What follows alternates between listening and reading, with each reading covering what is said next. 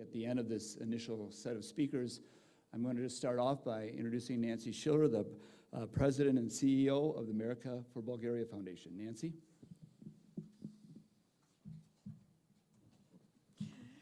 Dobrotro, good morning, thank you. It's a pleasure to be here this year and last year and the year before to welcome all of you to this conference. This one this year is particularly robustly attended because of the importance of this topic. You know, I had asked Petya, my colleague, to put together a couple of bullet points for me to talk about. And Petya, being Petya, gave me 3 pages of notes. And I said, no, nobody wants to hear me say all this. So I put it through ChatGPT, thinking, okay, shorten this.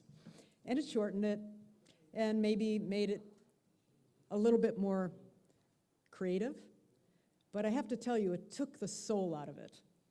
There was no soul in it. And while useful and giving me a couple of good phrases, it's not human. And so I'm so intrigued by what you're doing today, talking about how it can be used ethically and appropriately, but the risks that go along with it. New York Times today was talking about it. So you are so on the curve here of what's important for journalism in the world and in Bulgaria. So the America for Bulgaria Foundation supports independent journalism. We've been doing this for 15 years, since the foundation began 15 years ago. We recognize the importance of journalism in a democracy. And this is why we support this. Our overall mission is private sector development and related democratic institutions. And to have a democracy, you need a strong press. So congratulations to all of you for being here today. As you know, we sponsor the WPI Fellows. We've been doing this for 10 years. 10 years. Delighted that you're here and can talk about your recent experience, but also to acknowledge Marina Tsetkova, who I believe is here, and Petya Mihayeva, Ivan Georgiev, Rasen Setkov, Spaz Spazov, and of course, Milena, who you'll hear from today. This will be announced, the 11th competition will be announced in December. So if you're interested in a 9-week stay in the United States, meeting with World Press International Fellows from all over the world, watch our website, watch AEJ's website so that you can apply. I hope you'll take advantage of the opportunity to meet your colleagues from near and afar, and to take that opportunity to build your networks, because nothing defeats a network like a strong network. You've heard that before. On behalf of the America for Bulgaria Foundation and my colleagues, Petya, Radistina, Desislava, Christina, Lenko, I don't know, is Victor's son here? This is so important, and my colleagues will be remaining through the day, and I apologize that I cannot stay, which I wish I could. I'm actually going to meet with about 20 ambassadors, along with the Institute for Market Economics, which my Bulgarian friends are familiar with, to talk about what happened on Sunday and the week before Sunday with the elections, to understand better with Alpha Research as well. So I apologize, I wish I could stay. Thank you for being here. Thank you for doing what you do. What you do is so important. I want to go one line that I did get from ChatGPT, but I added to. I would like to express our sincere gratitude for your passion, for seeking out the truth, and your dedication to safeguarding our democracies, and that's plural. Thank you very much.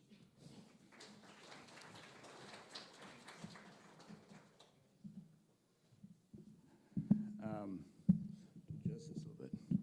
So next we have Irina Nedeva from the Association of European Journalists in Bulgaria.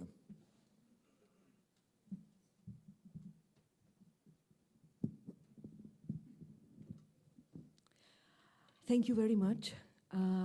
I would like, on behalf of AJ Bulgaria, to welcome you all in this extremely important conference that we are co-partnering with WPI and America for Bulgaria Foundation. Well, I will try my English because I see that not all of our international speakers and guests have their translation earphones.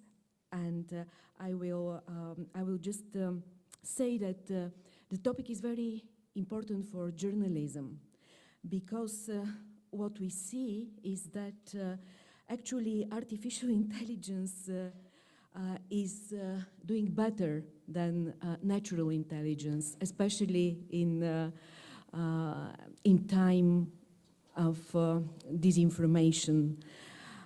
Actually, the natural intelligence seems increasingly captive to the spider net of misinformation, which is cleverly spun by mathematical algorithms that are, however, subordinated to the logic of market and profit. We see it very well here in Eastern Europe. The polarization of social networks from which platforms make money, but the authoritarian and dictatorship regimes and political movements actually win souls. Natural intelligence is weakening. Emotions, identifications by ethnicity, nation, or region, strong feelings such as fear or pride are overwhelming critical thinking and logic. It is hard for real journalism. It's also hard for fact-checkers, the new field without which journalism actually could never exist even before, but now every journalist also has the ability to use smart tools to spot information fraud. Can artificial intelligence help us? Certainly. I'm sure that at that very moment, in at least a few places around the world, the conference rooms like this are discussing the issue, the same issue, and someone keeps mentioning the fear of displacement or replacement of people and jobs by the AI. Humans are becoming too clumsy and slow to learn. Artificial intelligence is doing far better. Translators, TV presenters, voiceover readers, reporters. Are we close to the point where fact-checking, reading data sets, the analysis that every journalist is required to do, even when simply reporting one fact or another, will all be outsourced from human slow and fading intelligence to artificial intelligence? Whether AI will challenge the journalism or it is a useful tool in the hands of journalism is the question I hope to clarify for myself from this meeting today, and whether AI is able to deal with context. Not just fact and the piece of information, but the context behind. Because the more the horizon of smart tools is illuminated, the more contexts are dispersed. And here perhaps we should use an unusual plural for the word contexts. Good luck to all the inspiring speakers at the conference, and let's not forget tomorrow, because tomorrow we have equally inspiring workshops, and I would like also to thank to all the team of my colleagues of AJ, Ivan Radev, Cveti Hristova, the names all our international speakers know well, for the work together in order that conference to happen. Thank you very much.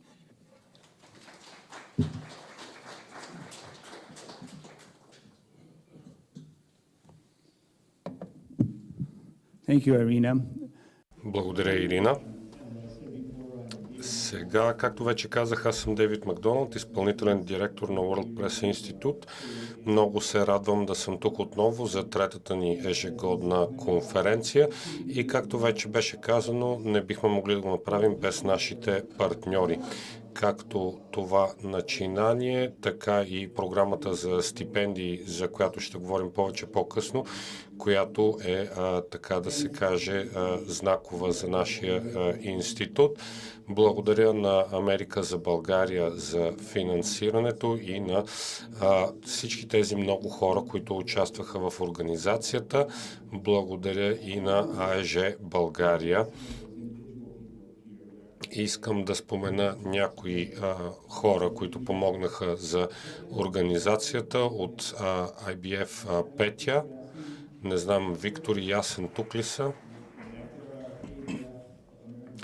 Там отзад са организаторите от Америка за България, Цвети.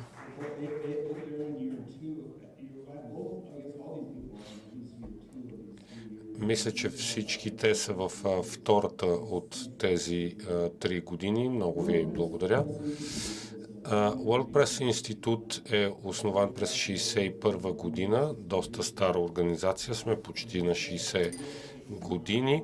Както казах, това е НПО от Щатите и основната ни програма е обучение с стипендии за международни журналисти в Съединените щати. Имаме вече над 600 човека, които са преминали през него. В момента програмата продължава 9 седмици с 10 журналисти от всички райони на света, които идват при нас в Минесота. Може да си зададете въпроса, а защо Минесота? Има дълга история. Минесота е, така да се каже, в сърцето на Америка. Обикаляме малки градове, което ми се струва важно, но най-забавното е, когато се прави обиколка на Съединените щати и се посещават много от големите медийни пазари Ню Йорк, Вашингтон, Майами, Остин, Лос-Анджелис.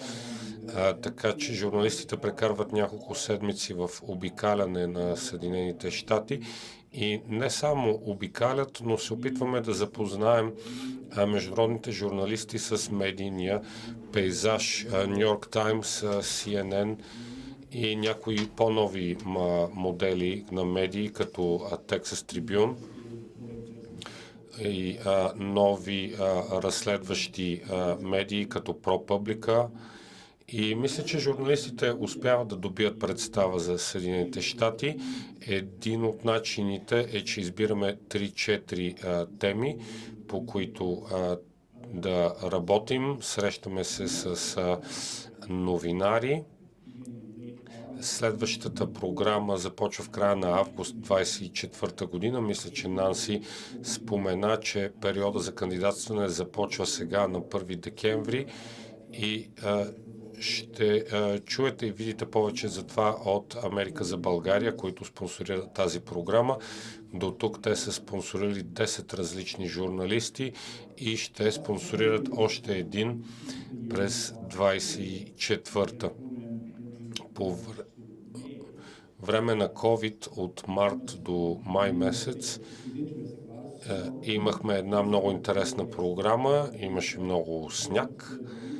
Програмата беше добра, но сега се върнахме към традиционното време в началото на есента и част от мотивите са интересната предизборна кампания и президентски избори в Съединените щати. Ако бъдете избран, ще бъдете в щатите в 2 месеца преди да преизберем същия или изберем нов президент. Мисля, че стига толкова за World Press Institute. Ако имате каквито и да било въпроси или искате да кандидатствате, Петя от Америка за България може да отговори на вашите въпроси. Сега искам да представя последния стипендиант на World Press Institute от България, която тъкмо се връща от това посещение от март до май. Малина Корова от БНТ, която винаги беше усмихната през цялото време. Милена Кирилова, извинете. Помолих я да поговори няколко минути за програмата и някои от местата, свързани с изкуствен интелект, които бяха посетени в рамките на тази програма. Заповядай, Милена.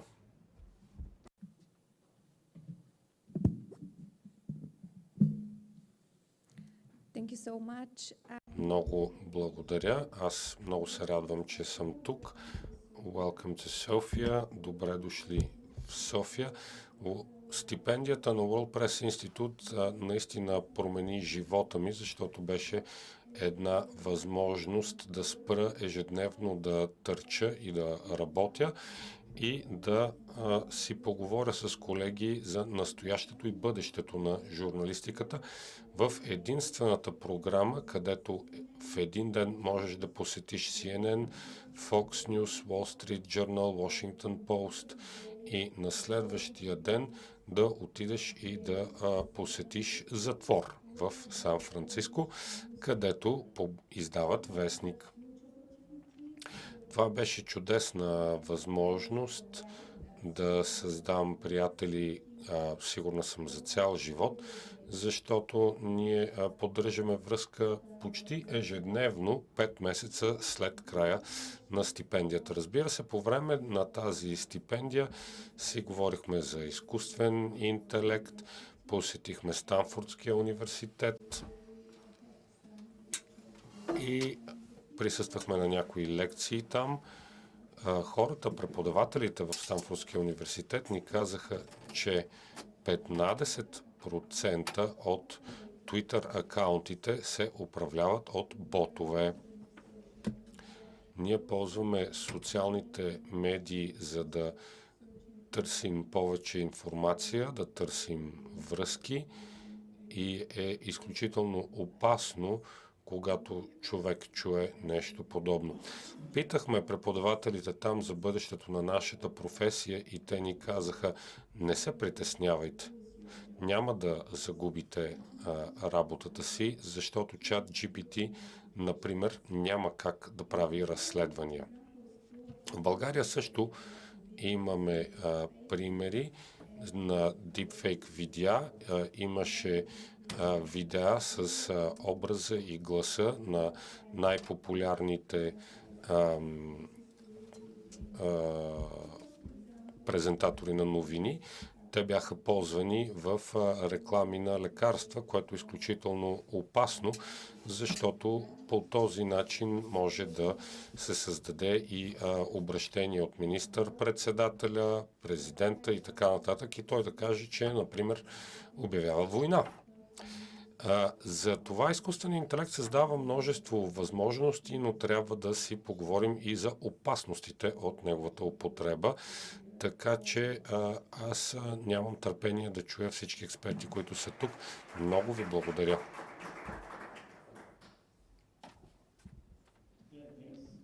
Благодаря.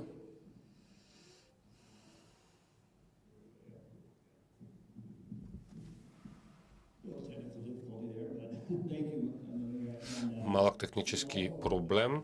Благодаря, Ирина. Имаме и няколко други човека, завършили нашите програми. Ирина Песакова ще модерира днес след обед, която е от Нова телевизия. И Иван, не съм сигурен кой Иван от BTV. Има и още няколко завършили програмата ни в публиката, така че може да поговорите с тях, ако ви интересува да кандидатствате. Сега искам да помоля Зев Монев, който от 2 години се справя изключително добре и ще представи презентаторите. Благодаря ти, Дейвид. И така, Сред нас са най-добрите от най-добрите тук в София. Много се вълнувам. Как може човек да обхване една толкова голяма тема? Глобалната мултинационална компания PwC предвижда, че изкуственият интелект ще допринесе 15 трилиона към глобалната икономика до 2030 година. В журналистиката това, което се опитваме да правим, ще имаме Кен Аби, който ще ни предложи един обзор за бъдещето на журналистиката и изкуствения интелект. Имаме 3 панела. Единия ще се занимава с практическите аспекти.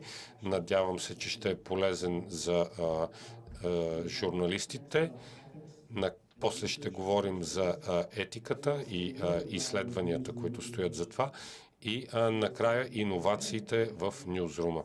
Така че очакват ни интересни неща. Кен тук ли е? Той ще се включи онлайн. Аби, ако ти искаш да дойдеш отпред, тя е научния кореспондент на The Economist. Аби се присъедини към нас през 22-а и се занимава с изкуствен интелект и технологии. Преди това е играла професионален волейбол в Гърция и е учила софтуерно инженерство в Google. Има диплома по компютърни науки от MIT. А Кен ще бъде с нас. Ето го и него.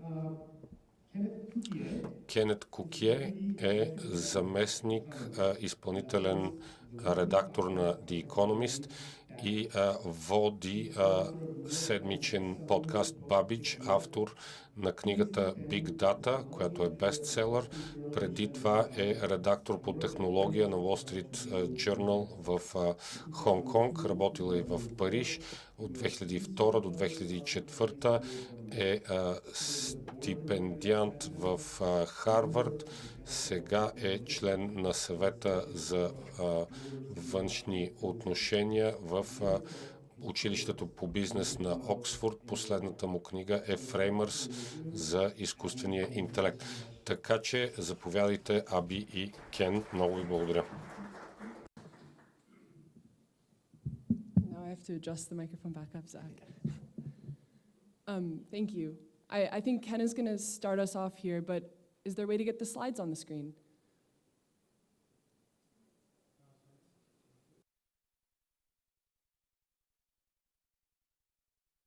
But now Ken's gone.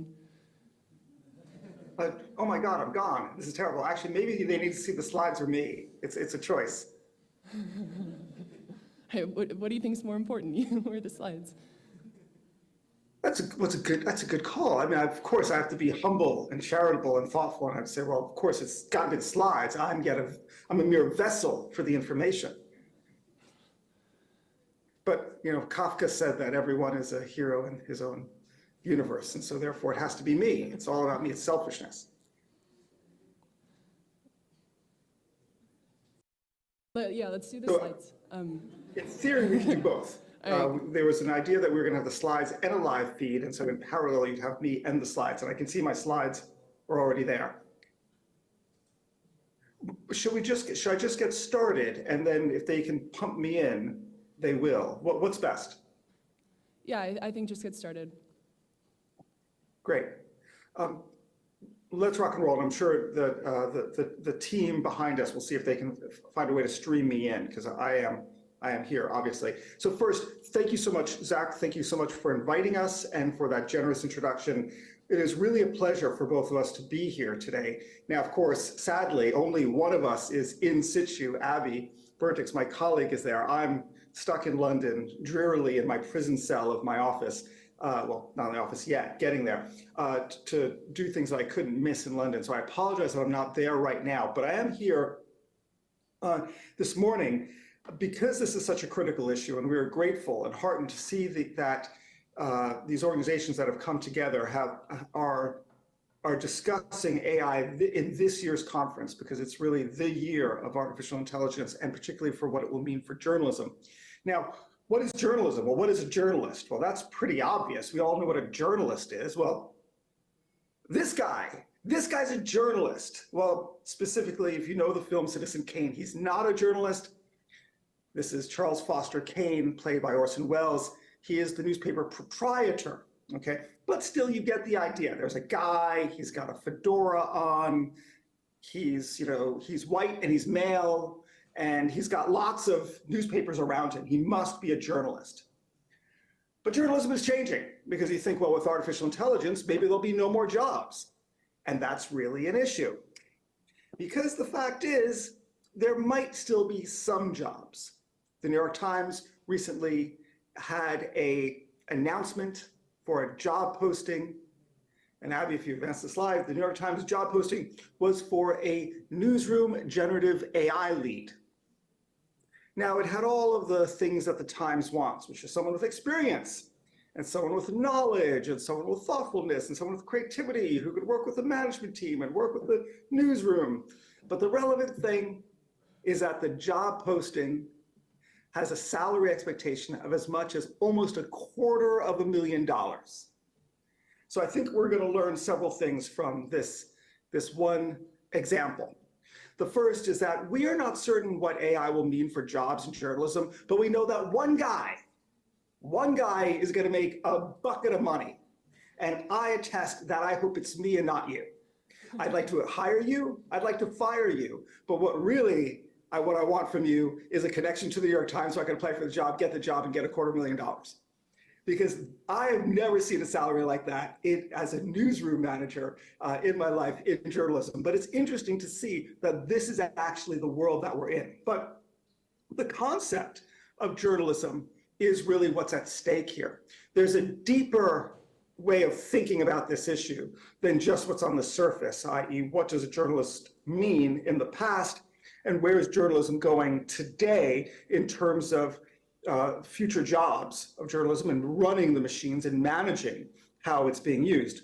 So let's bring our minds back to maybe arguably the first journalist in the world, which was none other than Thucydides.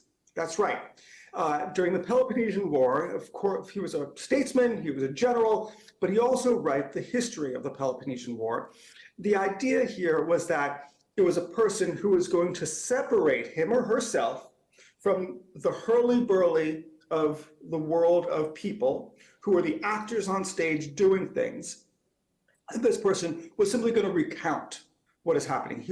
She was purely an observer, that there was something that was going to happen in the world and that there was going to be one class of person that was going to give testimony, give witness, record it in a fixed media of what is going on. And you could say that that was the role of the first historian and the first draft of history, as the term is coined by Ben Bradley of the Washington Post.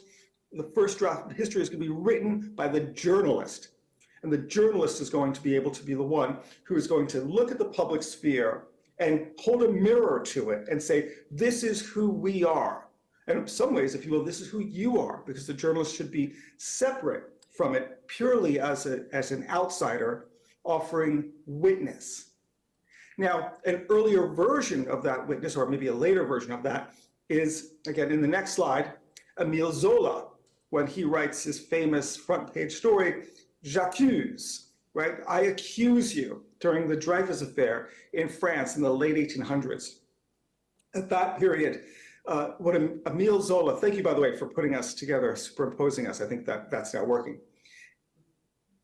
Émile Zola was not simply a person to dispassionately explain what is going on in the world. Zola's mission was actually to bring passion into journalism and to champion a cause. He's not a passive observer, he's an active observer. And journalism, when it's at its highest mark, is trying to do these multiple features, these multiple things that are actually in contradiction to themselves, because if you're passive or you're active, those are two different forms of journalism. Typically the wire agencies, Reuters, Associated Press, are going to try their very best to be dispassionate, to be passive, simply to say, these many people died. These government troops shot into the protesters. these protesters were sending Molotov cocktails into the troops of the government, right? Just without fear or favor in the terms of the New York Times, no bias. At the same time, journalism at its best, actively looks for the problem, points out the problem, says, hey, we've got to fix this. And the high watermark for that in the West was the Watergate scandal, where the Washington Post reporters, Woodward and Bernstein, but there was other journalists as well in other media organizations. And the next slide depicts this well. Of course, you're thinking this is where art mirrors life, because this is not Woodward and Bernstein. This is Dustin Hoffman and Robert Redford, but I rather relish the idea that most people have fixed in their mind the two handsome actors rather than the real Woodward and Bernstein of Watergate. That where they actually were able to, through dogged reporting, and please read the book or watch the movie, which is based on the book and very good, to really get a sense of the monumental nature of two young journalists, I stress young, taking down the President of the United States. Now, you can only imagine, well, could that happen again in the world of AI if the practice and craft of journalism is becoming algorithmic? Now, as much as we should feel proud of our profession of journalism and the honorable things we've done, we also should be aware that when you think about the broad swath of media outlets, we don't always hit the high watermark and the standards that we set for ourselves. Tabloid journalism is a nature of journalism from its earliest days. In fact, before there were broadsheets and before there was professional standards of journalism, it really was the Wild West, where anything would go, and there was no real professionalism whatsoever. The earliest journalists were actually just the printers, the people who could run the printing press. Ben Franklin is actually an example of that. So on one side, we can say, hey, journalism doesn't always meet its own standards of excellence. At the same time, looking at the public, trust in journalism from the point of view of the public itself has changed also, where if you look at the charts and of how the public looks at media, people have been becoming less trustful of traditional media for a long time. And although this chart is only looking at the last 6 or 7 years or so, this has been a trend that's been going on much longer still, probably since basically really World War I, if you really were to think about it, and we could actually discuss sometime over, I don't know, coffee, why that was such a monumental moment for the press, World War I, in terms of the public's respect for institutions of all stripes of institutions. Interestingly, though, if you look at the far left of the chart, the degree to which younger people are treating social media with the same respect as traditional media is becoming very close to each other, which is deeply revealing and something that the traditional media must keep in mind and sort of have squarely in their optic. Okay. So why does this matter in a world of AI? Well, think about how artificial intelligence works, say ChatGPT and large language models. To understand how the system works, and Abby has very brief and broad to say, the system wants to produce something that is good. It wants to produce something that is passable, that's plausible. It doesn't answer your question. It produces text that looks like what a correct answer should resemble. That's really important. It's not answering the question, it's producing a text that looks like an answer, okay? So what looks like an answer? Something that's in the mean, in the median of where it should be. If it's off to the sides, it might be a little bit better than good, it might be very good, but wait a minute, it doesn't actually know anything. So although it might be very good, it also might be very bad. And if it wants to get rid of the ridiculous and the bad, it has to cut off the very, very good. Because what's the difference between exceptional and genius and ridiculousness and awful? Well, it's tough. Like, think about, should I take an iPod music player and turn it into a phone with a touch screen, well, that might be a good idea. It might be a ridiculous idea. I might be a genius. I might be a fool. We don't know. A lot of, Airbnb, Uber, it's hard to know at the outset if this is a fantastic idea or if it's a preposterous idea. So a system like ChatGPT that's going to try to limit the downside is also going to, by nature, limit the upside. Why that's a problem?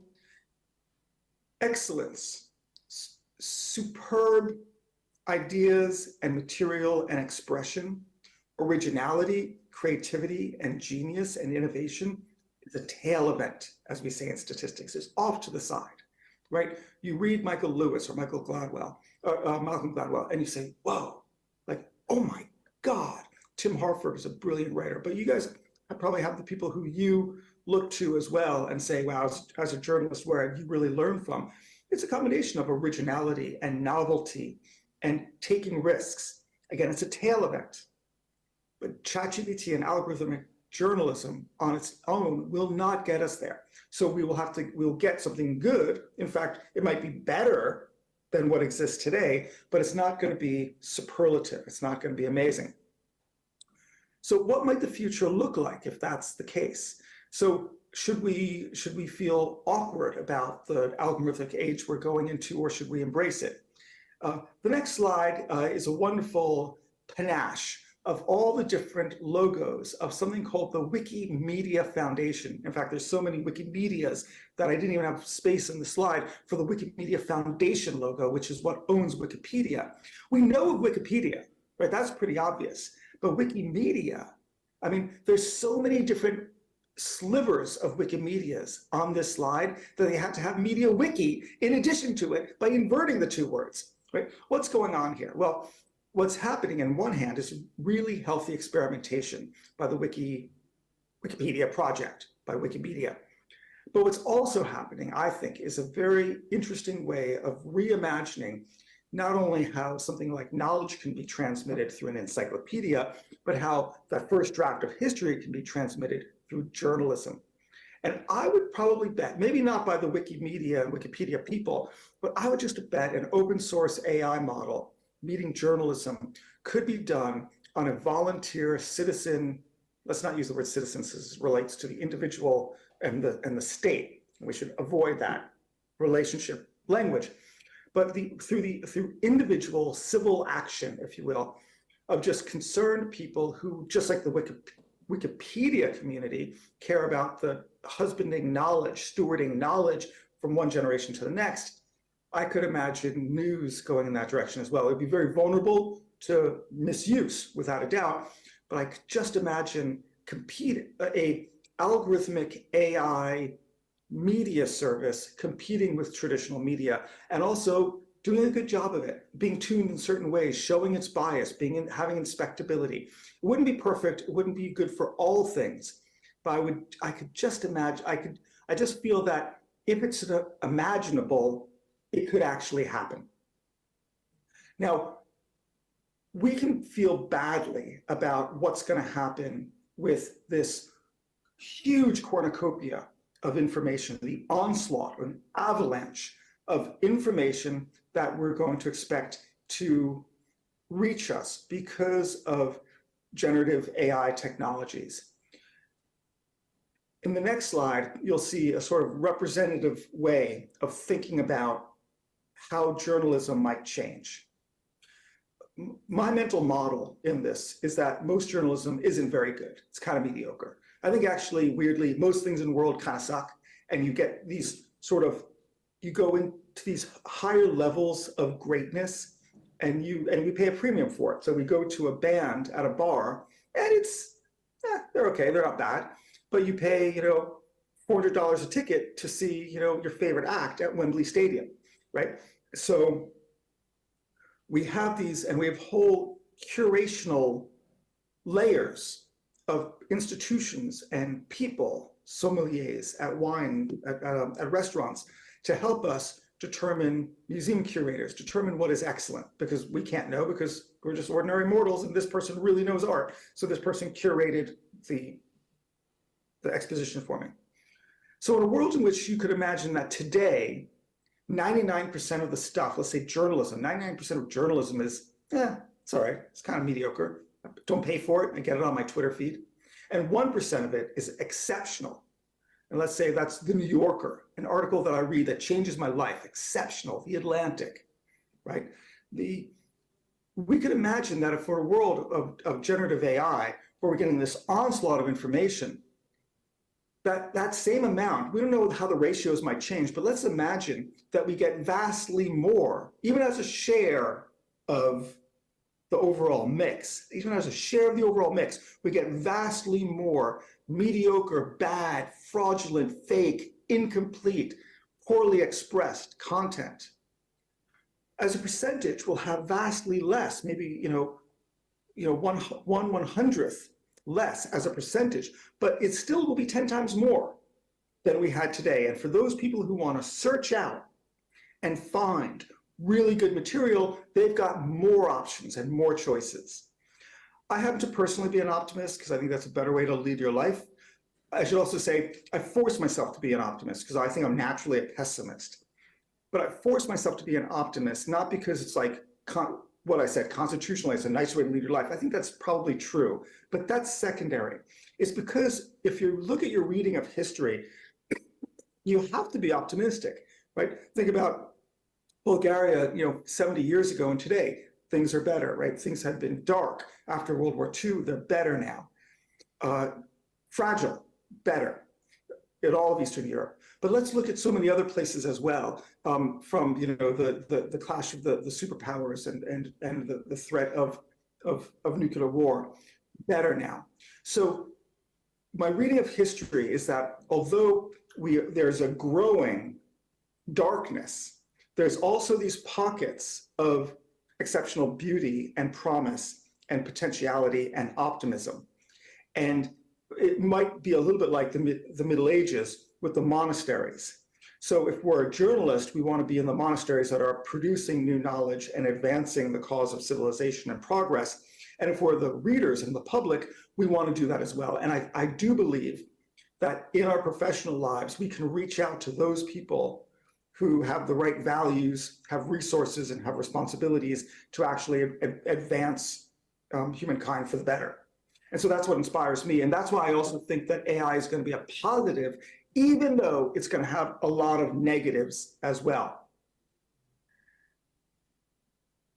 If we consider the information commons and think about what the informational world was like 2,500 years ago, we understand that there is this public sphere and there is this concept of truth, and that we can actually interact with it as a journalist to try to produce information for people to make wiser, better, rational decisions. But let's also accept the fact that in the world of AI, we're just at the outset of that age, and we're already in a chaotic mosh pit, cornucopia of information. Just the view of Times Square and the onslaught of information assault that you have of your senses on the next slide will underscore the fact that we shouldn't vaunt this concept of the information commons as some pristine place that is unadulterated and unpolluted. We already live in a polluted information commons, and most people are quite wise to it. So although we will have this new tool that will increase and deepen the amount of pollution in our informational spheres around us, I think we're going to have to become better at being able to adjudicate, being able to judge what is good and what isn't, and what we decide to put our attention to and to what exclusion. The key concern I have is a bit deeper still, and that is, and the next slide, what algorithmic journalism might look like in terms of professional values. Take the case of censorship, in which at the outset, we have today this concept of whether there is a prior restraint. Can the state forbid us to publish, or does it force us, does it allow us to publish and then sanction us if we do something wrong against the law after publishing? Every institution wants to forbid publication, and every editor wants to actually publish first and face the consequences later. Now, if journalism is being done by an algorithm, it might be programmed in what happens. And if those rules are programmed in, it can't make exceptions. And if it can't make exceptions, then we actually are in a world in which we have algorithmic censorship, even if it's a sort of informal, soft censorship of not treading near a line. That, to me, I find very dangerous. In the Watergate scandal and coverage, Ben Bradley said that there is no prior restraint, whether the Supreme Court knows it or not, right? He was basically flouting the Supreme Court for this higher goal of publishing first and facing the consequences later. That was the bravado of the editor of the Washington Post, who was a remarkable man, of larger than life. But it underscores the fact that if we might lose something precious if we have AI journalism and media owners that are going to be more conservative rather than more liberal. Interestingly, if you had two young journalists at the Washington Post who were challenging the White House and breaking scoops about Watergate, what was going on with the publisher and the owner, same person, of the Washington Post? Like, what was this guy all about? What was the story there? Like, why'd he let it do it and go on? Well, a couple of reasons. The first one is the publisher wasn't a professional publisher, the owner wasn't a professional owner, and the he wasn't even a he. It was Katharine Graham, a female who inherited the job when her husband sadly committed suicide because he had some mental health troubles, Philip Graham of the Graham family. And so she was an outsider, just like these two young kids, Woodward and Bernstein, were outsiders to that community. And that's why we had this very special instance of Watergate. So what could we expect in the future? Abby is going to give us a great rendition of what the world of AI journalism looks like. And we're going to conclude looking at the future and also having a conversation with you, with your questions and your comments and observations. But I'll make a few thoughts that I think we can expect. And the first one is, where will value reside? What will bring value? So the first one is going to be brand. I think that even if we have AI produced journalism, let me say, let me step back.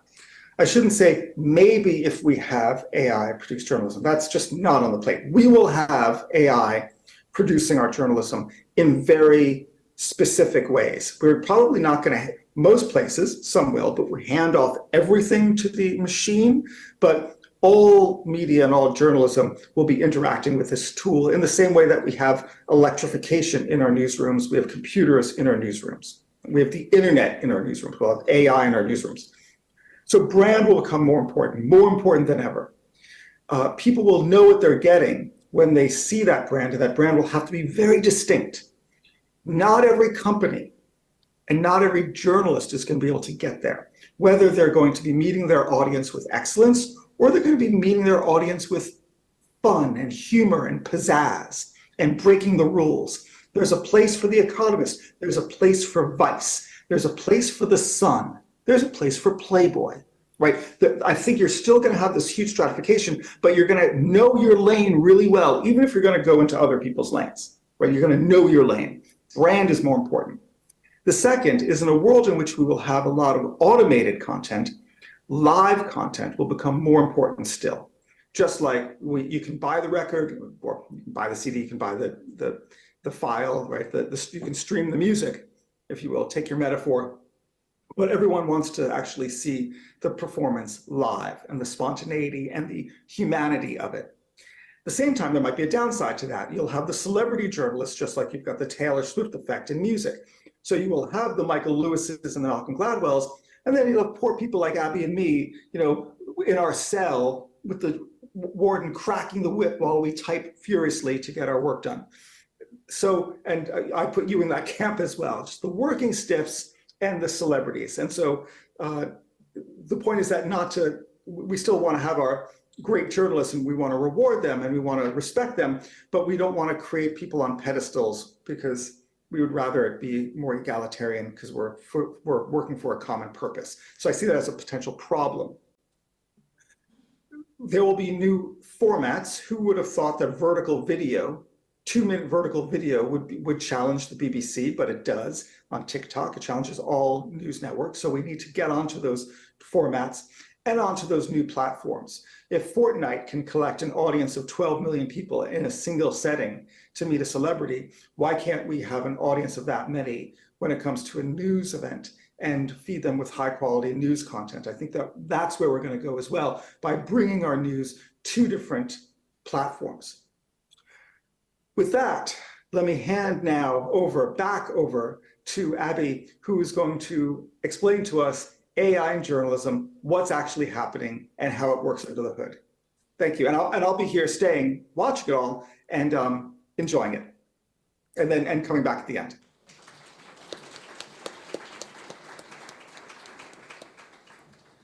That was awesome, Ken. Кен, това беше чудесно, изключително философско, историческо, етично. Докосна се до всички идеи, които ми хрумват. Ще се опитам през следващите 20 минути да ни приземя в фактите и да се опитаме да разберем какво се случва. Какво е изкуствен интелект, какви са инструментите и как това може да промени работата на журналиста, как може да промени журналистиката. Накрая ще погледнем малко по-философски и ще погледнем към бъдещето. Първо, какво е изкуствен интелект? Ако погледнете полето на компютърните науки, през последните 100-200 години ние се опитваме да ползваме компютрите, за да симулираме човешкия интелект. Това звучи много впечатляващо, но всички тези модели са компютърни програми. Ползват математика, за да се учат от данни и да правят връзки между данни. Това е всичко. И правейки такива прогнози, тази програма изглежда интелигентна. Тя прилича на изкуствения интелект, различна от изкуствения интелект, но се опитва да го симулира. Важно е да го имаме предвид. Това не е човешки интелект. Може да се държи по същия начин на повърхността, но под повърхността механизмите са различни и това е важно. Първо, нов ли е изкуственият интелект в журналистиката? Не знам дали мога сега да прочета списание или да погледна в интернет, без да видя заглавие, което възхвалява изкуствения интелект и неговите употреби. Изкуственият интелект обаче се ползва в журналистиката отдавна за Big Data, големите масиви от данни. Ползваме го в бек-офиса, за да ни препоръчва статии, да транскрибира интервюта. Например, ако сте записали интервю, го прекарате през изкуствен интелект, за да ви го транскрибира. Субтитриране, как да се показват съдържанието на хората в търсачките. И това за търсачките и препоръки за медийно съдържание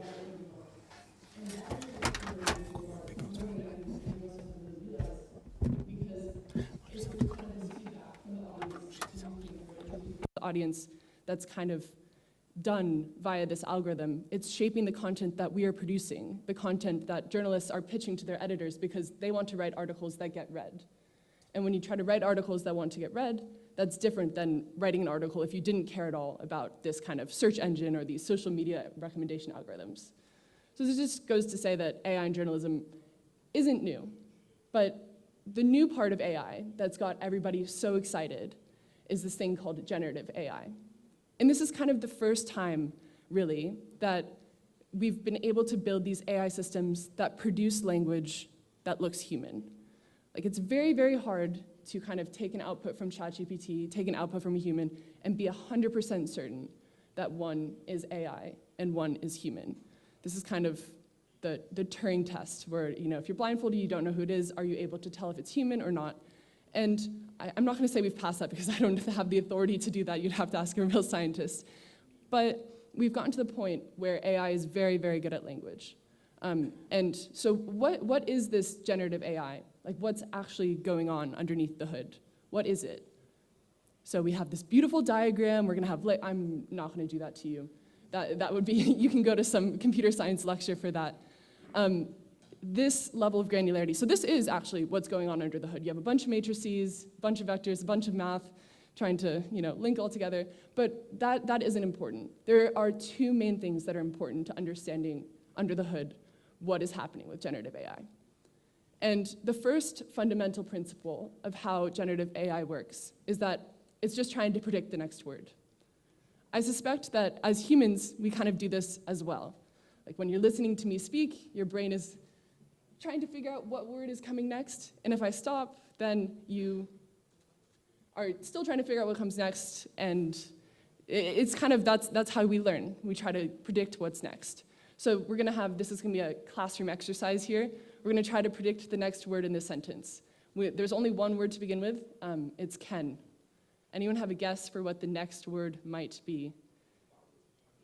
All right, well, we're gonna say ate. So it was a verb this time. So now we have can ate. Next word. What do we think Ken ate? Ken, do you know what you ate? All right, I'm gonna hope that the slide comes back on. Abby, I thought this was going to be Ken is a. No, your prediction was wrong. You have to retrain your model. What a pity, you missed opportunity. All the insults that would be coming my way. Can I have the slides, please? Cool. Ken ate some eggs for, all right, I hope that, what's this last word? Breakfast, yes. Okay, you guys are all great language models right now.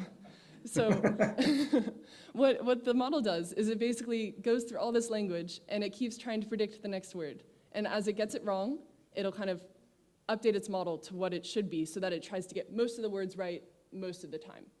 And in doing so, it's able to kind of learn language. Pretty cool. So there's the second fundamental principle, which is while it's predicting the next word, what it's doing is it's making these connections between the words in the sentence. It's trying to figure out like what the relationship is between words, between parts of words, between like concepts and ideas even, between sentences, between paragraphs, between themes. This is called attention. It's kind of the basis on which this new AI architecture is made. And attention is all about making these connections, drawing associations between things. So this is a video. I'm unsure if the video is going to work. Maybe, maybe not. Oh, no. Okay, well, the video will show that as kind of, will go down word by word on the left, and it'll say like, okay, the has the strongest connection between the and promise. And then promise will have a strong connection with the, like models will have a strong connection with large and language. It's just trying to kind of, all of these words are not just completely separate floating around. There are connections between them and connections between the ideas. And as it's kind of learning these connections, it's able to learn about concepts and learn grammar and learn structure and learn all of these things. So we have making predictions and learning these connections. And then of course there's the technology secret sauce. So all of this stuff was kind of, this architecture we figured out in 2017, but ChatGPT was in the 2020s, right? So what happened and what changed between 2017 and the 2020s, and all this AI stuff actually was in like the 1950s even, they just didn't have strong enough computers. So the technology secret sauce are these things on the left, which are called GPUs. They're basically really, really, really fast math people. They go boom, boom, boom, boom, boom, boom, boom. They do the matrix multiplication super fast. You had, tens of thousands of them. The largest clusters I've heard of now have hundreds of thousands of these.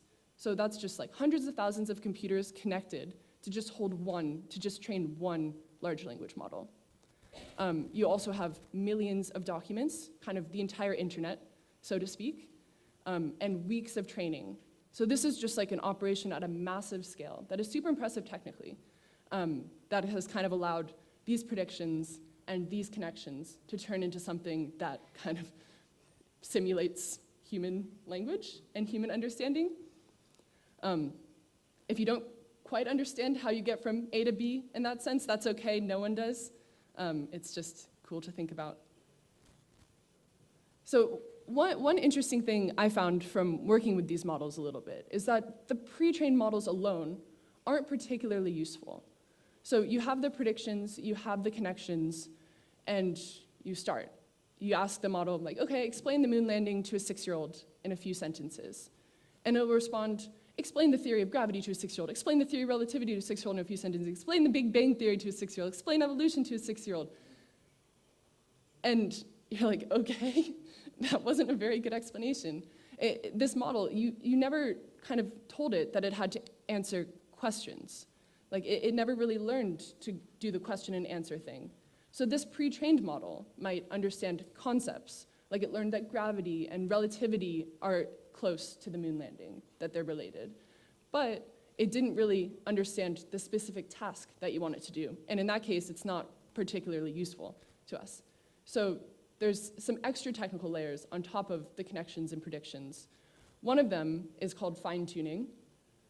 This is basically just taking the pre-trained model, using kind of domain-specific data. So say we want to get really good at question and answering, or say we want to get really good at medicine, or really good at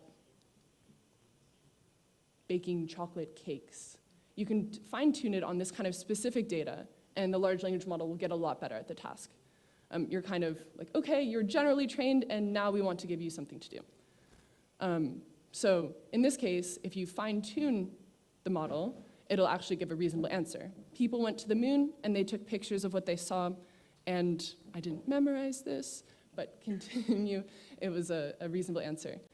And there's other things that you can do on top of this. There's this thing called reinforcement learning with human feedback that you can use to kind of make these models safer to use, so that if someone goes up to the model saying, hey, I would like to make a bioweapon to kill a lot of people, it will say, I'm sorry, I can't help you with that.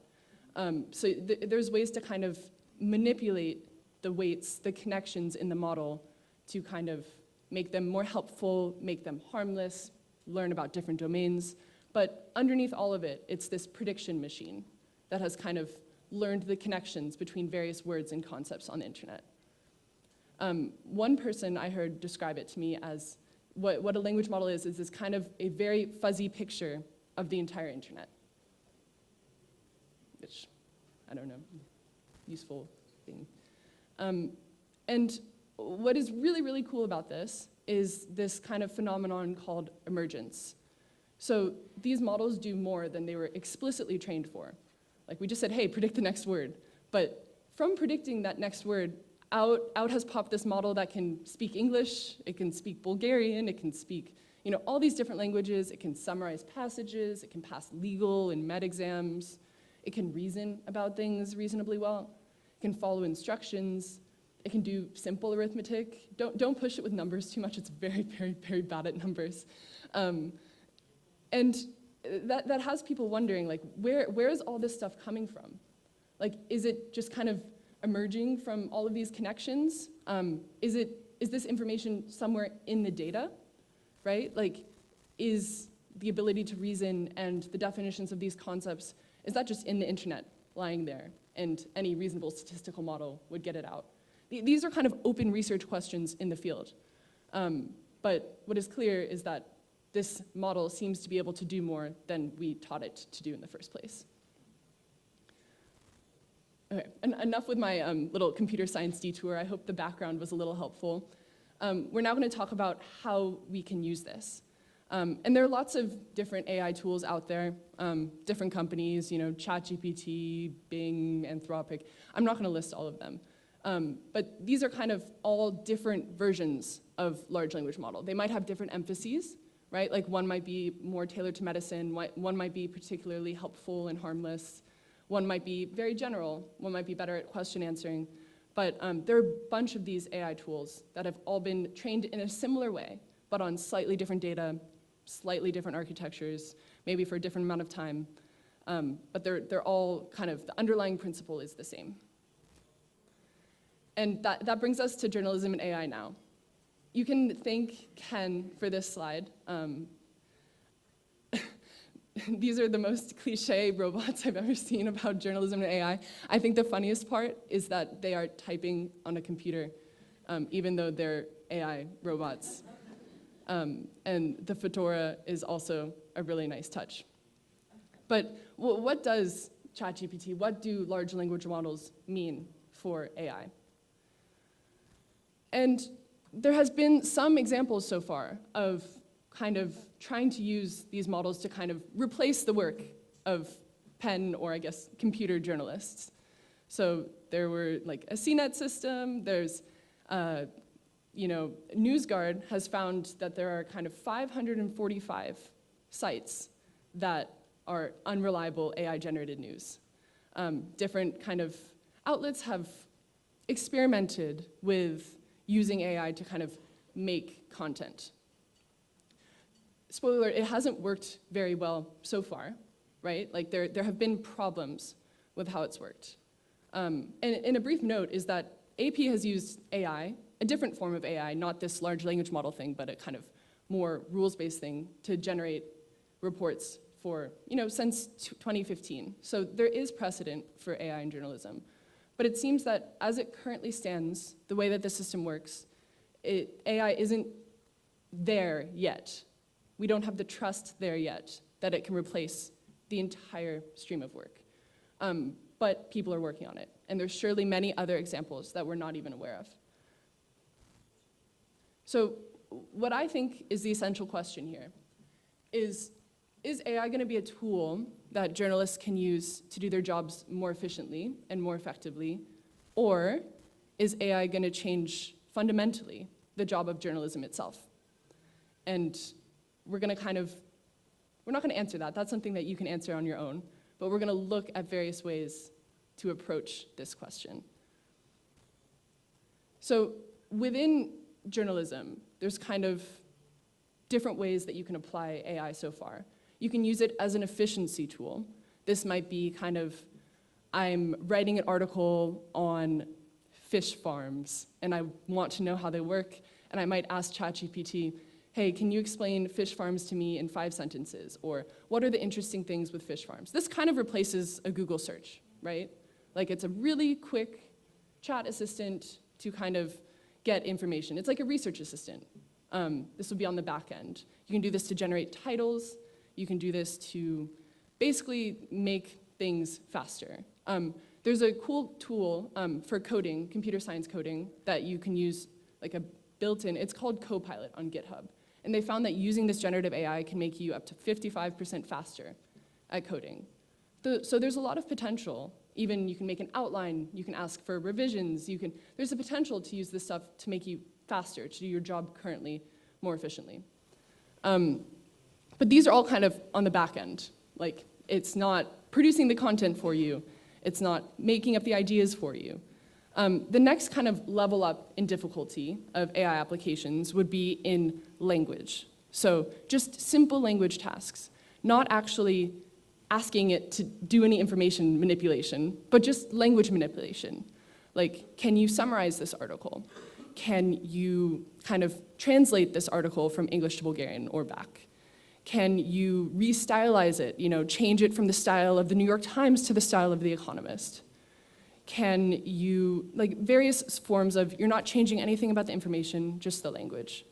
Kind of even harder might be changing the medium. So you have a written article, and can you use AI to generate a video or to generate a podcast? And then the hardest, those I already said. The hardest job is to using AI to do knowledge tasks, to kind of analyze ideas, to generate ideas. And the reason that this is riskier and harder to do, one of them is hallucinations. And I'd briefly like to talk about hallucinations in that kind of everything the model makes is a hallucination. So it's less about the hallucination and more about the deciding which ones we agree with and which ones we don't agree with. But that's very risky as a news organization when you need to kind of say the truth. And then there's the other thing, which is AI, these models are very good about interpolation. So if you have like 3 dots, it can fill in the line between the dots. But it's very bad about extrapolation, kind of continuing that line outside of the dots. So within what we already know, it can kind of figure stuff out, but outside of what we know, it's a little more difficult.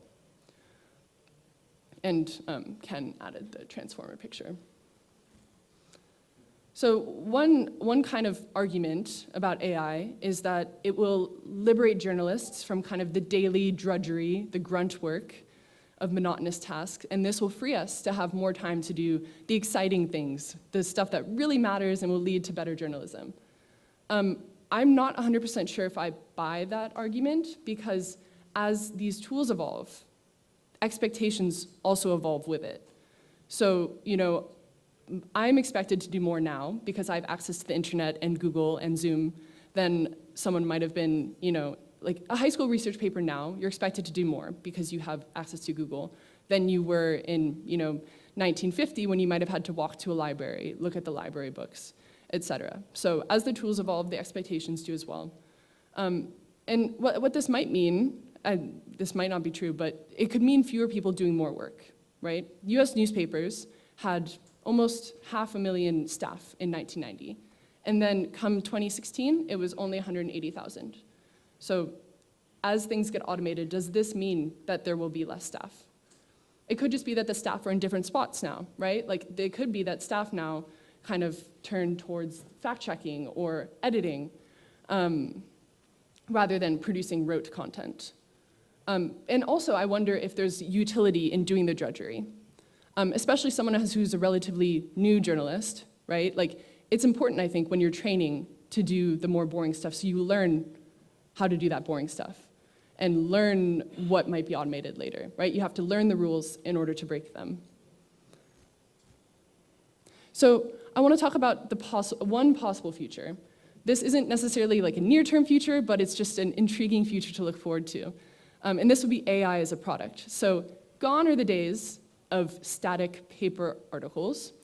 Gone are the days where you are one person giving that one article to like everyone, broadcasting it out. And instead, you have like this AI interface, say like a ChatGPT, but it's customizable. So rather than reading an article, you know, you read it, it takes 5 minutes, you might be interacting with the chatbot to get that information from the article. And these articles won't be static text, right? So this means that maybe you have the article and I only have 2 minutes to read it. I'm in a rush. I ask it for, hey, can you give me a 2-minute summary of the information? Or say I really was interested and I want, you know, 20 minutes. Hey, can I have a longer article on this? I want more information.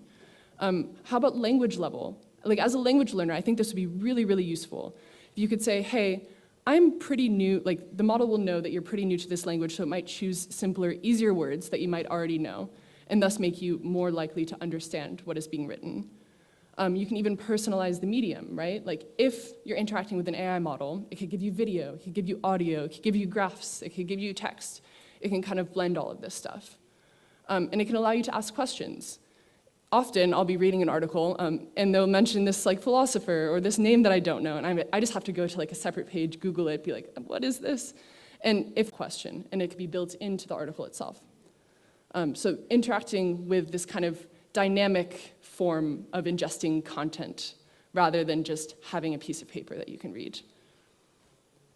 And the question becomes, what is the journalist's job here? Because I spend a lot of my time right now banging my head against a wall trying to figure out like what words to use, what sentences in order to make it easiest and like most useful for readers to read. And in this, the job of a journalist, is it kind of a raw material collector? Like, am I just gathering the information that I think is useful and presenting it to you? Am I deciding which information to be included? Am I analyzing it all and then kind of writing that for the AI system, but not necessarily for the end user, right? Does that kind of new framework, does that change my job significantly? It changes it slightly in terms of writing. It definitely changes the output, right? The output is more personalized and allows people to kind of choose what they want more.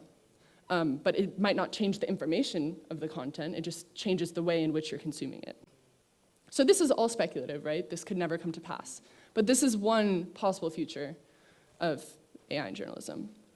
So there's kind of Ken was talking about, there's a case for gloom and also a case for boom, right? There could be more fake news, there could be more disinformation due to AI because it kind of lowers the threshold for production.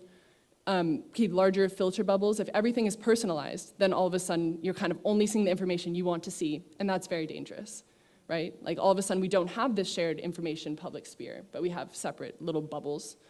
But on the good way, it helps, like maybe it makes this quality more important, right? It makes like having good analysis even more exciting when we have information and content everywhere. We want someone who we can trust, like, hey, this is the one thing out of these 10 million things that you need to pay attention to, and this is why it's important. And it sounds pretty exciting and fun to use rather than, I don't know, like a 5-minute article. You can have more engaging back and forth. And to end with a few observations, and then I think Ken will have a couple as well. I think there's a lot of hype about AI right now, and it feels like it's inevitable, right? Like everyone is jumping in on it, and it feels like if you don't also jump in, you will be too late. I am less certain about this time scarcity. I think it's a little manufactured. I think we need to stop and think and consider kind of what we want out of AI, like what we hope to achieve. Because there are lots of ways that we can use it. There's lots of things that we can do with it, but to what end? And if we move forward with AI, you know, and producing written content isn't any longer unique to humans, what still is? Because that makes this stuff even more valuable. Empathy, judgment, creativity.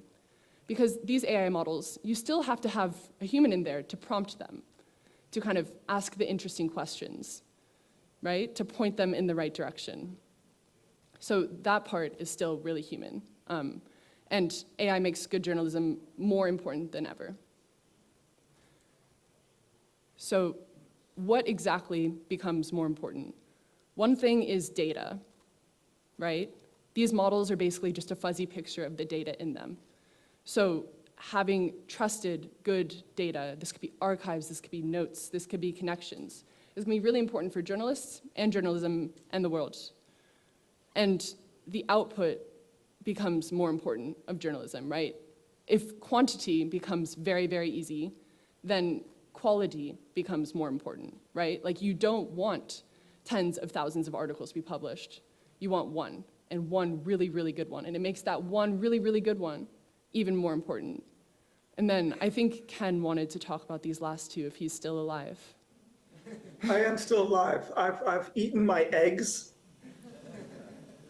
And everyone's heard of my views on brand. I guess the final part, which I think Abby would agree with as well, would be this idea of humanity, of bringing the personal touch of the journalist and the way that an individual in face of reality sees the world and wants to make a contribution to it by informing the world of the world through their filter, their mental lens, and their values. I think that's going to become more important than ever. It always has been important. We've not always exercised that. In fact, the 20th century at the beginning was really about smashing the journalist and crushing the individual from the journalist to make it institutional and nonpartisan and objective. The wire agencies of Associated Press, Reuters that I talked about, but also The Economist, in which there was not even a byline. Right? I think we're going to shift again into a new world in which we want to bring the human being back at the center, like Émile Zola, J'accuse, back at the center of the craft of journalism. We have blown through our time, and I apologize to the organizers and to you. I mostly apologize to Abby because it was I did twice as long as I was supposed to in our preparation for this. So my apologies to her for shrinking that period. But we both, unless Abby has some final remarks, we both are here to answer your questions and to have a spirited conversation that's going to last a decade on these themes. And thank you. Thank you very much.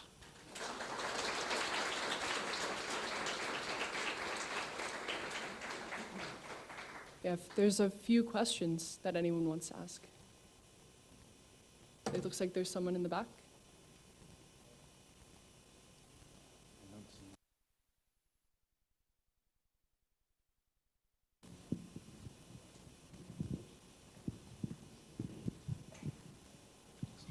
Leo Enright with the Irish section of the AEJ. I'm also 40 years ago, I was a WPI alumnus. It's a long, long time ago. I really enjoyed this. It's been very helpful. And Abby, I do understand there was AI and now there's generative AI, but could you help me with context? I mean, this generative AI didn't come out of whole cloth. It must have come from somewhere. Yeah. I mean, was this a black project in CGHQ or in the NSA? Has this been used for 20 years by the black art people and we're just discovering it now? Can you give us some context to where the hell this came from? So generative AI has been around since the 90s, actually. It was a different architecture, like a different form, but that kind of general thought of predicting the next word to generate something. Like, that's not new. The thing is, the reason you haven't heard of it is just really shitty. Like, it didn't work. So what's new is that, like, when we say generative AI, it's kind of like short term, like a nickname for these big models that seem to be able to produce text, produce videos, produce pictures. And those are kind of, in the past few years when we've gotten the ability to do this stuff at such huge scale, like link up, thousands of computers together to do it. But the algorithms were just, they've always been there. It's always been really exciting in academia, but I think to the rest of the world, they're kind of like, yeah. I hope that answered your question. Any other questions?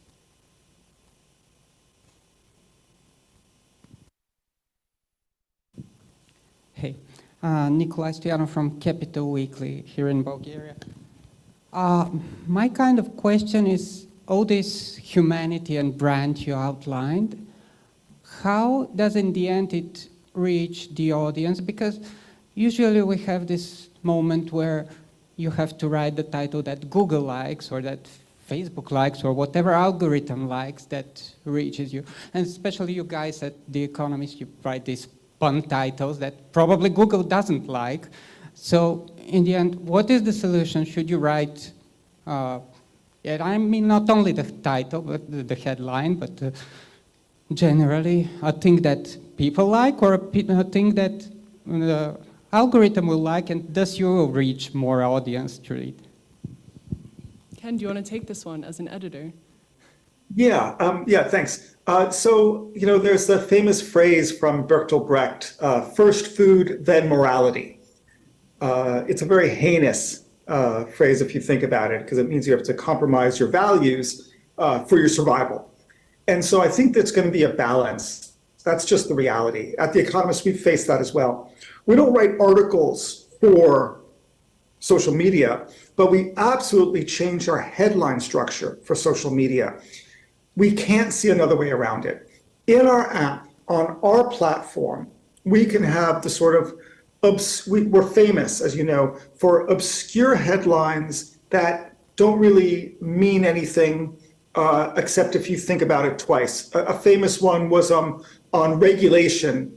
Britain waives the rules, which is a play on the famous song Rule Britannia, where it's Britannia rules the waves. Okay, it inverts it. It's kind of cute, it's kind of clever. It forces people to sort of make this sort of link and connection. But it would mean nothing, literally nothing, if it's about the Digital Services Act and the UK abandoning, a European legislation. Like, that's what people want to see. So what we do is we edit the headline for the algorithm or for the user, as well as for optimized for search or any other social platform, that explains what is in the content of the article. It's kind of obvious to do, but we do it even though that was not our brand. But in other ways, we are more creative in what we call the fly title above the headline, the rubric underneath the headline. And when we're on our own platform, we allow ourselves to say things that are a little bit more crazy and zany and peculiar, that are not optimized for the algorithm. So I think a media company needs to do both. You can't have your integrity so much that you actually don't survive as a media company. Be in the game, play by the rules so that you get the exposure and the outreach of your content, and find other ways to be creative. What I would not do is try to distort your media to serve the platform, because the platform's values will change. You really just have to serve your audience and then hope to work within that to communicate it through the platform. But don't just try to feed the platform and what the platform you think the platform wants. It's got to be about the audience, because in many examples over the last decade, a lot of media companies, Now This News, AJ Plus, and others, not decorrespondent, but others, have went very much, for example, into video for Facebook, and then Facebook got rid of publisher-oriented video, and these companies had built up their franchises, and the business was gone, right? So definitely go for the ground truth of what the audience wants, and then play by the rules for outreach through the platform.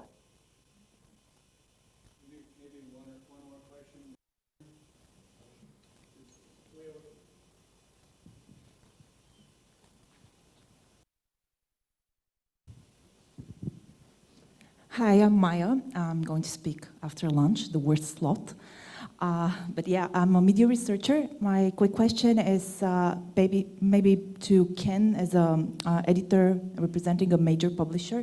What is the Economist's stance on AI and large language models training on your content?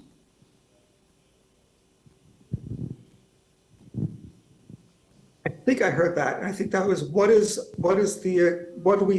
we think at The Economist of training AI on our Economist content? Exactly. Is that? Yes. Okay. Do you mean, so let me ask, do you From a mean that in copyright terms perspective? of us building something that we give to the public trained on our model, or the fact that OpenAI and others might be using our content without permission, which is the question? The latter. The latter. Yeah. Using without permission. Yes. So I'm trying to think what we are doing. If I recall, the latest has been, I'm not 100% certain, so I'll just say, I don't want to speak for The Economist here. So let's just say it's not off the record, but on background. But please don't quote me, if you will, because not that I'm not authorized to speak for The Economist, I'm not, but also I just don't know, right? And if one wanted to really know the answer, just email us, we can find it out and what we communicate. But my feeling is, to answer the question in this context, informally, is that we're watching is it a lawsuit with the New York Times to OpenAI? Certainly there was might be a formal cause of complaint. I don't know if it's actually a lawsuit or if it's a letter asking them, but either way, as we all know, the New York Times has contacted OpenAI and said, take us out of your system. I know we're watching that closely. And I remember that we've done something, and I forgot what it was, but we are definitely, like other media companies, sort of large media companies that have a large repository of information, we're definitely concerned, and we definitely want to uphold our economic rights in terms of copyright and how it's being used. But I forgot exactly the specifics, but that's definitely good enough. I mean, we're definitely, like the New York Times, deeply concerned and watching this space. At the same time, The Economist stands for progress, right? So it's not that we don't want to do it. We just want to do it in a way that we exert our control, and we can experiment, and we can maybe partner with them in that experimentation. So we're in favor of this technology. In fact, as you can tell, we think it's the future of the profession and the future of how audiences will get information, but we just want to uphold our economic rights. Hello.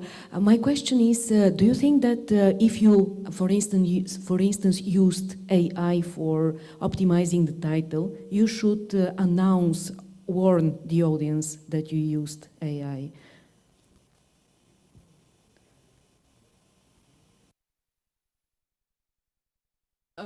I can take a brief stab. I think, well, yes. I don't know if this is The Economist's position on this, but I think one of the most important things in journalism especially is trust, right? When you go to a news media's website, you're reading there because you trust them as an organization, right? You trust the output that they do. When I go to the New York Times, I trust that they're not lying to me. When I go to The Economist, I trust that because I write. Just kidding. And if you are kind of putting content out there that isn't made by an employee of the organization, right, that isn't kind of coming grounded in that kind of human empathy, right, like I would, as a reader, I would want to know, right? And we don't know like what that's gonna look like, you know, is it a little watermark? Is it gonna be required by law? Like, I don't know. But personally, I would think yes, just due to trust. I don't know if Ken has anything to add. I think I heard the question that is about labeling whether the content is produced by AI. Yeah. Yeah, no, I mean, that's exactly right. In the question is the answer, and in Abby's answer is the reason why. That if you're going to do it, it absolutely has to be labeled, right? And if you label it, like you're already 50% of the way above board, right? It would be wrong not to label it and then just to put it out there. But if you're going to do it, just labeling it obviates the first hurdle of problem. The second thing it does is it signals that if there's if people object to it, if there's something wrong with it, the audience will give you a little bit of leeway because they will see that it was done by an AI. And the third, as Abby pointed out, just to reiterate, is that by being transparent, you are maintaining that level of trust with the audience. And the audience is going to respond to it. They're going to respect that more, right? So yeah, I think that labeling is going to be, it doesn't solve the problem, but it gets you into the game in a very healthy way. And if you don't do it, then you've got a big problem, right? Then I think you're doing something, then you're masquerading, then it's deceptive, and then it's wrong. Awesome. Well, thank you very much for your time and for the invite.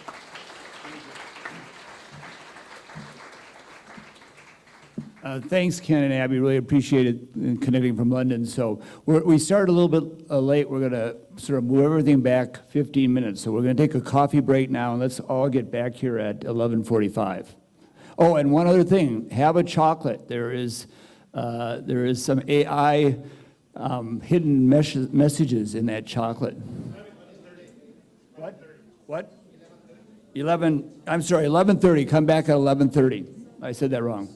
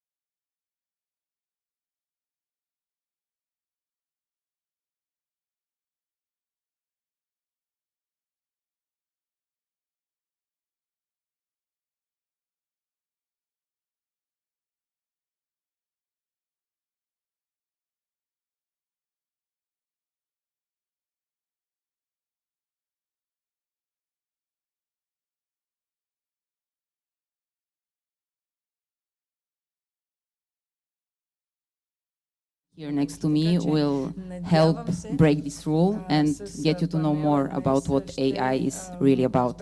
Let me introduce them to you. First of all, here you see Venetia Minzis. She is a senior data journalist at the Times and Sunday Times newspaper, specializing in visual storytelling. Last year, she completed a fellowship with the LSE's Journalism AI program, developing a prototype tool to detect propaganda-like narratives disseminated by state-run media.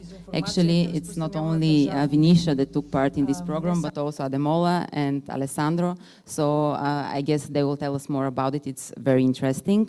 Ademola Bello is an editor on the newsroom development and support team at the New York Times. His work includes the training, development, and transformation of the newsroom through collaboration with product teams. And prior to joining the New York Times, he worked as a data journalist at the Sunday Times and at the Times. And he was also a data scientist for the UK Civil Service. After that, we have Alessandro Alviani, the product lead for natural language processing at IPEN Digital in Germany. He leads a team dedicated to developing and building generative AI editorial tools. He's also a fellow of the Journalism AI Fellowship Program as Venetia and Ademola. And before joining IPEN, he worked as the editorial coordinator at the Microsoft News Hub in Berlin. And also he worked 7 years as the German correspondent of the Italian newspaper La Stampa.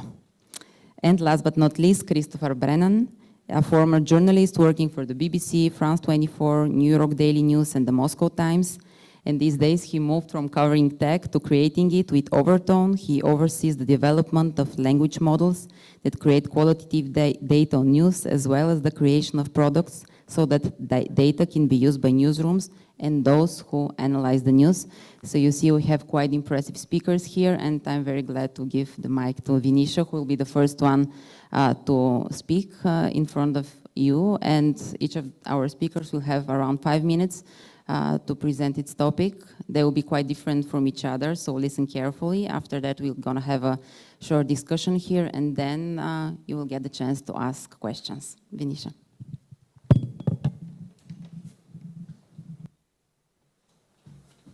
Hello, everybody. I'm Venetia. Hopefully, I've got some slides coming. I'm going to talk to you a little bit about disinformation and also verification, so how we can find out what is true and what is false.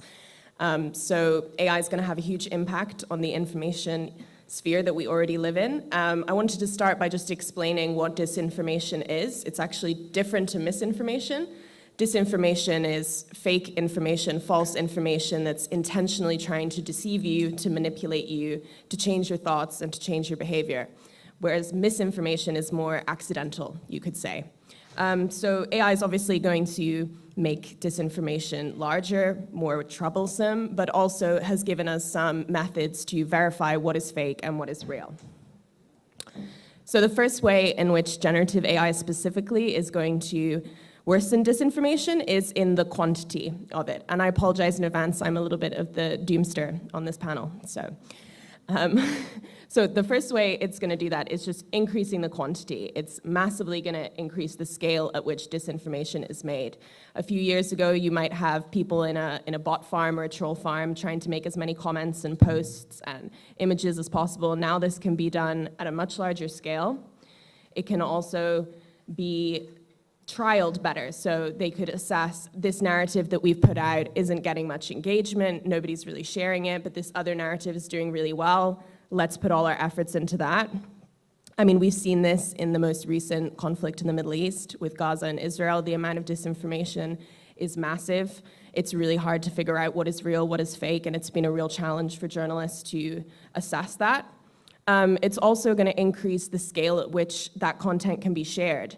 By creating more and more websites, more and more users that can share that content. And so the quantity is a very big issue. The other way is obviously the quality of disinformation is going to improve. With generative AI, you could ask it to create disinformation that uses credible language, the sort of language that we rely on to know, as one of the speakers was mentioning before, the way in which AFP, Reuters will speak. If content is written in this way, we're going to be more likely to believe it. It can also co-opt more credible designs. glossy explainer videos, even co-opting the designs of professional media organizations such as the BBC to try and trick us into believing in it.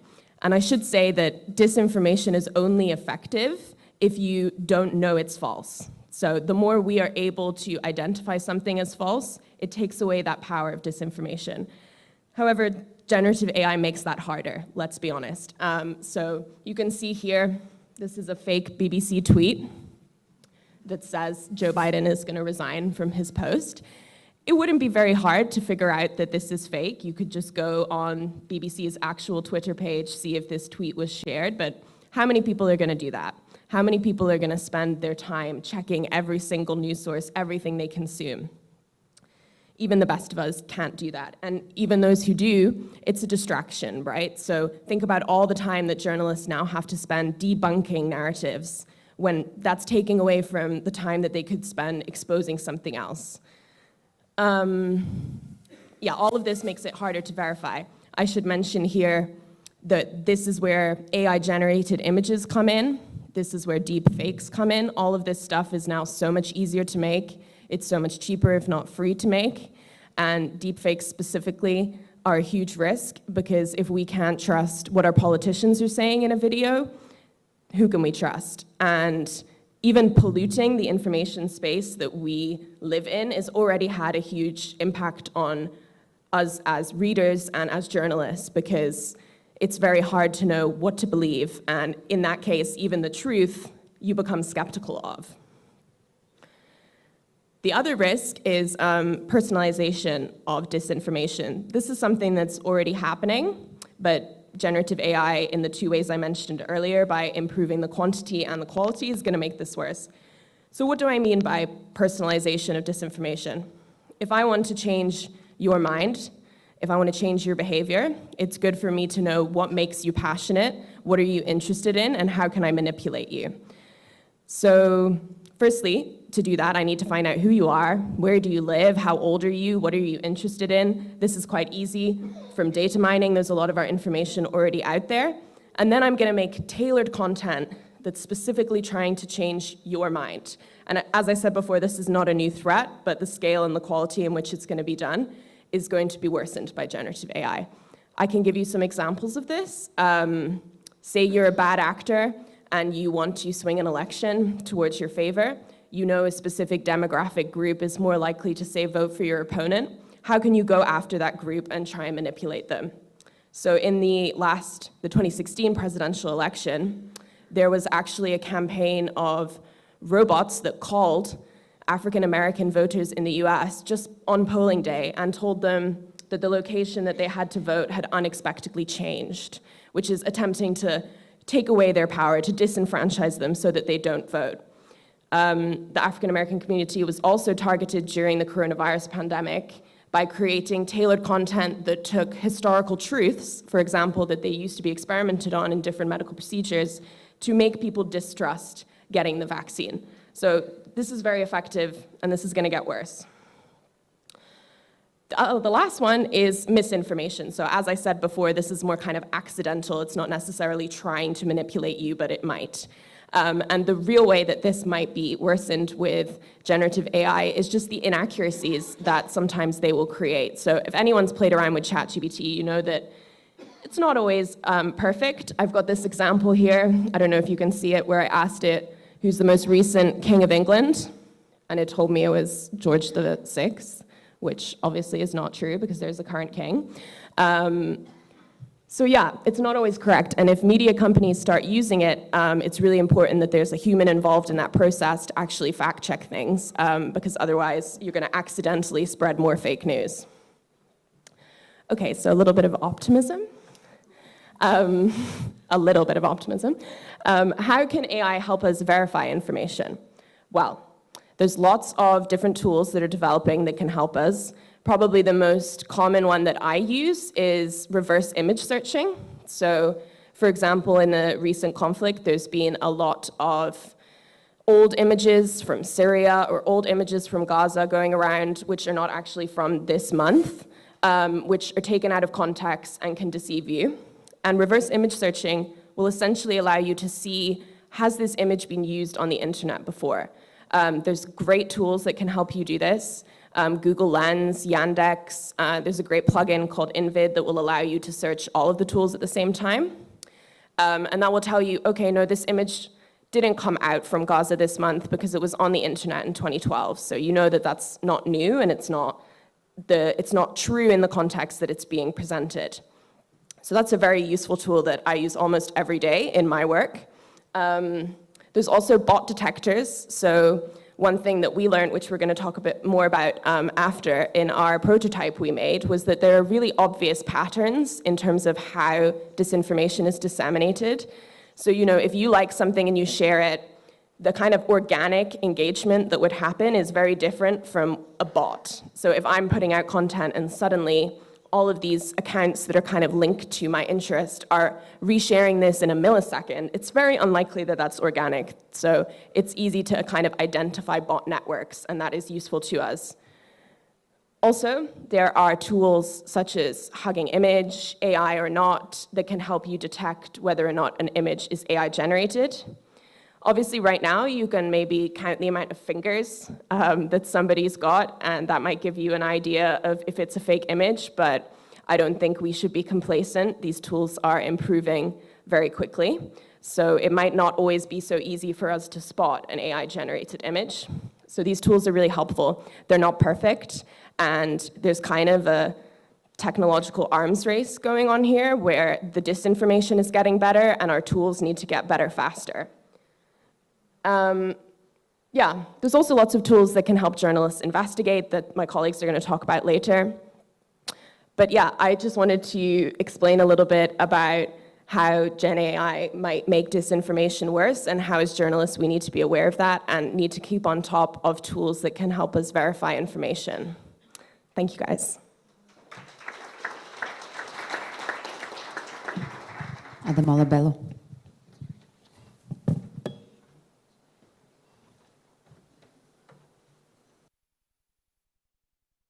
I didn't have that in my one. That's really bad. I should have put my email address in mine as well. Oh, yeah.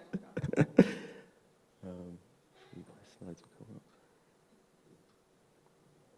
So, hi, I'm Adamola Bello. Just waiting for my slides to come up. But you can call me Ade if you need to ask me any questions outside of the panel. I'm going to talk briefly about, because the title of this panel is Practical Uses of AI in the Newsroom. So I decided to just pick a practical example of me using machine learning specifically, which is a subset of AI, in an investigation that I conducted.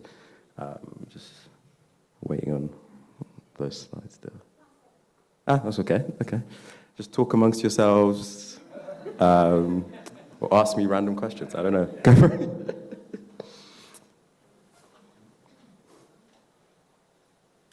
Great, thank you very much.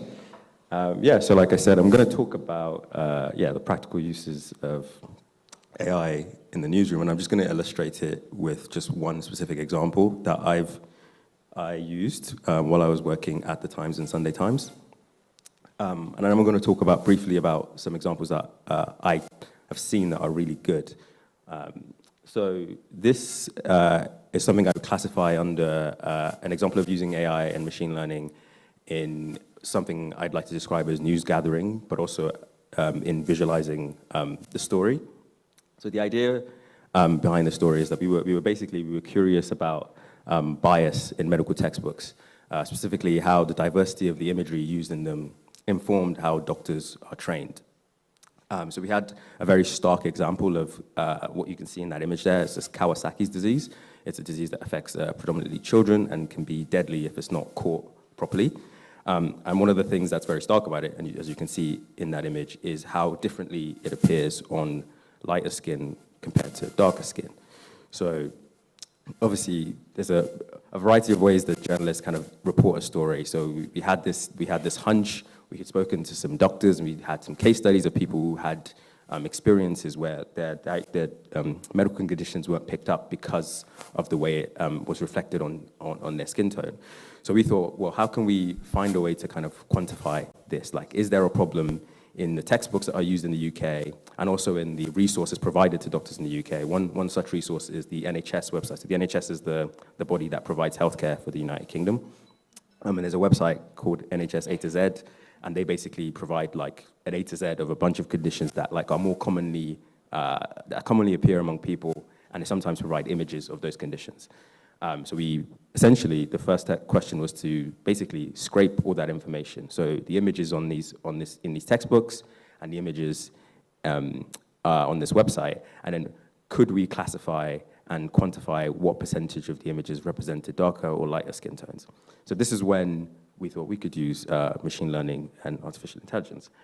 So we kind of, it's broken down into kind of like 3 basic steps. So if you think about an image is made up of tiny little squares, they're called pixels, and each pixel is a data point that represents like kind of the location and the color in that specific point in the image. So each pixel can tell you something about the color in the image. So there are robust methods already that exist in computer vision, which is like the field in computer science that's dedicated to understanding imagery and video, about like identifying skin pixels in images anyway. So we can find out, like we know there's a range of human skin tones, but we can kind of quantify that quite robustly, where we know what skin looks like, and we can isolate it in a computer with the computer. Where the AI and machine learning comes in is using this technique called clustering, specifically, I'm not gonna bore you with jargon, but specifically a technique called k-means clustering, which allows us essentially to take each pixel in the image and treat it like a specific data point. Once we have each pixel, we can cluster, which basically what that means is, as you can see in that second image there, allows us to segment the data points in the image and put them into separate clusters. These clusters will then represent the separate colors within the image. Once we have that, essentially, what that tells us is we can pull out the skin color in the image. So we have an image of a medical condition from a textbook that otherwise, manually, what you would have to do would be to kind of look at it and then using some sort of existing metric that we already have, try and identify if it's light or dark skin. But with this, we can use a computer to do this. And what this allows us to do, which I'll talk about a bit later on, is increase the scale, the number of images that we can analyze like this. Because we're talking about like using machine learning and in journalism, and it's kind of important to talk about the way these processes work. Once we do this, once we use this clustering algorithm to pull out the colors in the image, the human in the loop process, this final, the third image on this slide, indicates that there is always a person involved in that final step of choosing what color we think is represented in that image. So the algorithm will produce a bunch of clusters, a number of clusters. In this case, I've just kind of shown 2 of them. And then we, as individuals, will select that this is the image, this is the color in the image. Once we have that, what that tells us is that we have essentially the colors in these textbooks and in these websites. What that allows us to do is, actually, I'm gonna take a step back. So once we have the colors, we now know essentially what every image we have in our data set, and this is a data set of over 1,000 images, what color is represented in that image. And then again, using, I don't want to bore people with jargon, but using kind of techniques to kind of the way in which colors are represented in the color space, which is like red, green, and blue. That's one way of representing colors, but there's also a way of representing colors that like looks at them via the way how light they are, meaning how close they are to pure white, as in like, which is on a scale of 0 to 100, which is on a scale of 0, which is black, to 100, which is white. What that allows us to do is put numbers to how light a color is on a scale from 0 to 100. So just going back to that first image that we had at the beginning, so this image of these 2 boys with this same disease, we can now plot on a graph where those 2 colors lie on a scale. And what that allows us to do is essentially quantify what proportion of images are light and what proportion of images are dark, essentially. And then that allows us to answer the question about the textbooks that doctors are using, how diverse are they, and what, how representative are they, and what does that mean for their practices as doctors.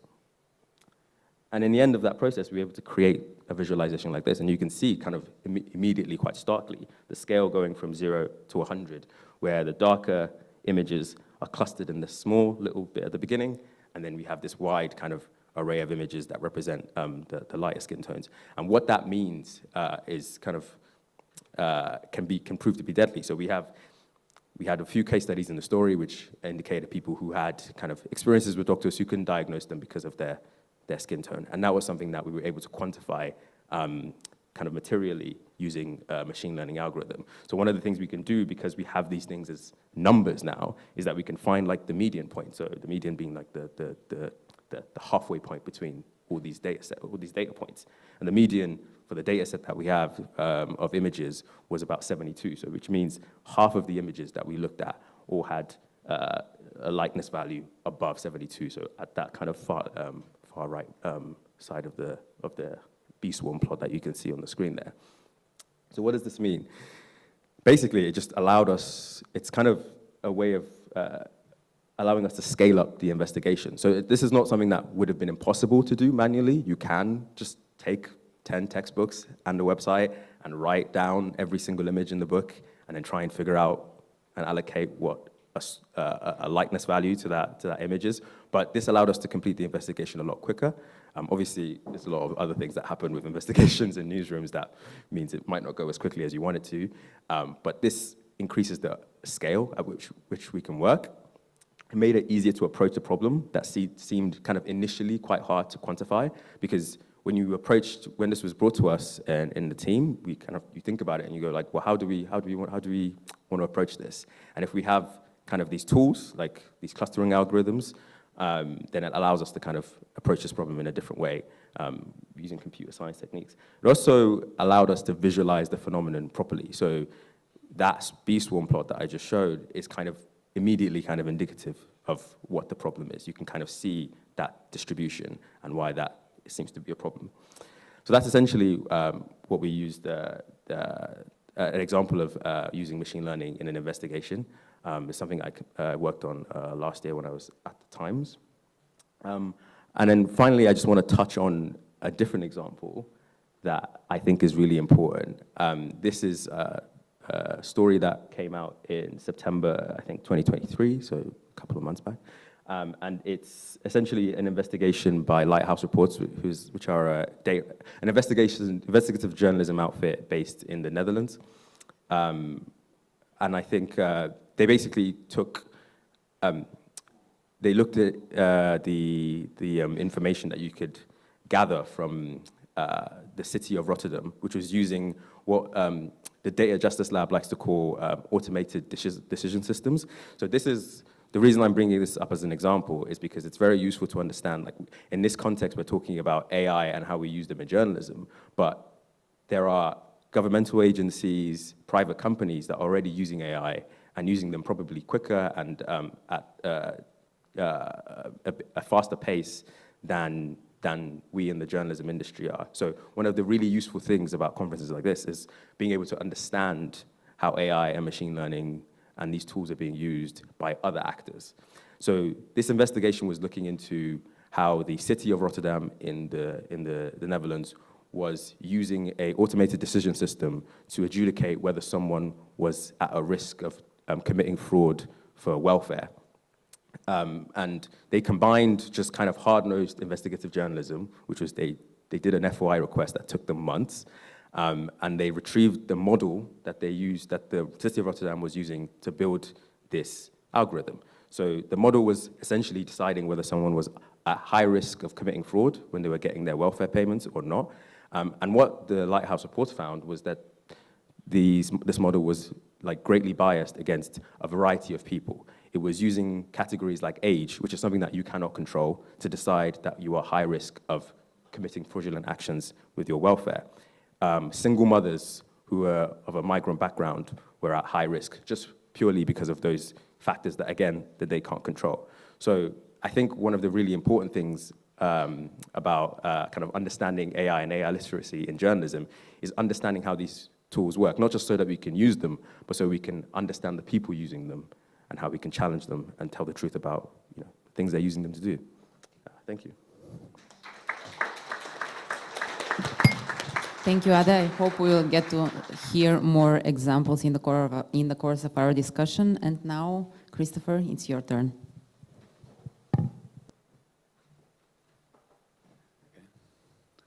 While I wait for my slides, Journalists-Bulgaria, и аз искам говорим нещо по-български. Благодаря за поканата. Много се радвам.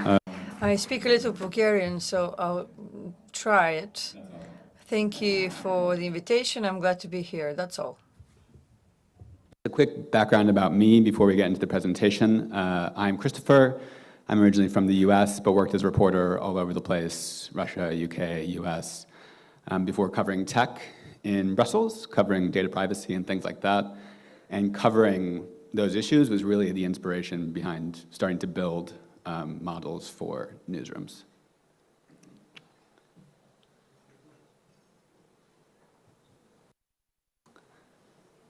And the other thing I'll say is that if I can do it, so can everybody else. So this is something, when we look at large language models, the journalism community can do it and can do it ourselves. We don't need to just sort of take whatever is marketed to us. So at Overtone, we do qualitative data for news, and I'll explain a little bit about what that means for a newsroom and sort of the practical application.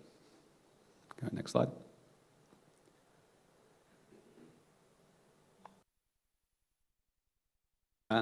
Lovely.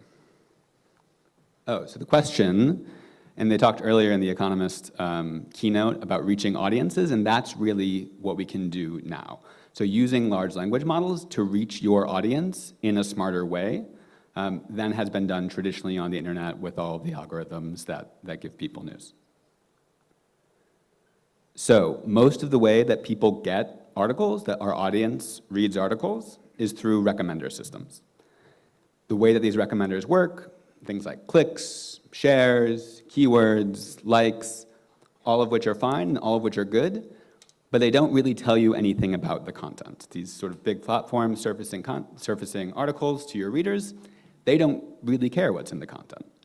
Now with large language models, you can use them for writing, you can also use them for reading, and reading in sort of a human understandable way, creating data that really gets at the experience of what someone is reading on this other screen miles away. So that's what Overtone does. Again, shares, keywords, clicks, just the tip of that iceberg. Now with large language models, we can get at that other 90%. What is this text actually doing? This is an example that we use all the time. So these articles from the BBC have the exact same keywords. iPhones, India, China. They were published within a couple of days of each other, are from the same outlet, and have almost exactly the same number of words. So to most algorithms, to most recommenders, these are the exact same article. But it's not true. When you look at the actual text, the one on the left, basically a press release from Apple, such and such number of iPhones are being made, Apple said in a statement, etc. And the one on the right is on-the-ground reporting from India about whether this is going to work for Apple and whether this is going to work for India. So if you do look at the actual text, you can see these are quite different articles, and they're going to do better in different places. One of them might do better in a newsletter, one of them might do better on social, one of them might do better on a homepage, and you can have a human read them, but also if you use models, you can do this for every article in a matter of seconds. Why does it matter? It matters because different audiences also have different reactions to different types of articles. They have different user needs. Hopefully we can talk about user needs during the Q&A. We did a study for an Irish paper, for example, and found that of the articles leading to a subscription, 66% were the more in-depth articles. So the thing that got people to pay and really have a relationship with this newspaper was when they were doing big investigations, and they now know that. What does it actually look like? It looks like different models reading the text and then creating data on that. So we talked about fine-tuning. You can take these language models and tune them to give you exactly what you want. Say, tell me whether this is factual or opinionated or inspiring, which is something that we're working on. And so then you can have, the second that text exists, an understanding of what it is and where it's going to do best for you. This is an example of what we do. You can look at the type of articles that exist for a publisher. This is sort of the standard news pieces, the investigations, et cetera, and then see what works best. The other thing is, again, when meeting audiences, what we've done is we've allowed sort of other platforms to be in control of where those audiences are meeting us. So if you can understand what your audience wants, you can help serve them the article that makes sense. Just an example would be with the recent conflict in Israel-Gaza. There are some people who come to that, and there's all these quick update stories. This happened, this happened. That's going to be great for users who are following that every day, all of the time. But another user who's just coming to this for the first time may want more of an explainer piece, maybe something to sort of help them understand more. So really it is about meeting audience needs. And again, sort of who do you want to work with? I think in newsrooms, if I were running a newsroom, I would invest in what we call purple people. This is not rendering super well, but I view the newsroom as very split between red people, sort of the editors, the reporters, going out, doing the work, and the blue people trying to make a business.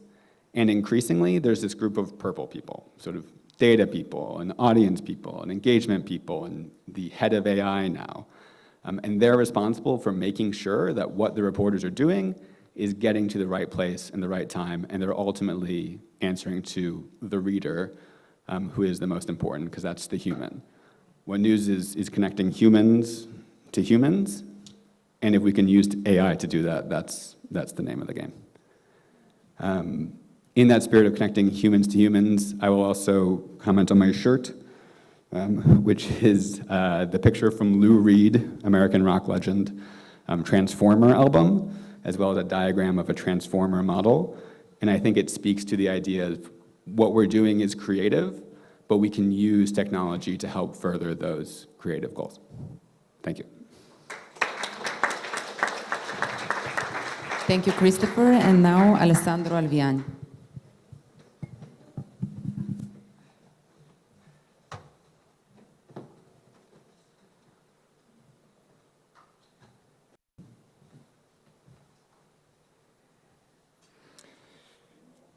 AI fuels innovation, but your art drives the essence of journalism's future. What a great quote to start. Just in case you're wondering who's the author of this beautiful sentence, I have no idea. I just found it in the chocolate I grabbed during the break, but I couldn't agree more. Let's have a look at how we have been implementing generative AI at Ippen Digital. And just in case you're not familiar with Ippen Digital, we are one of Germany's leading media companies. We run more than 50 news portals, including BuzzFeed Germany. We have 250 online editors spread across 9 editorial offices. And when we started to develop a framework for deploying generative AI tools in our newsrooms, and by the way, we started way before ChatGPT was launched almost 1 year ago, we quickly realized that we really needed a very strict set of editorial guidelines. So this is the reason why back in March, we established 5 AI guidelines, and this is basically a living document. We have been updating this document. I won't go through every single principle. I will just focus on 2 aspects. The first one is transparency. Transparency has 2 components. An internal component means transparency towards our editors. We organize regularly workshops for our editors to explain to them what machine learning, AI, large language models are, how they work, why. It's basically AI literacy. Why? Because we want to empower them. We want to show them the strengths, but also the drawbacks, the limitations of those tools. And transparency towards our readers means that every single article or image that has been produced or edited using an AI model is basically labeled And we will have a look at that later, how this looks like. And the second principle is human in the loop, or editor in the loop. That means that everything that goes online and has been edited using a model, an AI model, is always verified by an editor. So the human component is and will continue to be crucial at every single stage. And let's have a look at some examples. I have just we have been experimenting and using those tools in production already, and I have just some examples with me. And this is the first one. We have been creating pictures using different text-to-image models, including Midjourney, DALL-E 3, Adobe Firefly, and so on. And we follow very strict editorial guidelines also in this case. The first one is we never ever produce photorealistic images. As you can see, they are all illustrations. The second one is we only use text-to-image models to illustrate topics for which we couldn't find any interesting picture and in the databases we use. And you can see it here in this example here on the top left. This is for a story on tiger parenting.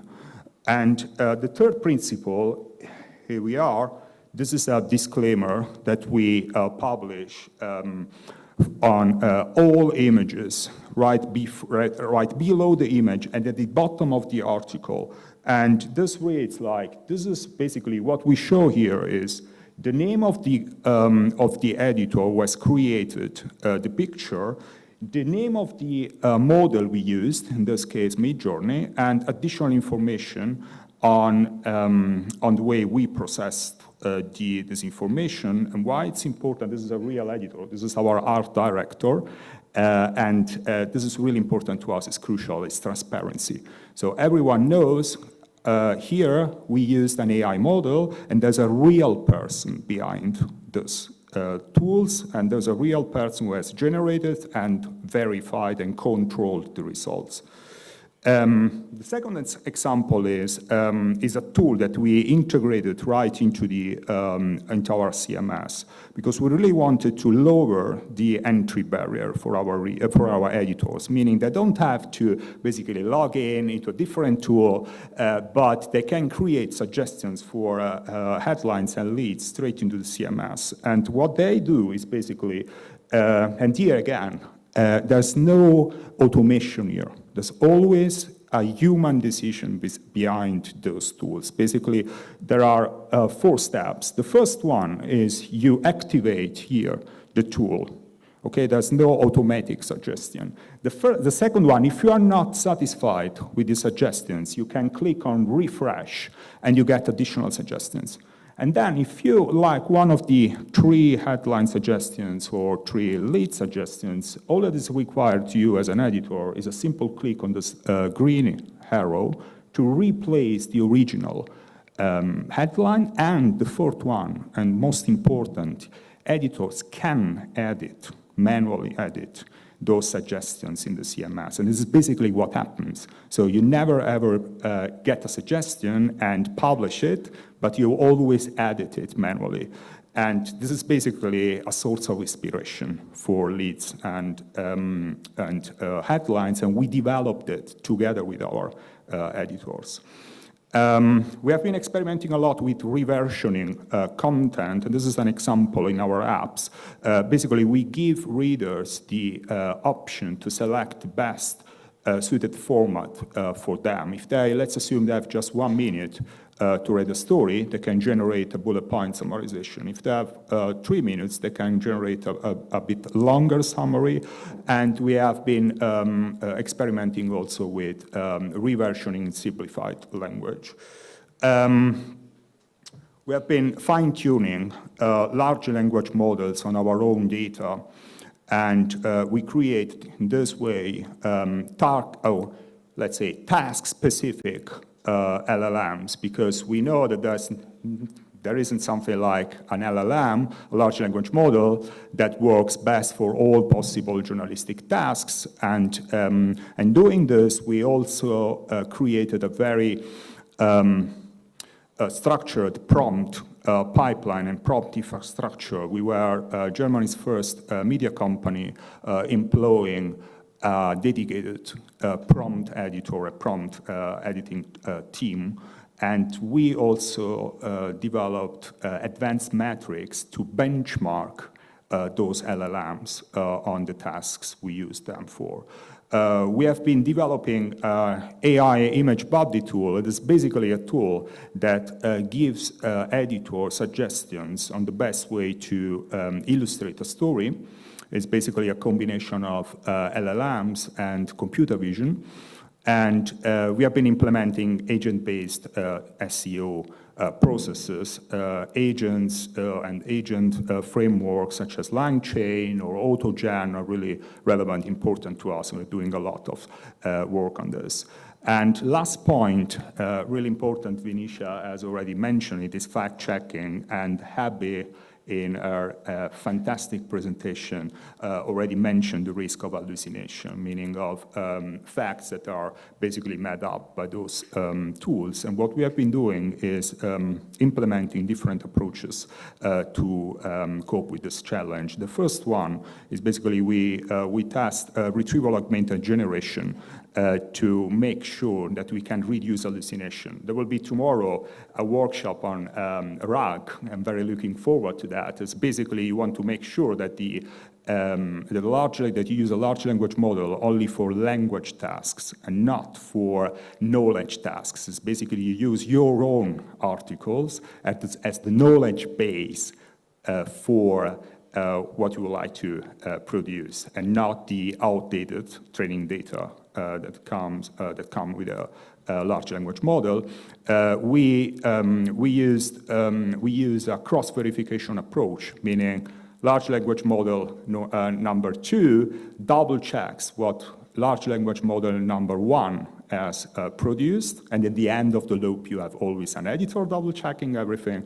And we have been developing tools to support our editors when they double check those content. We highlight the pieces of information that editors need to double check, that need to pay special attention to when they double check those content that has been basically produced or edited using large language models. And that's it. Thank you.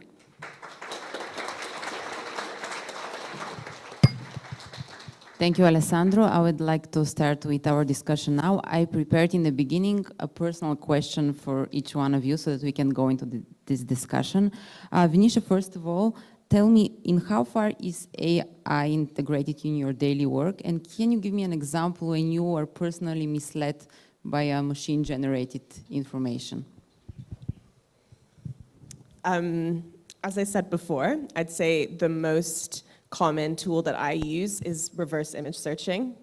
In terms of our newsroom, I'd say that we're actually quite far behind integrating AI tools into what we do. Maybe one advantage that smaller organizations have in other countries is that they can move faster, whereas big organizations like I work for move very slowly. There's not really that much integration going on a large scale. I personally, I would only really use it to debunk things. To try and think of an example that I have been taken in by. That's pretty difficult, actually. I think right now, a lot of them are not very sophisticated. So if you are skeptical of everything you consume and you look at it, it's kind of obvious, but I'm wary of that changing. I wasn't really fooled by it, because I'd already heard that it was fake. But I think if I didn't know it was fake, I could have been fooled by it. Recently, there was a fake audio recording in Britain of Keir Starmer, who's our opposition leader of the Labour Party. And what I think was smart is this audio recording was made to sound like it had been covertly recorded. So there was background noise, there was lots of stuff going on. It sounded really authentic. And in it, he's swearing at people, he's being really nasty, and he's basically being made to look like a bully. And I'd already heard about it. I listened to it. I knew it was fake. But I think if I'd just heard that and I'd seen that, oh, look, Keir Starmer's been exposed to be a bully, I totally could have fallen for it. Because they'd created it in a way, it's kind of almost like in scams, you know, social engineering. They're trying to find ways that will trick you into thinking something's authentic. And the way that they did that, making it kind of covert with all this noise, really fooled a lot of people and definitely could have fooled me. Thank you. Ada, you gave us a very interesting presentation about this investigation, how machine learning helped you get to a solution. But tell me how expensive this is. And speaking about larger and smaller newsrooms, do you think that these machine models can be used only by larger newsrooms where resources are available? And is AI going to be a tool which is used only by the bigger, and the bigger getting bigger, and the smaller journalists getting smaller? How is technology going to fit into this debate that journalism is facing right now? Yeah, thank you. That's a really good question. And I can give like my kind of blue sky optimistic answer, and then I also have like the realistic answer of what's actually playing out on the ground, which is kind of reflected in a report that was put out by Journalism AI, which is an organization based in the London School of Economics that focuses on journalism and AI. So the optimistic answer is like, one of the good things about these models and the proliferation of them is that like the barrier to entry is kind of lower, like with some interest and like the ability to search things on YouTube, you can quickly spin up like kind of ideas on how you run machine learning models, like the investigation that I talked about. I learned some of the stuff about what to do via just like Googling things, so learning how to use clustering algorithms and stuff like that. So, but then obviously there's the context there is that I do have a background in some like technical expertise in this.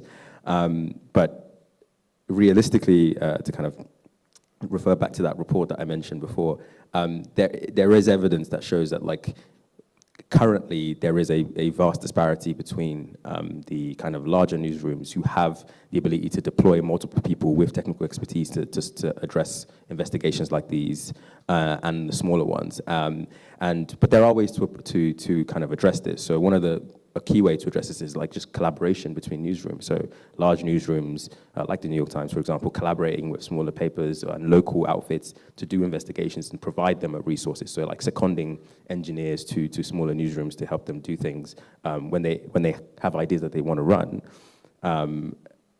But another key part of it is, I guess, it's just having like the literacy to ask the right questions as well. And I think that's something that is doable by smaller newsrooms. It's just being able to understand kind of what kind of questions you want to ask, and although you might not have the resources, just finding the right people who can help you kind of answer those questions. Thank you. A personal question to you, Alessandro. You presented your work and it's great, but have you ever been a victim of your own work? What I mean, do you have personal tools that you can differentiate what is AI-generated content, AI-generated picture, when it's not labeled like you showed to us? I mean, are you as a professional good enough to know what is machine-generated content and what not? I will differentiate on when we look at AI-generated text and AI-generated pictures. So for AI-generated text, OpenAI gave up on its own basically detecting tool because it's something that it doesn't work, and it's quite a challenging situation because those tools, there was a fantastic investigation from the Stanford University, they tend to label as AI-generated articles or text that are manually written by people who are not native speakers in English. So this is something you really don't want to. And so there is right now no real, it's a great challenge. There are a lot of startups working on that, but it is something that you cannot reliably label as AI-generated content when it comes to text. When it comes to images, it's something different. We will see tomorrow. We have a very interesting workshop on that with VerAI.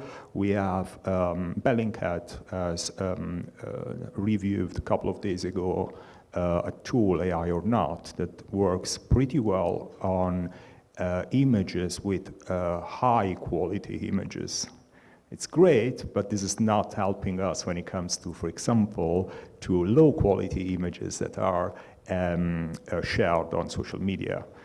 So still, we have an issue there. And a couple of days ago, Adobe was caught selling AI-generated pictures over Adobe stock. And the interesting part on this is that basically the pictures on Adobe stock are labeled as AI-generated, but if you buy them and you reuse them, you basically don't need to label them. So what happened here is that a bunch of smaller newsrooms have basically republished AI-generated pictures as originally were labeled as AI-generated, but since they didn't label them as AI-generated, they are out there, and they are photorealistic images. And I think this is just, unfortunately, the beginning. Very interesting answer. Christopher, something to you. You were a journalist for long years. You worked for great big medias, and you decided to move to tech. First of all, if I decide to do so, what should I do? Should I go into IT, I don't know, education, or it's possible just to be interested enough? This is also, I think, a question that a lot of the journalists here would ask. And I would like to ask you a second thing, because you worked long years as a journalist in Moscow. How do you see AI being used in the propaganda war that is going on in Russia and Ukraine right now? Two great questions. Just on moving into tech, I think with that purple people, again, in the middle of the organization, sometimes you call that the product group. And so one of the skills, I said this on a podcast the other day, there's skills from being a journalist that translate incredibly well into something like product. When you're saying, what's the purpose of this? What am I doing? And you say that for a text, you say, what is the point I want to get across? And you can do the same thing for a product. If you're sending out a new newsletter as the head of product for an organization, you say, what do I want to do with this newsletter? Who am I talking to? And I think that skill translates incredibly well. I know Alessandro and I are both part of the News Product Alliance, and you see a lot of people in that group who are working on new projects, and they talk to developers. They may not all necessarily code themselves. And a lot of them come from purely editorial backgrounds, so it is mostly a matter of interest. On Russia, so I worked in Russia in 2012 through 2014. One of the things I think is very interesting that happened there is the idea of just flooding the zone. And what we're seeing now with AI-generated content is just floods of content. So you need some way to sort through it all. You need some way to understand what all of this is. But we had seen that in Russia. I worked for the Moscow Times, and we published an article and just hundreds of comments and trolls and things like that. I felt very hipster in 2016 when everyone started caring about Russian trolls, because Moscow Times had Russian trolls back in 2012, 2013. And so for the current conflict, I think you're seeing a little bit of the same, whereas if we just produce enough, then some of it will reach the people we want it to reach. The current systems of recommendation, based on clicks and by share and on shares, that don't really care about the content. If you create enough content, some of it will go viral. Some of it will hit the people that you want it to reach. And so I think we're seeing that now as well. Thank you. In this context, which is the information which is hardest to verify? I guess the most convincing. I'd say also, this is maybe a bit off topic because it's not AI generated, but if you're trying to verify, say, where an image is taken and there's not many visual clues, so you can't really figure out where, you can't geolocate it very easily. If there's an image in a field, how am I supposed to know where this is? It could be anywhere. That can be very difficult. But I'd say deep fakes that are really effective maybe would be the hardest to debunk. And at the end of the day, even if you finally manage to prove that something isn't real, there's that classic phrase of a lie is halfway around the world before the truth has its trousers on. That's a real problem. So there's a big move to try and pre-bunk things, which essentially just means prove something is false before it's come out, which sounds a little bit confusing.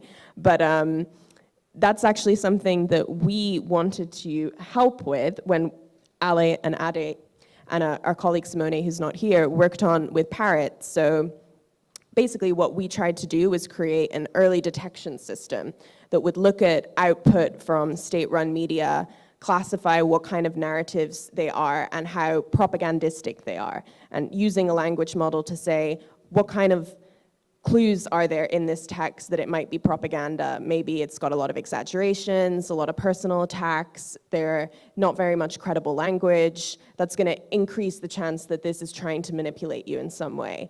And if we created a prototype, if anyone knows any billionaires who want to make it a big product, let me know. But it would be able to say early, okay, we're seeing a lot of articles coming from, say, Russia that are saying there's loads of bioweapon laboratories funded by the US and Ukraine, before it becomes an established narrative. And then a journalist could see that and say, okay, I'm gonna write an article about the truth of this matter so that maybe if this narrative gets out there, people are already aware that that's not true. But you need these kind of early detection tools to be able to do that, which is a real challenge. I cross my fingers for you that you find funding for it. We have a broad audience here. I hope someone will probably help you. But you said that machines can help with state control media and detecting what's right and what's wrong. So I think, all agree on the fact that humans and media can be biased, but can machines be biased as well? Yes, that's a really good question, and I think something that might be addressed a bit more in the panel on ethics that's going to come on after this one. But yeah, the answer is of course, because all these models are trained on data, and that data is collected in particular ways. It's organized in particular ways, and all of those things kind of bake in the biases that we already produce, and then are just then reproduced in these models to a second order degree, basically. The idea is that the phrase I like to think about is when we approach these models is do as I say, not as I do, because a lot of times the models are learning from the way, for example, GPT has been trained is basically like a lot of the information on the internet. A lot of the information baked into that is biased. These visual these really amazing visual models like Midjourney. There are stories that have already been written about, for example, if you put a prompt to ask Midjourney to return an image of a South Asian person or South Asian man, it will return a very specific stereotypical image of what it thinks a South Asian man is supposed to look like. So those are biases that are inherent. So the machine itself isn't the bias is not coming from the machine, it's coming from the data that it was trained on, but what that creates is an amplifying of that bias.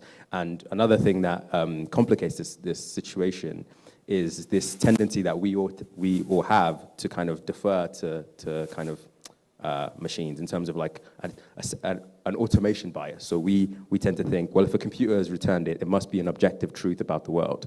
So what that does is, if you have this system that's based on biased information and then producing biased outputs, and then our reception of it is to defer to that system, that output, and assume that it's correct, that creates a whole host of problems. So yeah, there is a lot of issues around bias with AI and machine learning. And Alessandro, do you think the time will come when AI will produce better articles than journalists, especially when it comes to fact news?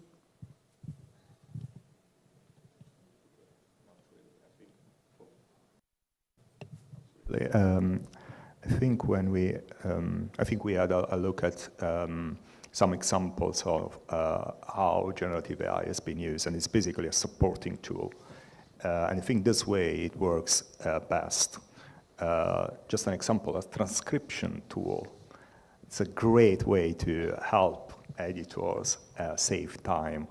When we talk about generative AI, sometimes we tend to associate it with article writing, but I think it has a broader, way broader spectrum of possibilities that we have there, transcription, and basically it's always supporting. What AI will never ever do is basically do basically research, preparing. It can help you preparing an interview, but will never run an interview. Will never write a great editorial. It will never, okay, yeah, a very generic one, So I'm not really scared about the idea. Is it possible? Yes. Do we want it? No. Do readers want that? I don't think so.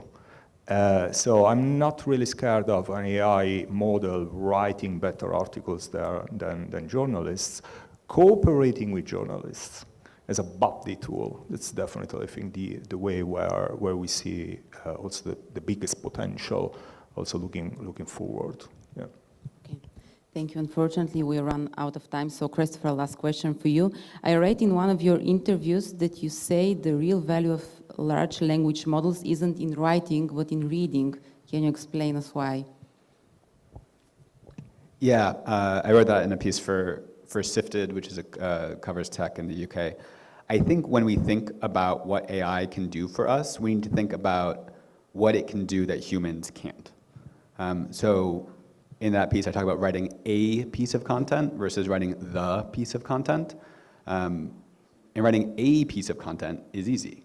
You can type some words on a board, boom, you have a piece of content. That's not very useful to people. So what you want to do is you want to create the sort of content or find the content you already have that is fulfilling a specific need, again, for your audience. And that's what these machines can do, and that they're very good at looking at language signals. So you can say, oh, this person wants this article written as a haiku or written in the style of a pirate. Really, really excellent at doing that, all of these models.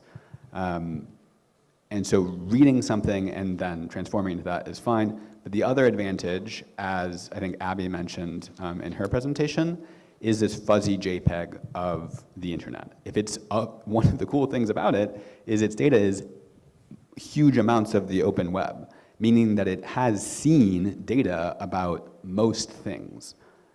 So if you fine-tune that to make it produce with that sort of understanding or not understanding, whatever you want to call it, with that broad scope, if you can fine-tune it to create the sort of outputs that you want, that means you can start creating the piece of content, or at least finding the piece of content, rather than just any old words.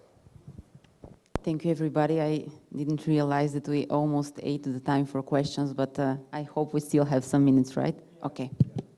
Go ahead.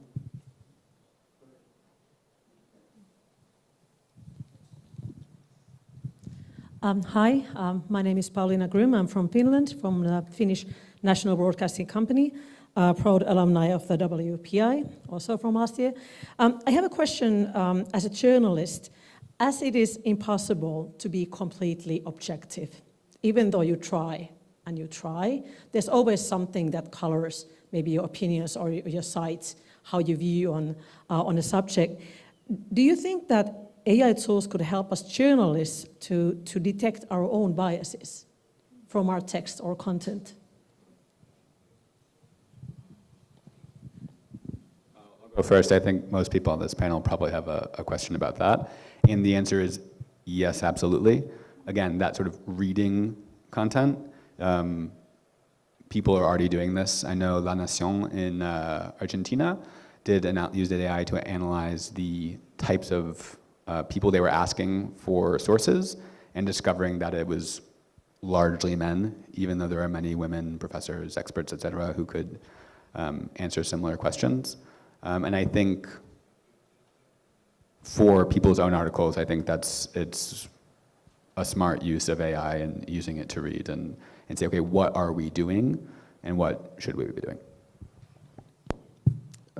Yeah, I think definitely kind of picking up on the project that we worked on for the 6 months fellowship that we did with Journalism AI, like one of the aspects of that model was to understand like language techniques that people use when they're writing. This was specifically focused around propaganda, but what you could pass to this model is text that you've written yourself, just to figure out the same thing, like what kind of techniques am I using? These are things that like are automatic to us. We don't realize we're doing them, but if you pass that information to a model, it will illuminate to you something about what kind of techniques you're using and what kind of biases that you may have. But I think Christopher's example is really, really, really great because understanding where sources and what sources are being used is a really, really important, and it's a big way bias is brought into journalism. Just quickly add on that, you can already now use it as a brainstorming tool and basically use an LLM and ask an LLM to provide you with counter arguments to your own argumentation. But at the end of the day, you are the one who's writing the article, so you can ask an LLM to provide you with counter arguments to your one. The question is, do you then use those counter arguments for your own writing?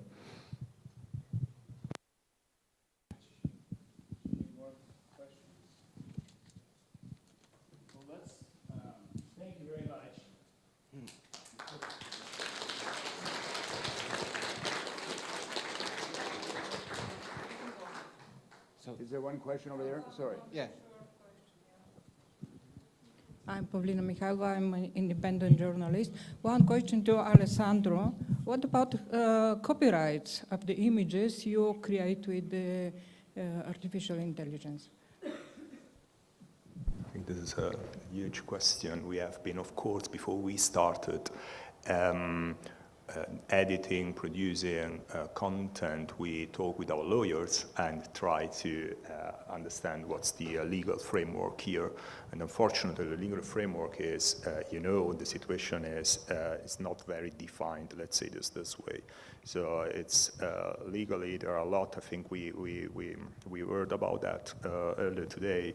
There are already legal actions in the US, and of course, we have been closely following the debate on that. And we have been, of course, when it comes to, for example, to pick a model, we look at models that are proprietary models, so closed models, but increasingly also at open source models that you can use with a commercial license. And I see their huge potential for the future. Well, thank you once again. So here's what we're going to do to try to catch up. We're going to shorten the lunch break. So once this is done, we're still going to start again at 1:30. But before you go to lunch, we always try to do a family photo. So if you don't mind, or as many of you are willing to come forward, we'll have the professional photographer take a quick picture to show how many people have attended. Okay? So come forward, then go eat. Be back at 1:30.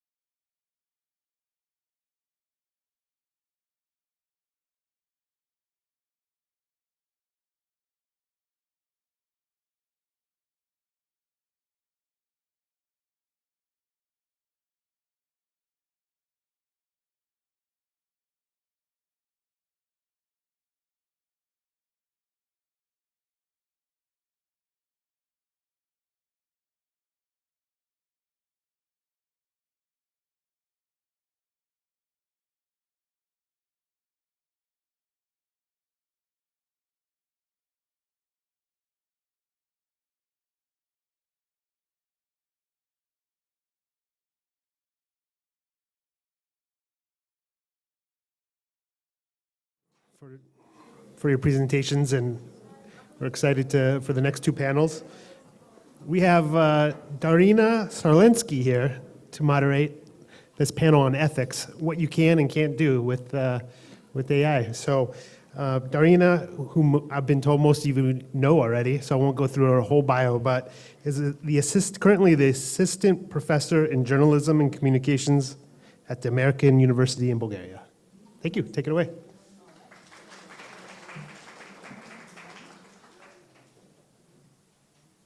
Okay, how many PhDs does it take to turn a microphone on? We'll test that in a minute.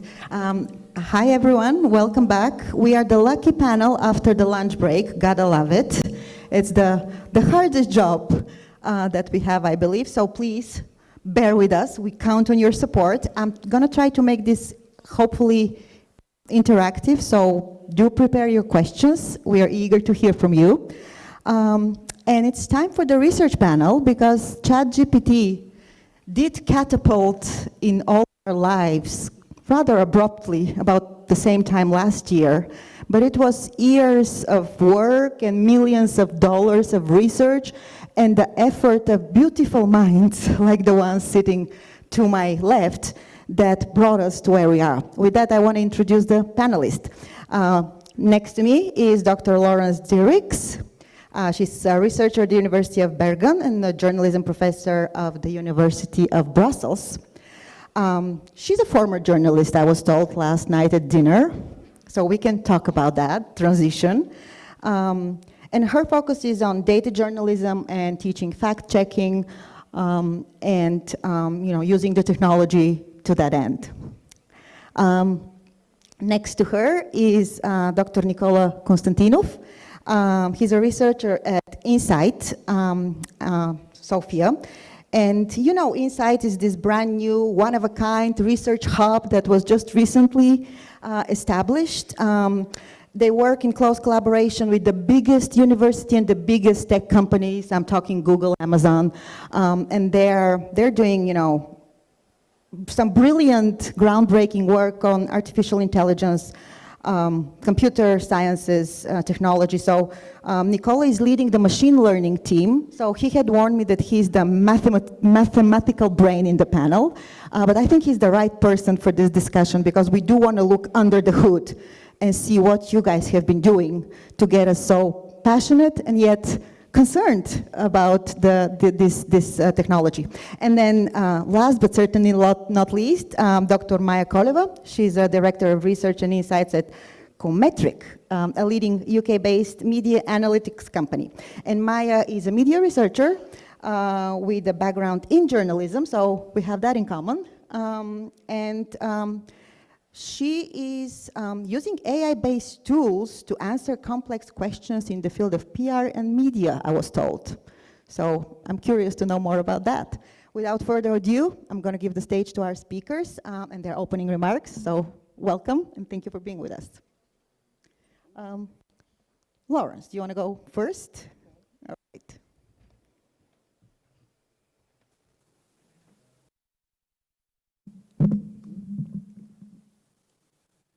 Hi, everyone. So I don't have any slides, but a statement. It's about framing the ethical use of AI in journalism, which is a really broad topic. First of all, the ethical use of AI-based system in journalism can be approached from the perspective of news gathering, news production, and news distribution. They also relate to two distinct periods or waves in AI in journalism. So what we can call the first wave of AI in journalism began more than a decade ago, when newsroom started to experiment with automation using rudimentary or complex rule-based system to automate structured data in specific domains, such as sport, election, financial reports. The idea was to support journalistic practices or to provide audiences with short text that should be adapted according to the characteristic of the audiences, such as their language or their geographical location. So the ethical challenges then were related to the accuracy of the results, of the outcomes, and the reliability of the data used to feed the system. So in computer science, you have something really acknowledged is garbage in, garbage out. If the data are bad at the entrance of the system, the outcome of the system will be bad too. And all of this consideration was relatively easy to deal with. Another ethical challenge was the need to inform the audiences about the non-human nature of the author of the content. The use of AI technologies in news production did not only concern content generation, but ethical debates in Europe, mostly the other kinds of applications, such as supporting investigative journalism. In the field of news recommendation and news personalization, the main ethical challenges were related to the informed consent of users and the ethical and legal requirements of privacy and security of the data. They were also concerned about the danger of creating filter bubbles or echo chambers, why the polarization of public debates have never been so worrying. So then we are coming to the second wave since the rise of ChatGPT. So it is estimated that nowadays that at least 50% of the newsroom in the world are using now generative AI in the workflows. So ChatGPT is a system in itself that cannot be considered fully ethical. Why? Because it uses copyrighted data without attribution or compensation, the use of biased data coming from, for instance, from political, religious websites, data trained by low-paid workers, especially in Africa. And there are also ethical issues related to the environmental cost of training such complex systems, coupled with the environmental cost of using these systems, because digital pollution is also a reality, and particularly worrying at this time of climate change. So large language models such as ChatGPT are also known to generate this so-called artificial hallucination. So you heard about it this morning. It referred to the generation of information or realistic experience that do not match any real-world input.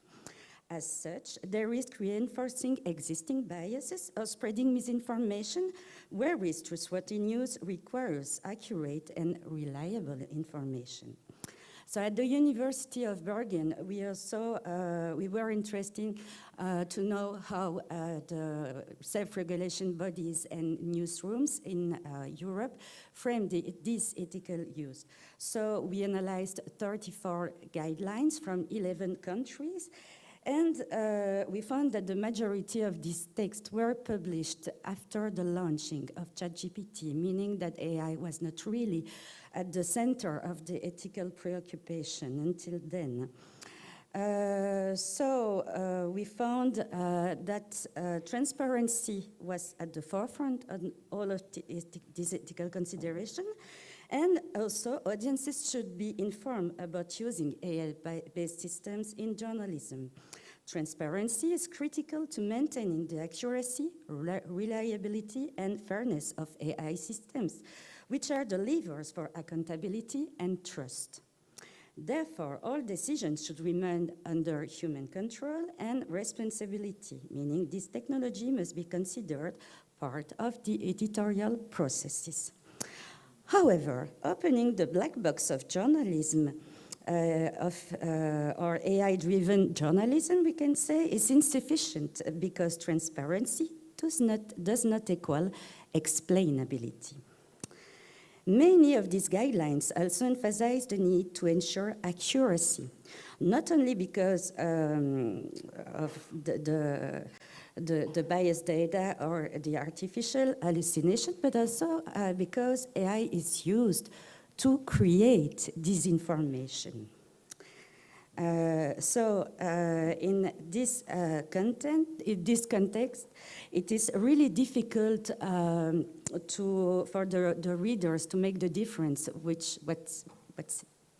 is information, what it is disinformation, and it can create confusion. Of course, there are like machine-generated content detectors, but they are not working really well. They create a lot of false positive and false negative. And what's their point if these systems are used also by the news media? In the AI Act, the EU Commission adopted a risk-based approach to frame the development of AI-based technologies in Europe. The recommendation adopted by the French Press Council reflect the same kind of consideration. So the low-risk technologies include tools that don't have a significant impact on news information, such as machine translation or audio transcription, because every day journalists are using AI systems without being aware of it. The moderate risk refer to the systems that are likely to affect the quality of the news and that they don't have a significant impact, but they might. So it's about translating articles published in a language and then in another language. You have also the high-risk system, whose realism may mislead audiences or present information contrary to the fact, and this system should be really avoided. Since this research, new guidelines and recommendations have been published, so it is an ongoing movement showing the need for framing ethical uses. And as far as we know, only the Finnish broadcaster, YLE, has considered environmental issues in its guidelines. But ethical challenges are not only related to guidelines or self-regulation. It is also about the working condition of the journalist, the division of the labor between the humans and the machine. It is about the need to think about the deskilling and upskilling phenomenon and the need for continuous training within newsroom. It is also about the increasing workload and finally the question of augmenting, transforming or replacing journalism. Other challenges are much more related to the need to promote data and AI literacy within newsroom, as well as to promote digital media literacy towards audiences. So that's a really broad picture with a lot of challenges, and we can discuss it further then during the debates. Thank you.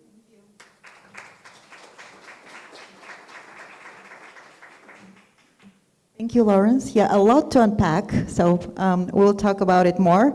Now it's Dr. Konstantinov's turn, I believe.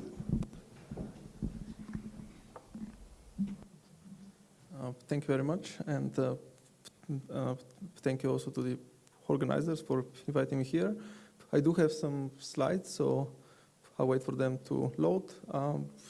They're very short, and the purpose is to give some overview of what we're doing at Insight, and then after that, also to comment on the topic of the panel. So basically, risks, regulations, responsibilities, and research in generative AI. Beginning with background, so I am a mathematician by training. I studied in Oxford and in Austria, and finally at the Polytechnic in Zurich. And now I'm a faculty member of Insight. So in terms of what my group at Insight does, we focus on mathematical guarantees for trustworthy machine learning. So this means that we try to formally prove that AI is beneficial to societies in specific applications. And we do this through analyzing the algorithms themselves and mathematically certifying their performance. So a sample of topics, oopsie. Oh yeah, there is a... I was going to make the headlines. Yeah, so some examples of topics that we work on is collaborative machine learning. So we are aiming to make machine learning accessible to everyone and to incentivize data sharing and collaborative learning of AI models. And we also work on aspects like fairness and privacy of machine learning models, robustness, interpretability, and similar desirable properties. And in terms of tools, this is mathematics, so we focus on statistical learning theory, optimization, game theory. So these are all formal frameworks for helping us to understand complex systems. And about Insight, it's a new research institute that was founded as part of the University of Sofia in collaboration with the polytechnics in Zurich and Lausanne. And as was already mentioned, we are supported by companies like Google, Amazon, SiteGround, and we focus on fundamental mathematical research and in computer science. So now going to the topic of the panel, basically, I thought that I'll highlight mostly the risks of machine learning and AI models, because these also inform us about our responsibilities as scientists and also the research we should do to address these risks. And I thought that from an academic perspective, or at least my perspective, there are three main types of risks that I see. So the first one is coming from imperfections of AI models. So at the end, it's clear that AI is a software and it's not perfect, so it is very good at doing certain tasks, but it doesn't always work very well. And sometimes it has been shown that it's prone to unfair behavior, to not respecting the privacy of people's data, and other type of problems. So for this reason, as scientists, we try to work on our algorithms and improve their robustness, privacy, and other desirable properties. On the other hand, there is also the risk from malicious use of AI, and I think that this was brought up many times in the context of this conference. Basically, some malicious actors might use it for disinformation, for fake news, or abusing copyright, etc. So this basically implies there is more need for regulations on AI and discussing this. And I'm bringing this up because I thought this is important in the present context. So obviously regulations are something that we should discuss beyond just science and beyond just in the legal sense. Basically, this is an interdisciplinary field. What is the regulations we should impose on AI? This requires serious discussions from multiple organizations and entities. And finally, something that I think is specific to the AI technology as a risk, because all these previous risks, they arguably hold for any type of software or any technology. But the last one is misunderstanding the abilities that AI has.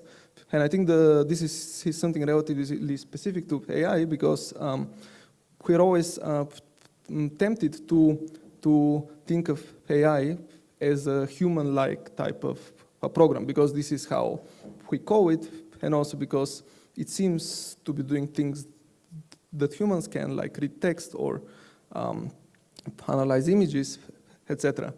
But on the other hand, this is just technology, so it's clear that it's not exactly equal to a human, and it will never be. And in this sense, there is the need to communicate what is the scope of AI algorithms, and also understand how the society basically perceives the AI technology, and give feedback as scientists. Basically, this is something that we as scientists can do, and this would help to, on the one hand, not be scared of AI, because I think that sometimes people tend to be scared. They think that it can take over the world or other things. And on the other hand, it can help us to also understand that it will never be perfect, so we cannot just let it to choose for us and control our lives, but instead we should use it just together with humans as a tool, basically. We should use it as a tool to help us in our daily activities. And in the context of this conference, I think that the last point is particularly important, because this communication, it can happen exactly in collaboration with media and journalists. So thank you.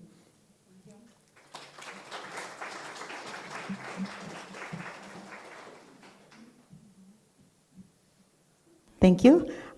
Maya, you're next. So Nicole got Dr. Konstantinov and I'm just Maya. Okay. Nice to meet you.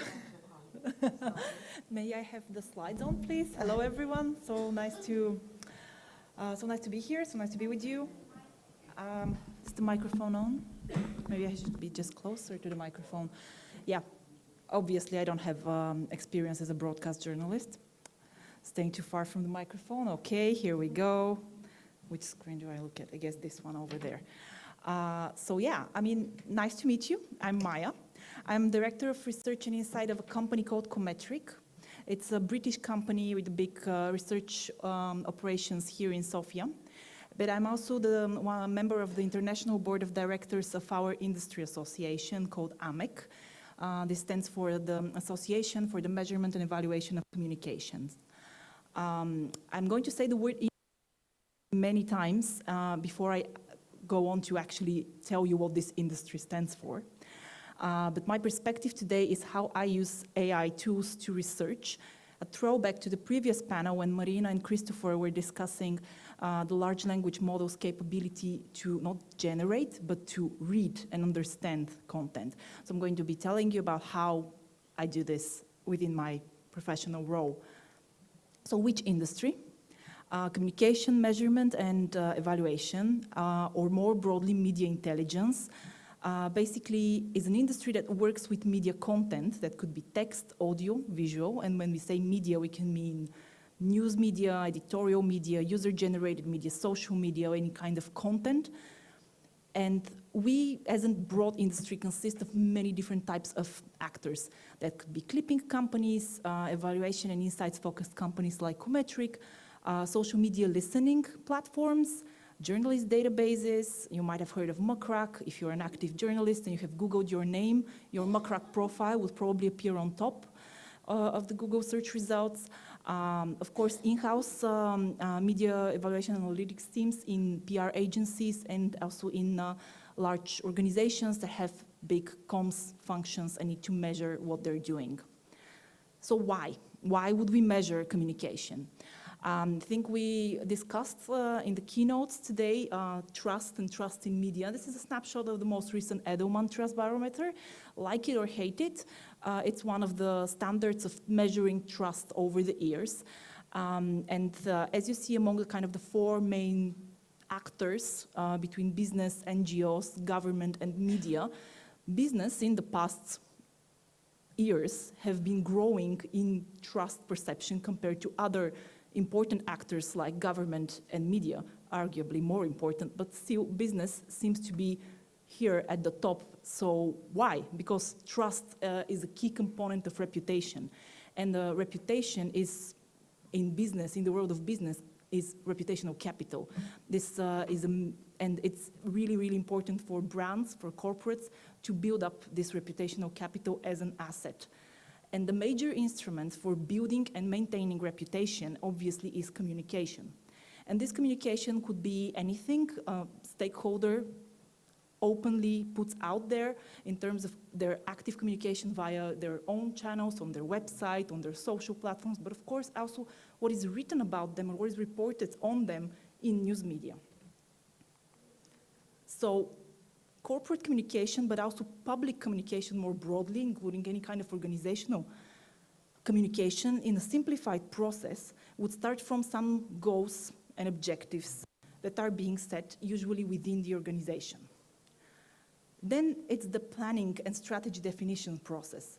This is when the stakeholder, the communicator, would aim to understand the landscape, aim to find their strategy and the mix of tactics to engage in a public conversation and try to achieve whatever they aim to achieve. And this stage already needs research, it needs data. It needs understanding of media landscape, better understanding of social media conversations, of stakeholders, key teams, key points, who are the journalists covering this topic, who are the influencers on social media, what are the journalists' biases? Is it worth it to even pitch to that journalist if they are not going to report favorably on you? And in that stage, communicators would also define what success would look like. And this is when they will go on to execute their tactics. While they're executing their communication tactics, they would require monitoring, post-checks, course corrections if something is not working out as intended, which is again where my industry kicks in and we support communicators. And finally, outcomes and impact measurement, the so what. This requires measurement and evaluation through data and KPIs. This is when people like me would help a communicator understand, did they achieve their intended initial goal and objective? And how we do it? By understanding large corpuses of content and integrating this with other data sources that would be evidence of impact. Things like sales in a pure business context, or behavioral change in other types of communications. So what do we do, what do we have to do with algorithms and AI and machine learning? Due to the amazing rise in online news media content and output, and also, of course, the rise in social media in the past over 10 years, an increased volume of content.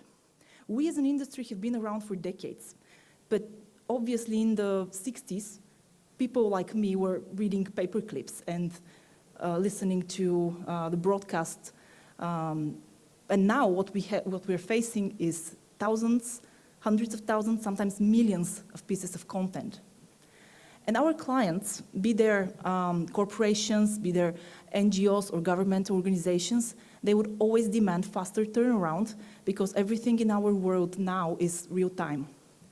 And businesses need us to help them with predictive analytics, because especially in the context of maintaining trust and making sure that you're keeping your reputation, predictive analytics is essential in order to manage crisis. And then all of this obviously means that we need automation in place. We need algorithms to help us do our job. We need natural language processing. We need machine learning so that we can do our job faster and better. And there's tons of AI models already in place, and actually by already doesn't just mean the last year. For many years, there have been different types of automation in our industry. Things like rule-based natural language processing, content clustering, topic classification, AI-based tonality or sentiment extraction, named entity recognition, so measuring the type of sources journalists would talk to as a third-party expert opinion on the topics they cover, entity-centric sentiment evaluation, things like stylometric analysis. Is this the style of The Economist, or is this another style of reporting? Third-party commentators analysis, language analysis, all of these things can be done manually, have been done manually for many years in academia, in media and journalism research. In the industry, we're doing it more and more automatically with the process of validation and sense checking and sense making. So the main tasks that I'm facing and people like me are facing in terms of media content analysis, it can be summarized in literally 5 main tasks that we're trying to solve. We either need to prioritize content, which would be, here we have all of the news about the recent conversation at the European level for regulating AI. How do we prioritize the most important pieces of content? Which are the articles or the media commentaries that are most important? We need to include them in a newsletter to deliver to the European Commission or to OpenAI or to another stakeholder that would be interested in this debate. So this is a question of prioritization. Summarization. In a huge media conversation, in a huge landscape where we have hundreds and thousands of pieces of content, how do we summarize a big conversation? Extraction. What do we want to extract from this? Who are the, let's say, the brands mentioned and implicated in this media coverage? Is anyone mentioning OpenAI? Is anyone mentioning Google or Facebook or Meta? Classification. What is positive? What is negative? What is about ethics and what is about environmental issues? How do we classify this content? And finally, what kind of meaning and insights can we generate based on these corpuses? And these are things that we've been doing as human analysts. And all of these things can be done by tools. Something can be just rule-based, or something can be based on classic machine learning with corpuses of training data. And a lot of those tasks can be done, and actually all of those tasks can be done to certain degrees, to certain success rates by large language models. So, something out there is already able to do everything that we do. So this begs the question, how many junior analysts have I let go since last year? And when am I going to go out of job myself? I'm not too worried. So it's not still, despite of the amazing achievements in technologies and the great results that we are seeing from automation, from AI, from generative AI and large language models in particular, one of the most important things that we still definitely have a case for a lot of human involvement is models testing, output validation, and fine-tuning. This goes to the type of research that Nicola is doing with his team. How do we make sure that all of the data that we get from models is really valid? And this is something that we can get back to our clients with and say, okay, this is the ground truth, this is the result.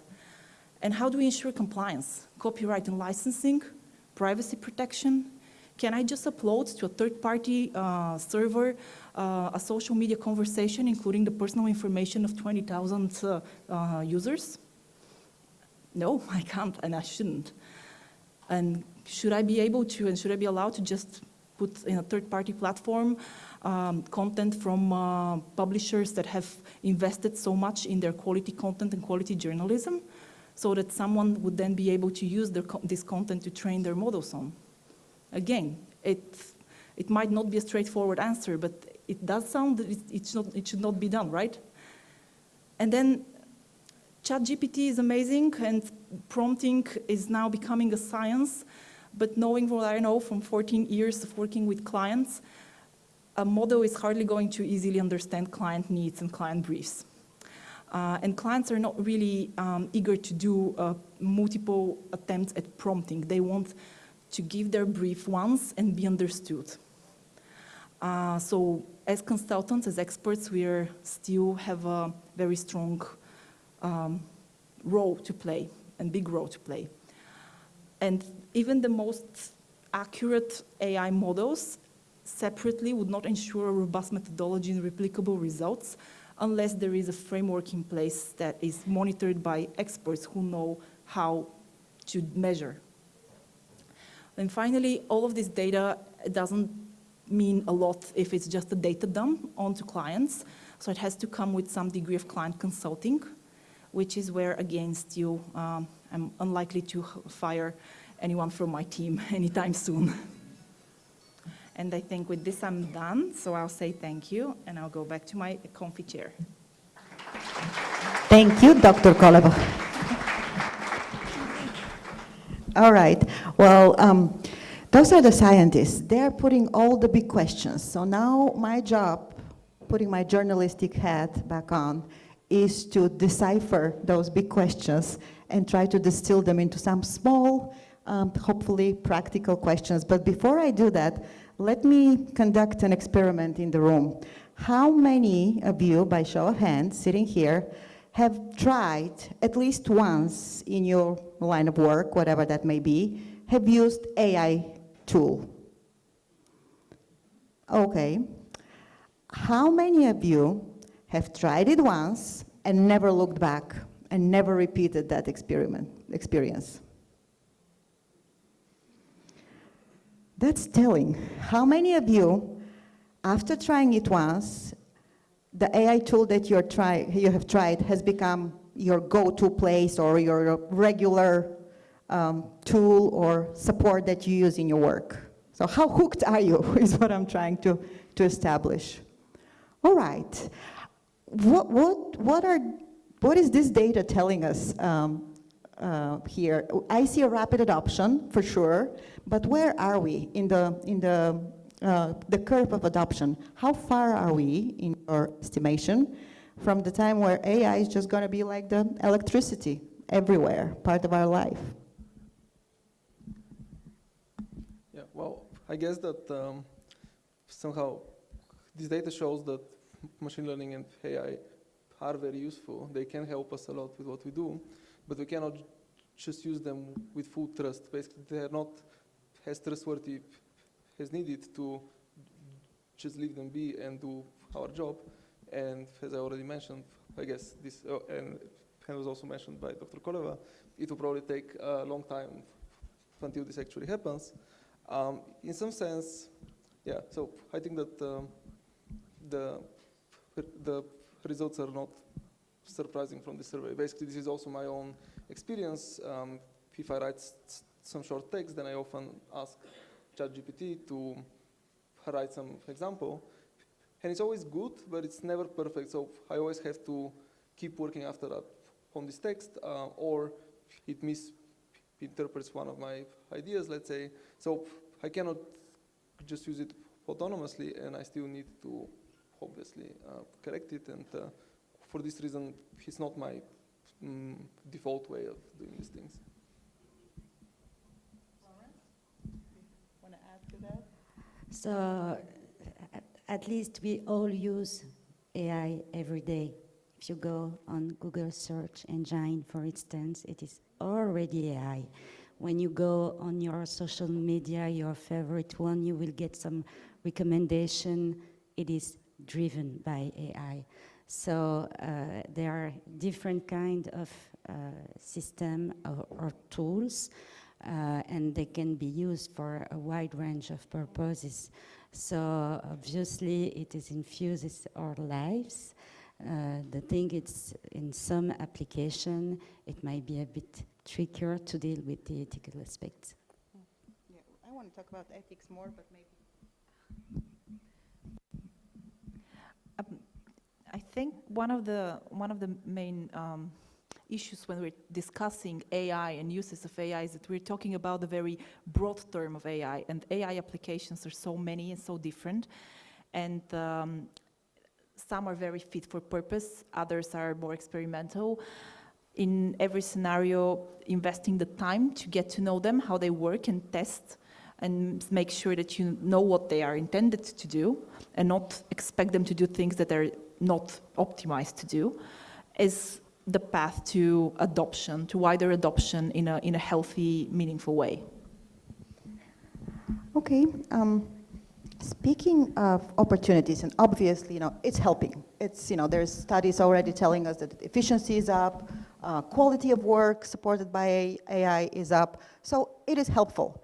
But what are the things that we don't see? Because I bet in the early 2000s, a bunch of newspaper editors were sitting in a room saying that, no, the internet is not going to take our jobs away. So we in journalism, we are traumatized a little bit by new technology. So what are the risks for job security, for quality of journalism? I think Lawrence mentioned that. Like, if you try to see this on the consumer end, because you're all consumers, what are your concerns? How is AI going to change your media consumption 10 years from now? And the trust in the media too. Some of the risks with the development of this new class of AI-based technologies, I think, are about the power of conversational AI, especially to mimic interpersonal communication, and the risks, well, maybe risk is a already charged term, the potential to see new kinds of communications and new kinds of persuasion happening, including advertising and in marketing that is so tailored to individual users beyond anything that we are seeing now.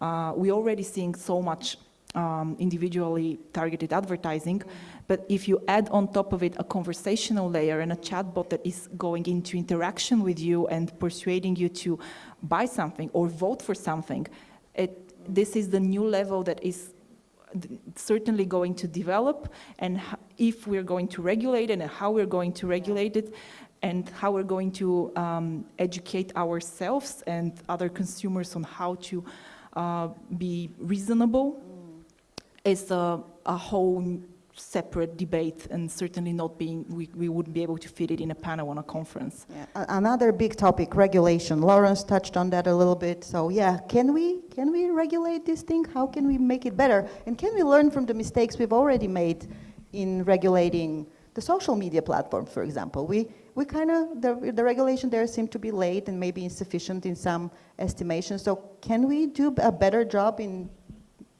more regulating it in a more humane and efficient terms? So there's already lots of discussion how we can regulate AI, and in the EU there is this EU AI Act which is in preparation, and it's under discussion for quite some time. So what is nice there is that it's not just legal experts working on that, but there is also a platform where industry and academics can give feedback about the content and their own thoughts. So it seems like there is lots of discussion, and I think that this is super important because just like with other technology, the topic of AI regulation is extremely interdisciplinary. This is something where we would definitely need the input of legal experts, but also from mathematicians and computer scientists working on AI, also from society more generally. So it's a process, and it's good to see that it seems like there is good understanding that this will take time and effort. And on the other hand, there is the risk of over-regulating, right? So this is something that is also discussed, especially in the US, because this is also kind of a strategic aspect where the competition with other countries can also dictate that we're a bit more relaxed about the regulations. So it's a trade-off, and it's kind of a moral dilemma as well. Lars, do you want to add to that?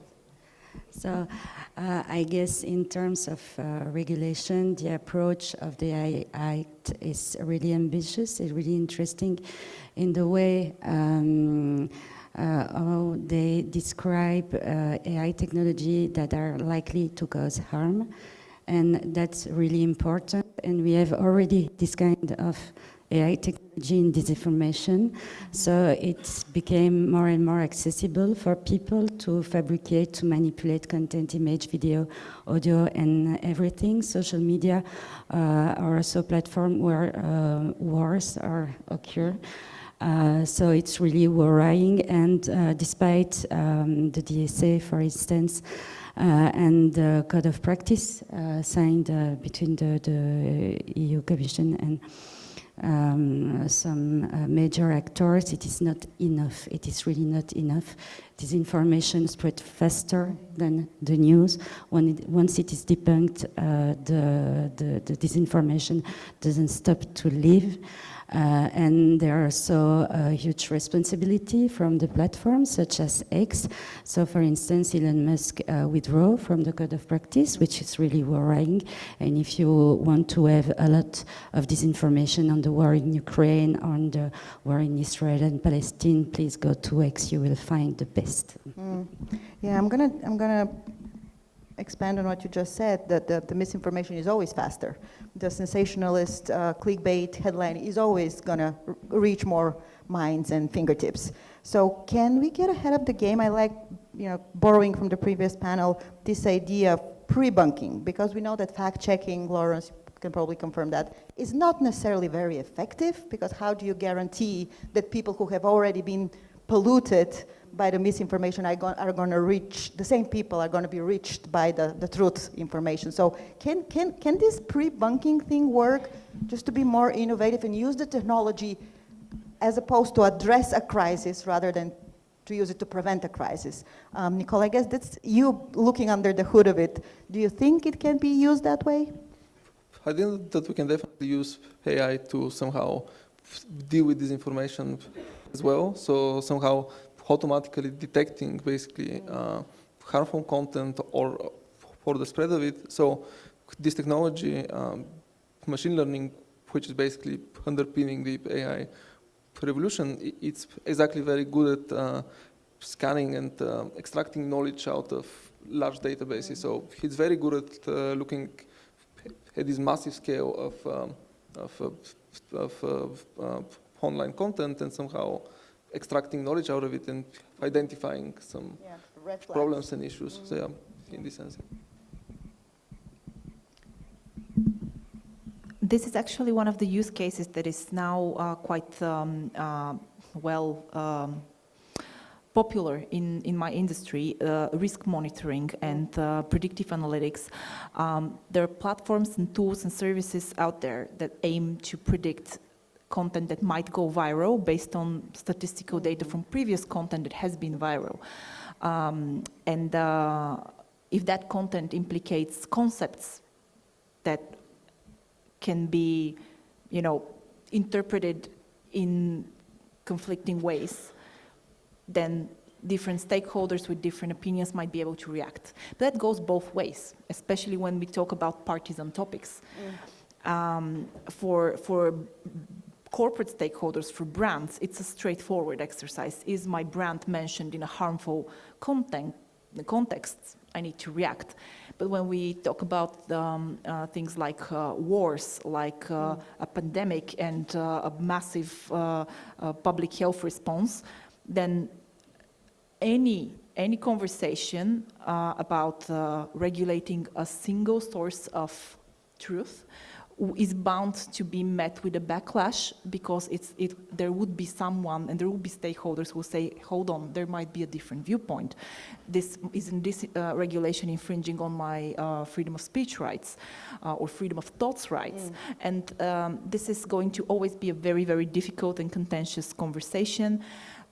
Regulating anything in this field of technology is above national, and regulation is inherently national level. So it's always going to be a big, big challenge. So to me, any regulation needs to, any solution would need to involve a very, very significant degree of industry self-regulation, and certainly a very, very significant degree of public sector and academic sector response, again, through technology. You cannot regulate technology with laws. You can only regulate technology with technology. Yeah, I like that. I want to pause for a second and try to just open the mic for our audience. Any questions, and please ask anything. I know that these smart people sitting here can be, yeah, okay, good. We have a lot of questions. Should I start my right? Yes. Hello, I'm Maria Neikova. I have a question, and maybe someone from any panel can answer, or at least try to answer it. I'm very curious, because you have just mentioned the platforms.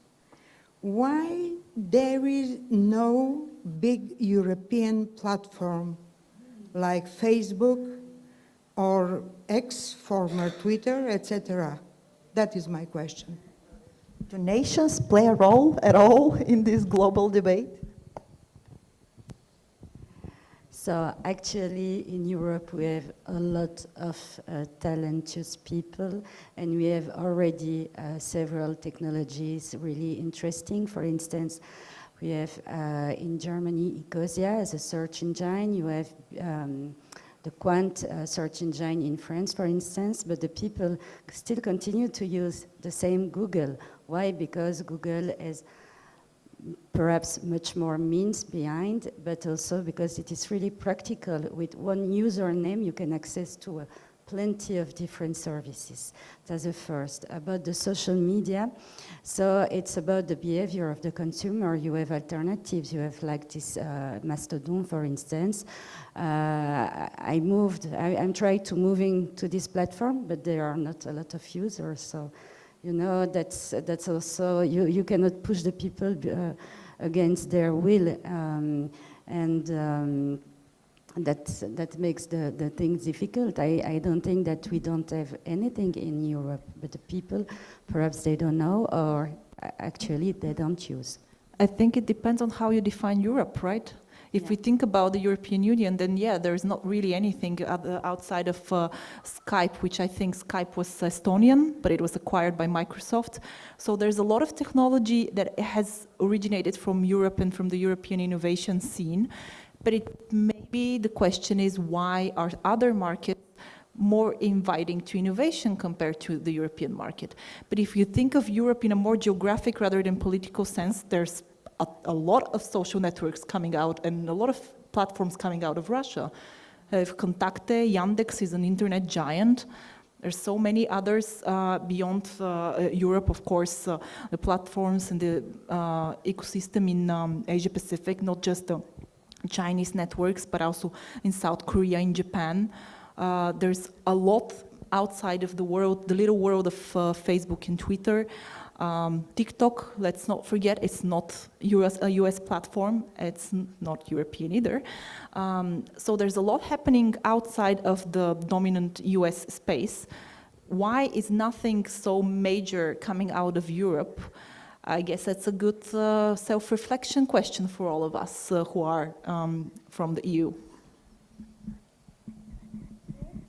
was another question from the audience. Yes. Is it on?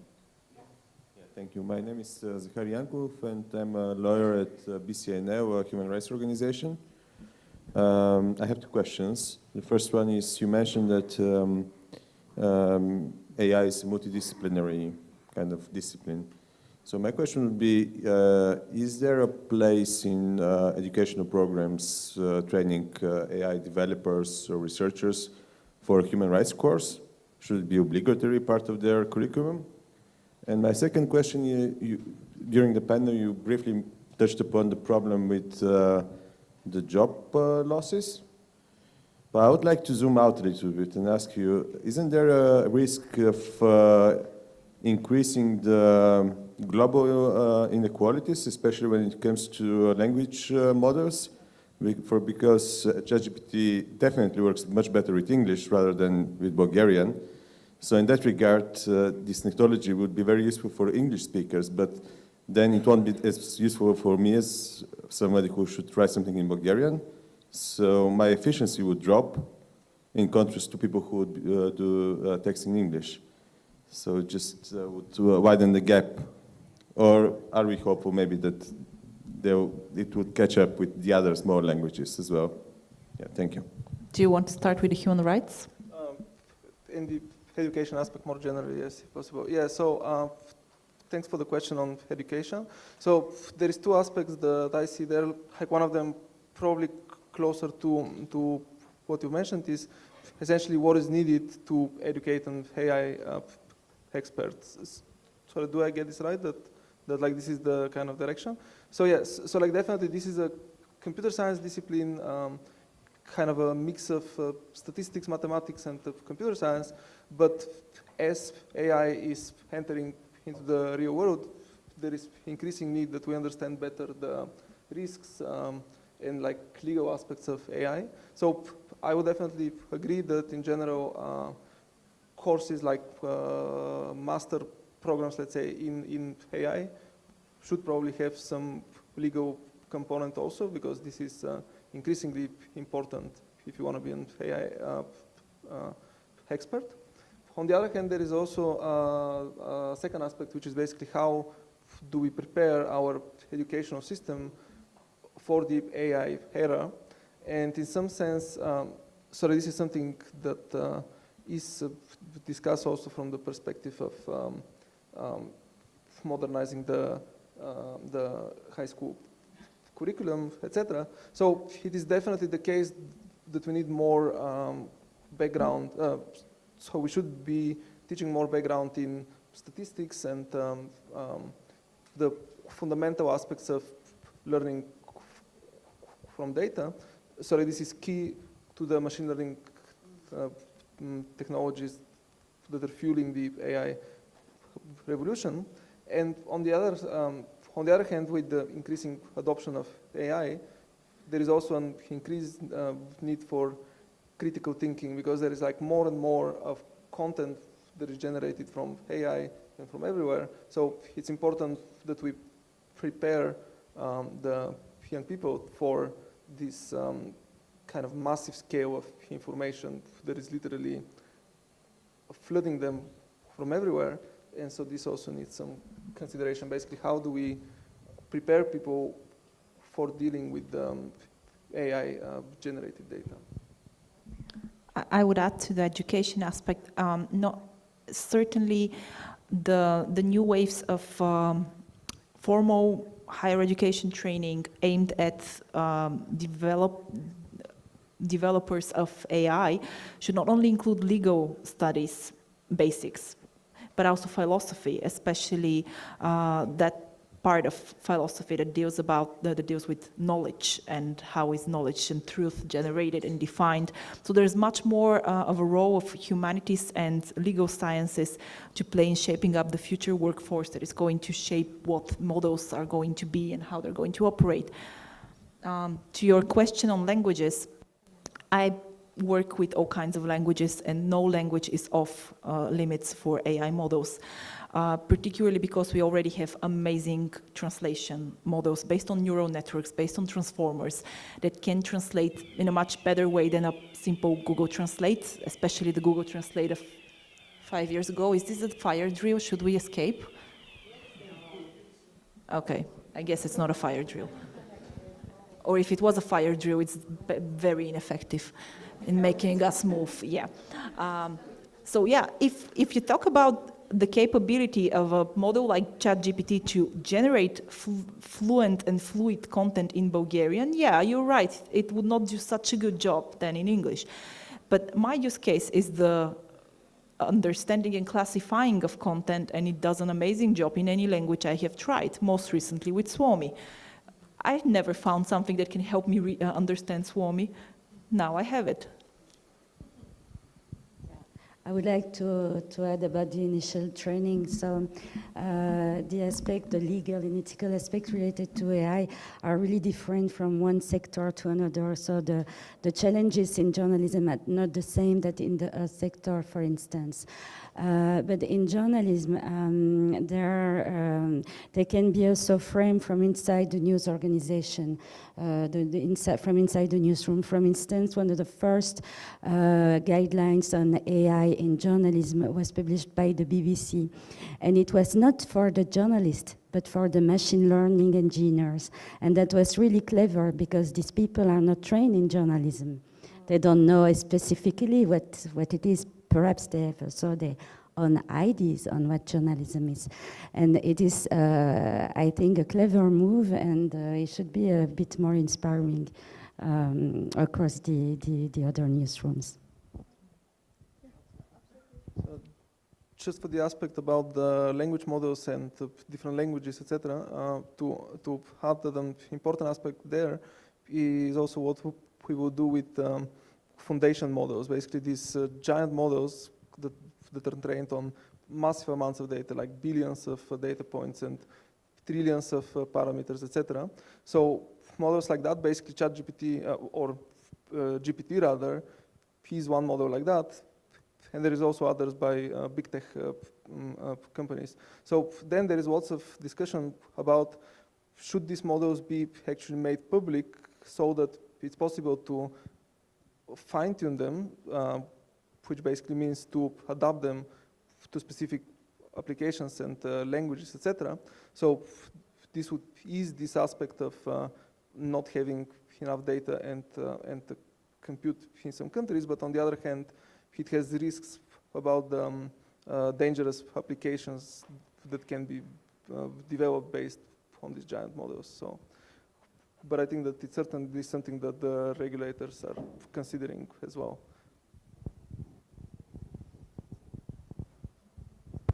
All right, I know we only have 2 minutes. Do we have a pressing question from the audience, real quick? If not, I want to end it on a positive note. Nicola, I like what you said, and I'm going to remember it, that AI is not going to become more intelligent than us. Do you promise? I'm going to hold you accountable to that.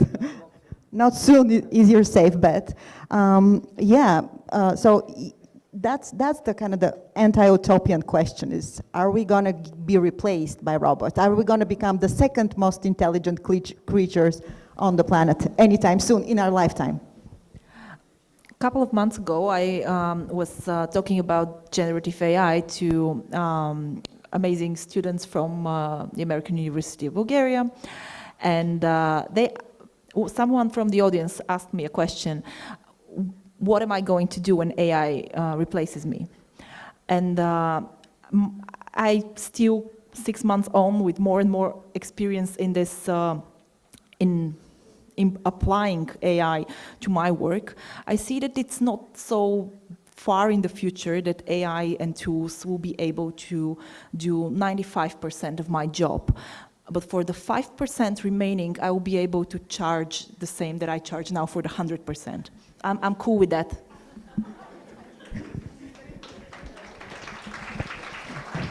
Laura, do you want to wrap it up? So about the replacement, the augmentation, and so on. So I think that we can have a lot of learnings from the previous industrial revolution, because it doesn't change a lot, at least since. What happens? So there are new jobs in journalism and AI. You have like AI editors and so on. So it creates new jobs and it requires new skills, obviously. You have this aspect related to the augmentation. So providing tools to journalists to make a better job, to deal with vast amount of data that would be humanly impossible to deal with without this technology. That's really important. But you have also the question of the replacement. And until now, the publishers, as always promised, never, we won't replace the journalists. But what happened? They replaced journalists in the US and in Germany, for instance. But what kind of journalists did they replace? And that's really interesting. It was just the low value quality of journalism. So if it is to keep high quality journalists, to provide them more time, more means to make their better job, okay, and what makes the journalist human? And you cannot replace that with a machine. That's about the creativity, it's about the intuition, it's about the knowledge of the domain, of the context. That's important. It's about the human relationship with the source of the information. So journalism is human, first of all. And so that any machine can never replace that. Nicola, final words, or you're nodding in agreement, so. Yeah, so I agree basically, like AI is not human, so it's a software that is built to help us, so we should look at how it can augment our abilities, how it can help us rather than how it will replace it. So at the end, it's not human, so I think that it should help us, and like we shouldn't be afraid. Careful when saying he, because you're anthropomorphizing AI. They. It. Or they. Yeah.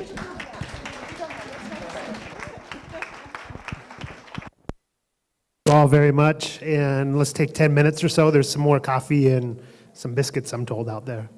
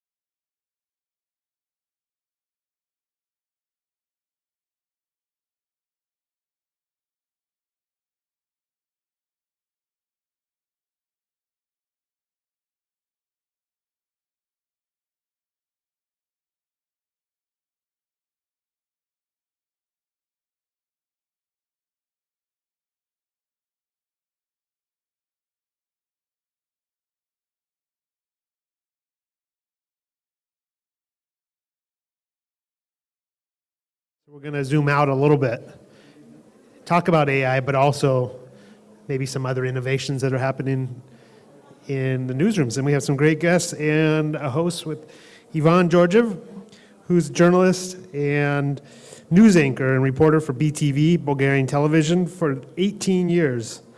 As a journalist on the ground, Ivan has covered some of the leading international and regional events. He was granted the World Press Institute Fellowship in 2012 and is the author of numerous TV documentaries. And as people trickle in, I think you could just get going. So thank you very much. Thank you. Good afternoon, everyone. Thank you for being with us today. Once again, my name is Ivan Georgiev, and I'm a reporter and anchor with BTV Bulgarian National Television for the last 17, 18 years.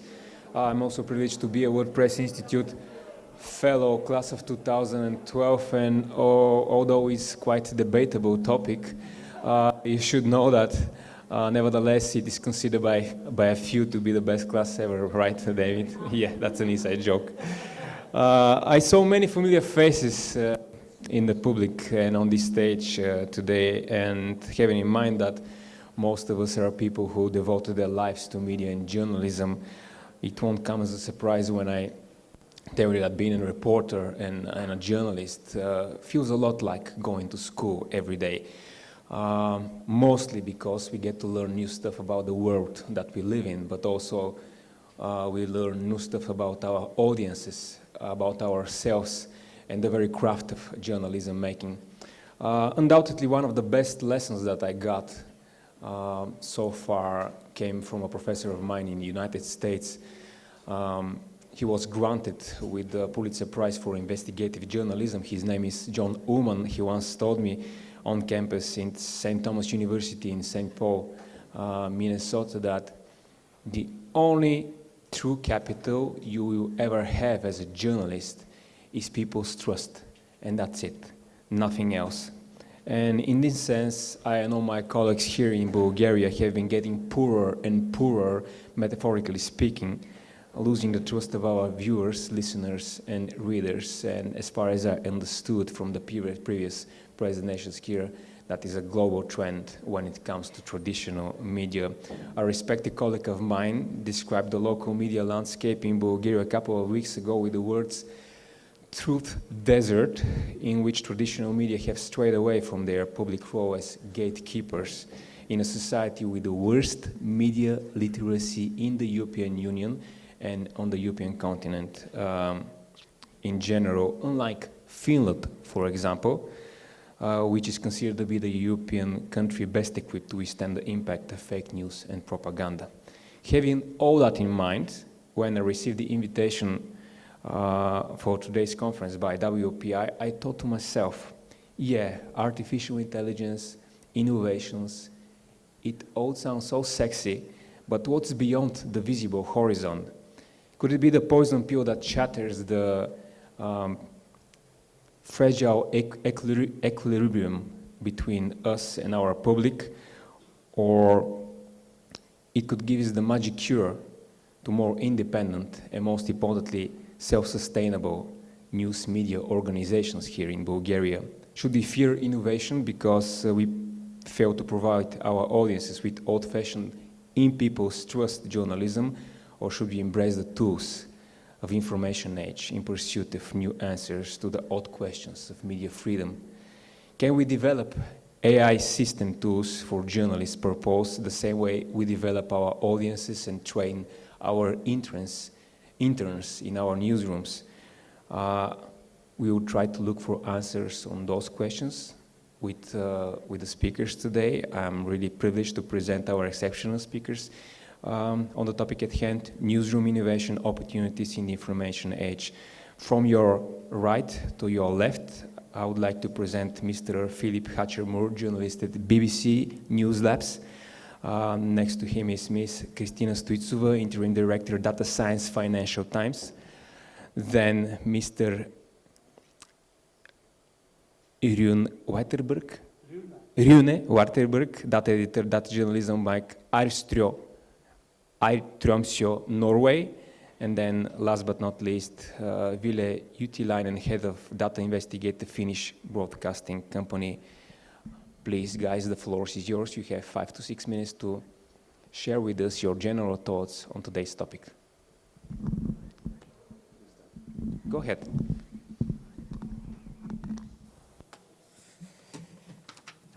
First of all, thank you very much to the organizers for inviting me here. It's an honor to speak to you all today. My name is Philip Patchen-Moore. I'm a journalist in a group called News Labs at the BBC, which is the UK's public service broadcaster. And just whilst I wait for the slides to load, I suppose my background is somewhat varied. I began my education, I suppose, as studying computer science, and then moved away from that and from AI and moved into journalism, where I worked as a freelance photojournalist for about 10 years, all across the world. And in the last year, I've actually come full circle and I'm back into working in technology. Working with the BBC now, developing things like AI tools and all sorts of different innovation in the newsroom.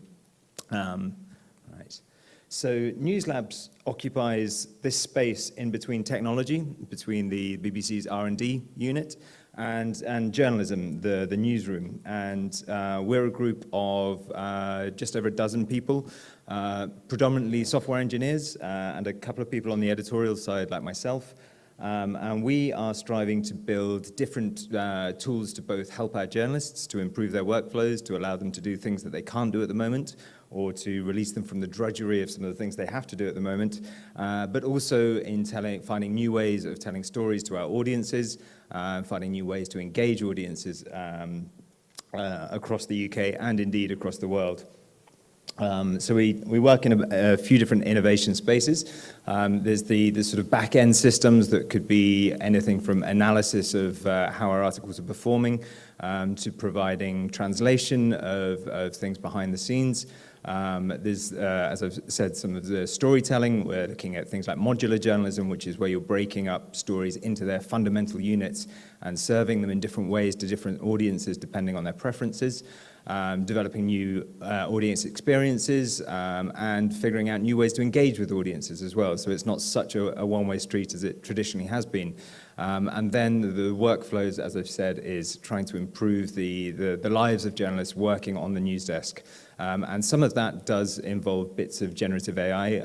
I should caveat that all of the work we do on generative AI at the moment is very much in the internal-only space. It's very experimental. There's nothing audience-facing in that at all. We're just seeing what we can do with it and how it might impact workflows as we go forward. So what I'd like to do during this brief presentation is just give an overview of a few different projects that we've touched on, not to go into the details of those, but hopefully more to spark some conversation during the panel. An example of some of the work we've done in improving workflows for journalists is a project we call Guiding Hand. And in the BBC, a lot of the images that you see on the news website are put there by the journalists themselves. It's not like the old school newspaper days where you had a picture editor who would source the images and sort of lay them out on the page. And not all of the journalists are as, I suppose, visually literate as others. So we wanted to build a tool to help them in the sort of automatic best presentation of certain images. So we were using technology such as facial recognition to identify people in pictures and to automatically crop those images so that they would best appear on the website.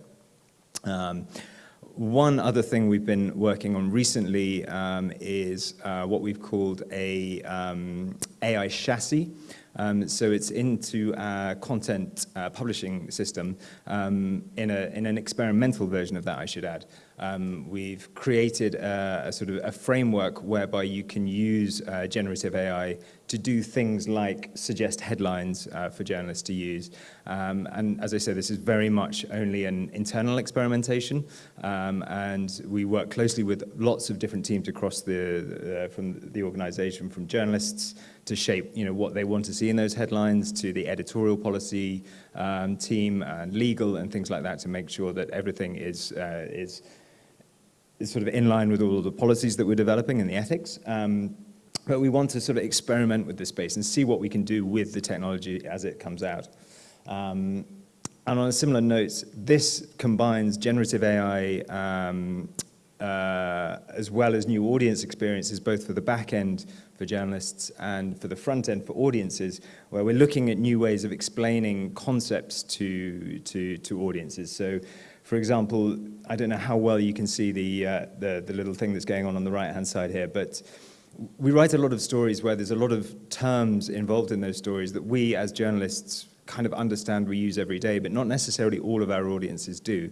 I think the average reading age in the UK is about 9. So if you're writing with complex language, which fits into a reading age above that, you're cutting out sort of half of the audience almost. So we're wondering, can we explain some of these key terms in the article in an unobtrusive way so that it's not interrupting the flow for people who do know what they're talking about, but also providing ways to explain terms such as interest rates and inflation to audiences who don't necessarily know what that means. And we did this, we experimented to see if it saved time using generative AI to produce this rather than having journalists write the summaries themselves. In my opinion, in some testing of this, I found it harder to actually edit the copy and sub-edit it and make sure it was reasonable than I would have done to write it myself, but that was part of the experimentation we wanted to engage in. And then looking at other examples of AI, but not necessarily the generative AI sphere, we've done a project whereby we were looking at can we track the various uses of an original English language article as it's published in all of the different world service languages. The BBC operates in about 43 different languages around the world. And much of that content is produced by the individual teams in those countries, in those languages, but they also use content that comes from the central sort of English language output. And the BBC didn't have a particularly good way, certainly not an automated way, of tracking how widely that content was published and how well it performed. So we wanted to see if we could use automatic translation and content matching through natural language processing and things like that to see if we could match which articles came from which original sources, to see which of the original sources performed well. And this notion that we've talked about in a couple of the panels so far, the pre-bunking, the BBC is part of a coalition of organizations working around something called Project Origin, which is looking to see if we can securely embed metadata into images and videos that we publish to prove that the content is what it purports to be. So can we digitally sign content to say this is BBC content and it is what it purports it to be? So if someone has manipulated it, that chain of trust is broken, and as a viewer you could see that this is not authentic, it's been doctored. So we're working around spaces like that. And I'll talk lastly as well, this is less of an immediate technological innovation space and more of one of engaging with audiences in different ways. We're engaging with underserved parts of the UK audience to see what changes they would like to see in their in the storytelling that they receive, and seeing if we can engage journalism in a completely different way. At the moment, journalism is traditionally written in what's called the inverted pyramid, where the most important facts are at the top and it tapers down, so that originally you could just cut off the bottom of an article if it didn't fit in that newspaper column. We're now questioning if that is the best way to tell the news in the current media environment, and so we're doing some much more sort of people-based experimentation and consultations to find out what the best way of doing that is. I think we can skip that. So thank you very much, and I shall hand over to the next speaker.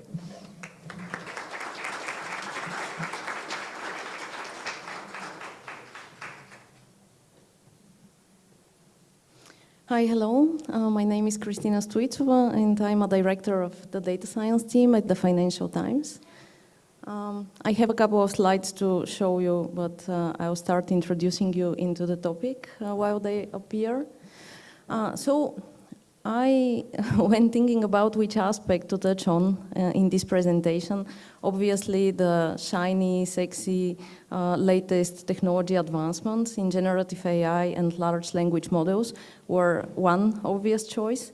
And in fact, I have a colleague of mine, David Jambazov, who is holding a workshop tomorrow morning, the first workshop tomorrow, to talk about LLMs and more specifically the types of experimentation that we are doing with large language models, with text vectorization, with semantic search and other shiny technologies. And I have resisted that temptation myself. I thought I would rather talk about some less shiny aspects or technologies, AI technologies that have been more mainstream, but that are at least equally important in my opinion. So this talk is about sustainable journalism, and what I mean by sustainable is commercially viable, commercially sustainable journalism. So going back to the Financial Times, as you might know, Financial Times is a very well-established news media organization with a history of more than 130 years. And as Ivan said in his opening remarks, we consider our top capital to be trust of our audience, indeed. And in order for us to be able to live to our values, to be able to hold power to account, we need to have a business model that enables us to be independent and that enables us to really focus on valuable journalism. So that's why, as someone from the previous panelists pointed out, at the FT, as an organization, we have the journalistic part of the house where journalists and editors, editorial desks are. But then we also have a commercial part of the house where our commercial teams, marketing teams are. And then in the middle, we have some product and technology teams and data engineers and data scientists who really try to bridge the gap between making journalism also a viable commercial product. So many people, especially journalists, editors, tend to think about the Financial Times as a media that started as a newspaper, and has grown into the digital world. But I think coming from product and technology background, we can equally think about the Financial Times and its journalism as a subscription-based business model that deals with content. And in this sense, it's quite similar to our other products that are subscription-based content models like Spotify, for example. However, the content over there is music, while in our case, with the Financial Times, the content is obviously news and financial analysis and financial reporting. So I would like to talk to you about that side of the house, or how we are using AI and AI tools in order to maintain a sustainable business model at the Financial Times. By the way, if you are not reading the text on this slide, don't worry. I don't expect you to read all of it. It's more as an illustration that, as in any subscription-based business model, we have something that we call the customer life cycle. So this is the journey of potential subscriber, or let's say at least a reader of the Financial Times, across the different phases of their interaction with our content. So we have pretty broad audience that occasionally reads some content from the Financial Times, but they are not yet paying subscribers. They are either anonymous to us, so they have arrived at an FT article through search, through a publication on social media, or through some other source. So to us, they are anonymous users, or some people choose to register in order to consume a bit more content. And in this phase of the customer life cycle, our commercial focus is on making those people engaged, basically helping them find the value in our content so that they can get interested in potentially becoming subscribers. And we use different AI tools in that stage. Just to give you a couple of examples, we use audience segmentation, for example, to understand what our audience or potential subscribers look like. And this is based on some demographic data that we know about them, their behavior with regards to interacting with FT content, and basically some basic data that helps us put them in a certain category and address them with certain marketing campaigns or propositions on how to become subscribers with the most suitable for them plan. We obviously have different digital products, so our aim is to suggest the best product to any user at the best point in time in order to convert. Then some of those people obviously get really interested in FT content, so they might decide to go for a trial license, which gives them access to all of the FT content for 1 month.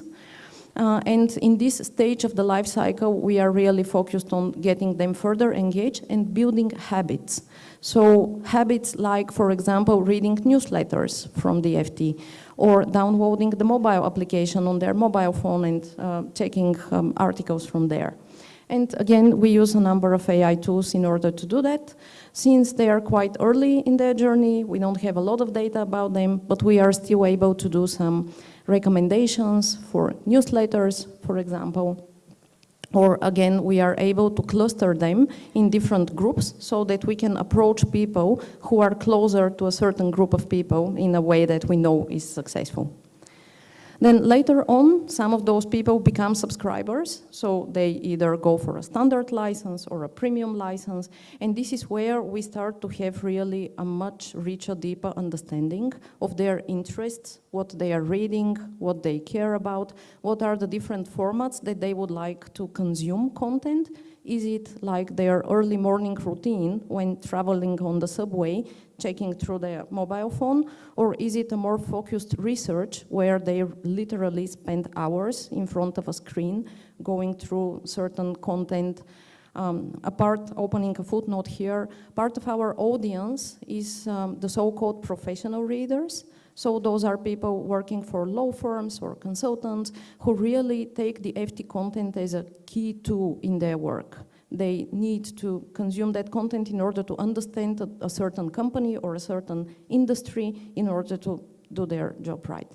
So for those people, we have further AI-based tools, and those are things like recommender models, both in terms of content recommendation or product recommendation, like how do we make sure that they have arrived at the right product for them. And we have a number of different ways where we engage. So for example, subscriber has finished reading an article, we can find a similar article to that, or we can find an article that has similar characteristics but is on a different topic, just to make sure that we break out of echo chambers and filters that we could go in organically. And then as people continue to be engaged, some of them might, over time, their usage might deteriorate. So again, there are AI tools and models that we can use in order to predict that. We have multiple algorithms that calculate propensity to churn or propensity to disengage, so that before the point of decision that the customer might think, you know, I'm not really consuming a lot of content, it might be good to cancel this subscription, we can actually target them with either a better offer for their usage or just make sure that we put in front of them the content that they would be really interested in so they continue to be engaged. So those are just very high-level directions of what we can do in order to make sure that the business model of a news media organization is sustainable and thrives, so that once the business model is sustainable, it can enable journalists to really focus on high-quality, trustworthy journalism rather than thinking about the more commercial aspects of this. Of course, this is not an exhaustive picture. We are doing a lot when it comes to understanding business performance. So we have a lot of really complex metrics that help us understand our audience and the commercial potential within our audience. So for example, for every subscriber of the FT, we are able to calculate and predict their lifetime value. This is the spending that they will have with the Financial Times over this whole life cycle journey that I talked about. Of course, the topic was framed as innovation in the newsroom, so there are a lot of things we are doing for the newsroom directly, though I thought maybe broadening the picture makes sense. But just to give you a hint of what those things are, for example, the editor who is responsible for curating the homepage uses some AI tools and algorithms to understand in real time the performance of different articles on the homepage, with the purpose to make sure that they make any rearrangements based on the performance of articles, for example. Or we have algorithms that help journalists understand trending topics. So we follow the environment and we are able to identify early signals that a certain topic is going to be trending. So again, hopefully this gives you a sense, a flavor of what is possible and what is possible outside of tools that directly generate content or generate images or are directly embedded in the journalistic work, but are quite important in order to make journalism sustainable. Happy to discuss more with questions, and with that, passing on to the next presenter. Thank you.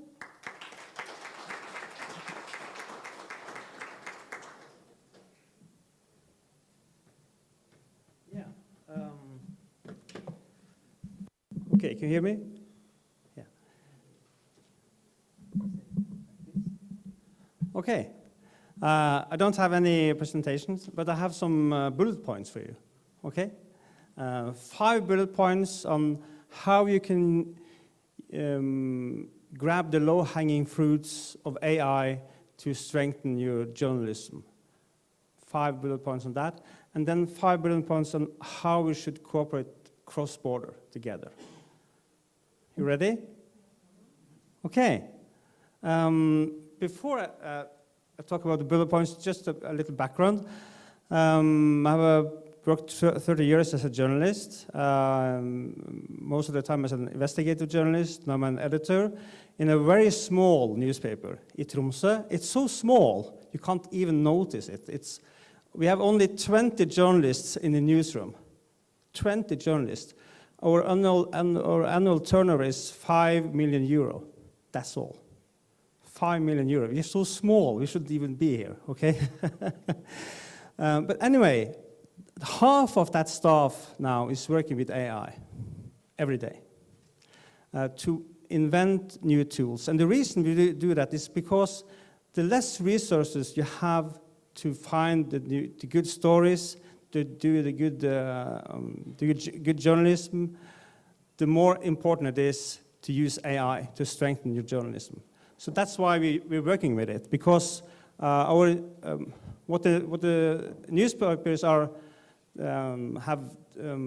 really we need to get more of is journalists. And the problem for the journalists that they don't have enough time, they don't have enough resources to dig and to make good journalism. So that's why we're applying AI into our newsroom. So 5 bullet points. We have been working for AI for many years now, and our strategy is to get low-hanging fruits. The basis is data journalism. In Norway, it's a lot of open source, a lot of open data. Every time the journalist does repeat a work task, the second day, the third day, looking into that source, getting that information, when they repeat that task, we use AI to repeat it. Okay? So if you're tired of doing that work every day, get a robot to do it. And the way we do that is a way of AI called data from, we scrape municipality documents, annual reports, all kind of data. We put it inside the database. We get AI to find the needle in the haystack, find the important information in that data, and send a news alert to the journalist. That system we call Laila. Laila is we spell it L-A-I-L-A, Laila. She's our secret research assistant. So when I'm asleep, She's working all night, getting all the data, going through it, analyzing it, and sending me a news alert. When we put out rule-based systems, this is the rule-based system is like if X, then Y. So if important information in this document, send me that information. If you combine that rules, and they have many rules, you get a decision tree. And we use decision trees to get the information from several databases combined and then send a news alert. So that's the low-hanging fruit number 2. Then we use natural language understanding, which is I think journalists have been using that for maybe 10 years now,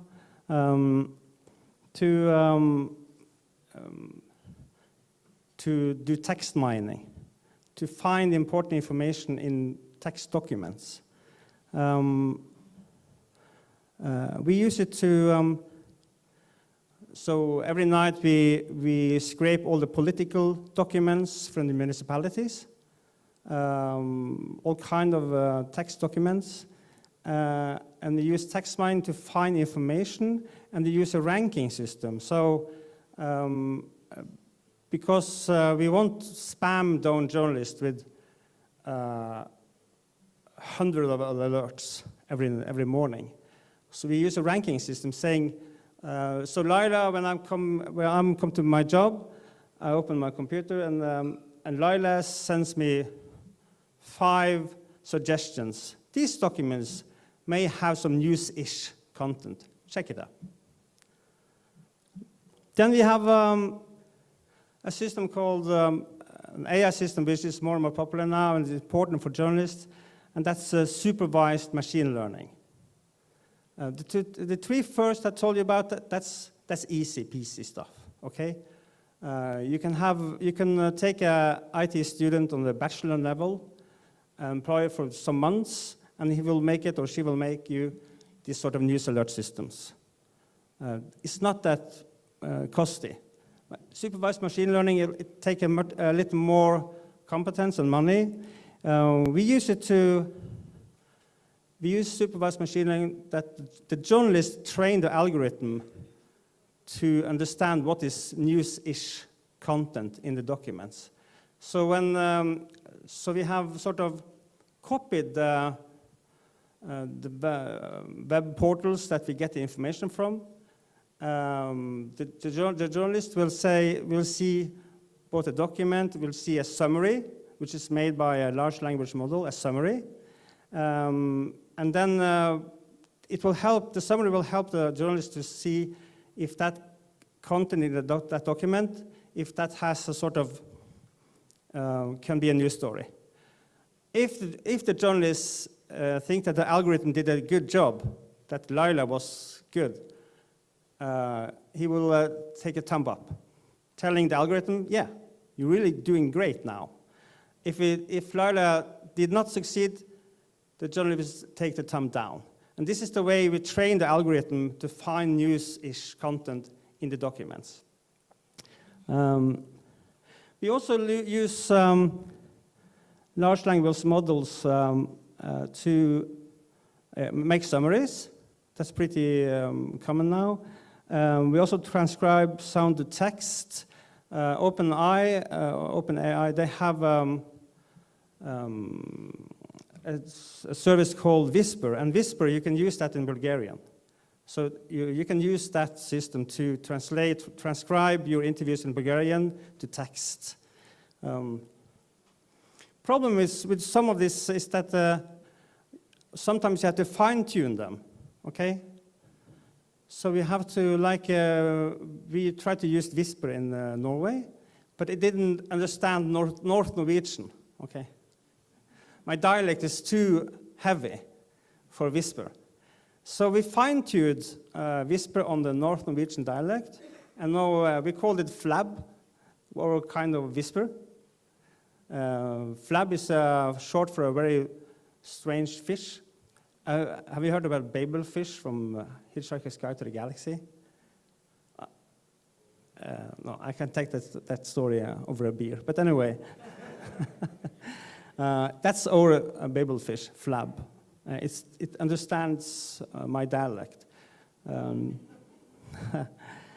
the last one is classification, prediction, regression. That's classification.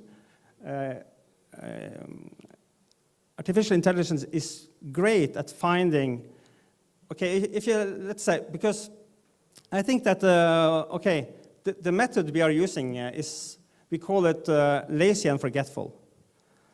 If you're lazy and forgetful, you can really do a great job as a journalist. Because then, if you're lazy, you have to try to let me know I made 5 bullet points.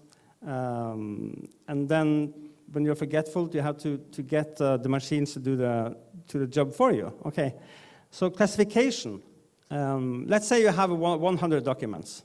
Okay, I'm so lazy. I'm not going to read all these 100 documents in my investigations. I get the AI robot, Lila, to say to me that, okay, 90 of these 100 documents, they don't contain any useful information. You should look at these 10. That's how we can use AI.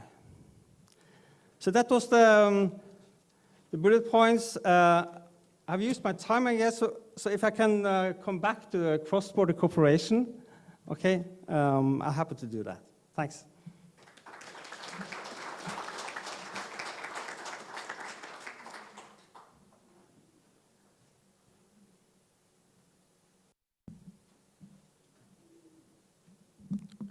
Hey everyone, I'm Ville. I'm from the Finnish Broadcasting Company, head of data investigations. I don't have any slides, but I have some world-class Finnish humor. And that was about it. Sorry. You can use your imagination.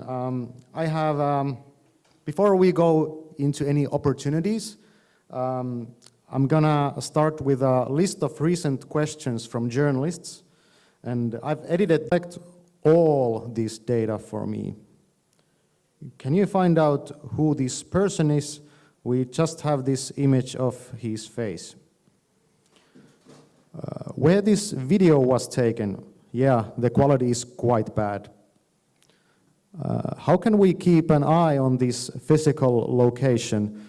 And can we do this for a real long time? And the last one, I have gathered a lot of documents and notes from the past years, and they might be really relevant now. Is this something you could help me with? So this is our newsroom mosh pit. I've heard some metal references before. So we're a 6-member team of data scientists, investigative journalists, and developers. And we work in collaboration with journalists from different departments. And I can say that I welcome any robot who has spare time to work with us. So if anyone knows, you can tip us. So the first level of our work is to just clear the obstacles you might have in a journalistic research or investigation. And then at the same time, we try to pick special projects where we can use computational methods. For example, last spring, we did a story, well, beginning summer, we did a story where we compared the texts of the government program to texts published by lobby groups and political parties. And then we could show like who is speaking in the government program and how much.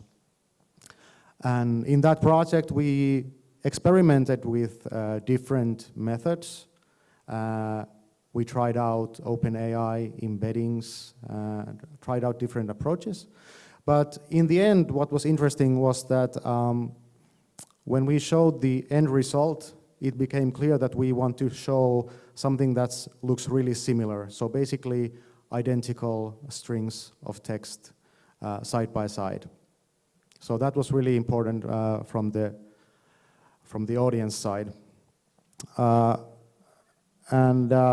the second level of opportunities we have is to get this knowledge into wider use in our organization. So as I said, we're a small team and we need to think about things, how we scale things up.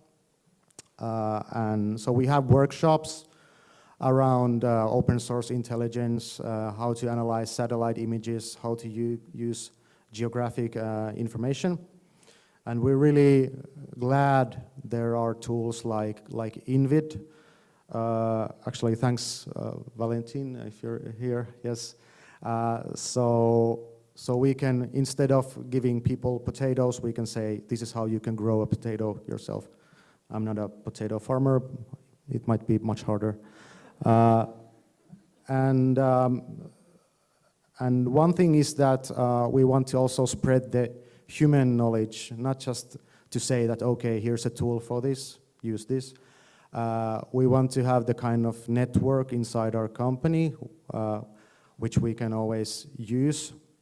And to give an example, like if you want to locate an image, the best expert for that certain image might be someone in your company you don't know, and she's just someone who's really big fan of Bellingcat and just wants to help you.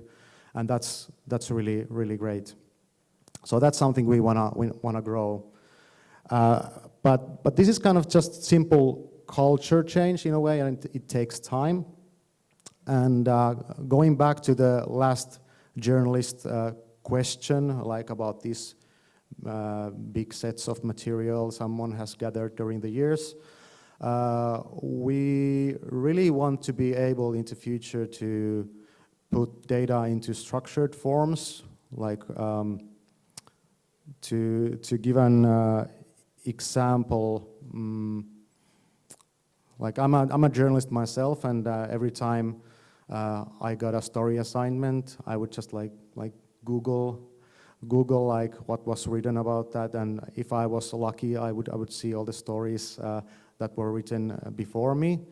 But we really need better ways to go back and look at previous investigations, previous data sets, enrich these data sets with manual workflows and AI workflows, and to see how we can gradually like make better stories and make better research.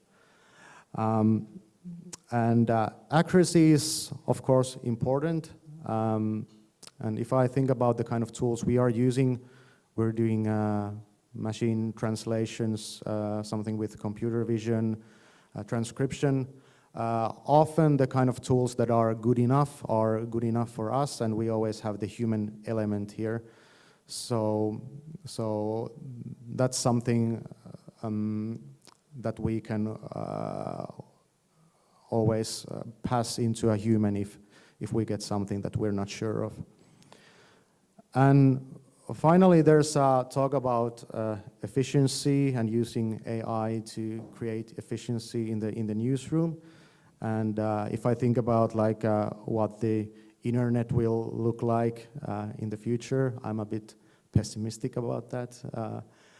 But if I think about the journalistic research, I become really optimistic, and I think we will be able to make the kind of stories that would have been nowadays killed because they are too work intensive or require too much other methods that the journalists don't know how to use.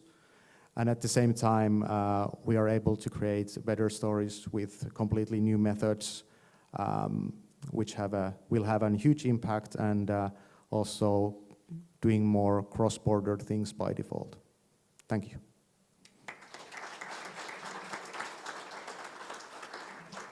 All right, my main goal right now would be to translate everything you said to our audience. I know that most of the people here in the room and looking us online are working journalists or journalism students, so I'll try to, put it into a context and try to explain how everything you said and your own experience is applicable to their own media outlets out there.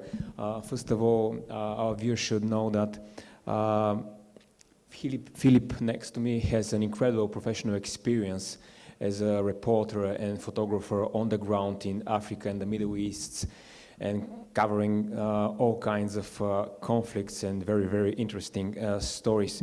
So, Philip, I was really curious after your short presentation,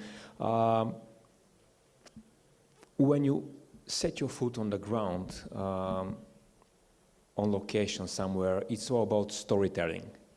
Can you give us a specific example of how you implement innovative technologies for storytelling in particular at BBC News Labs? Because I saw that on your presentation.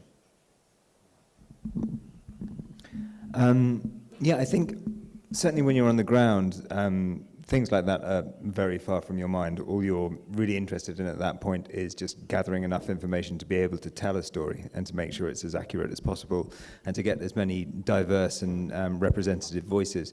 When it comes to the actual storytelling, I think the way that we can now segment stories and break them up into different parts allows us to tell stories in different ways to different audiences depending on their needs.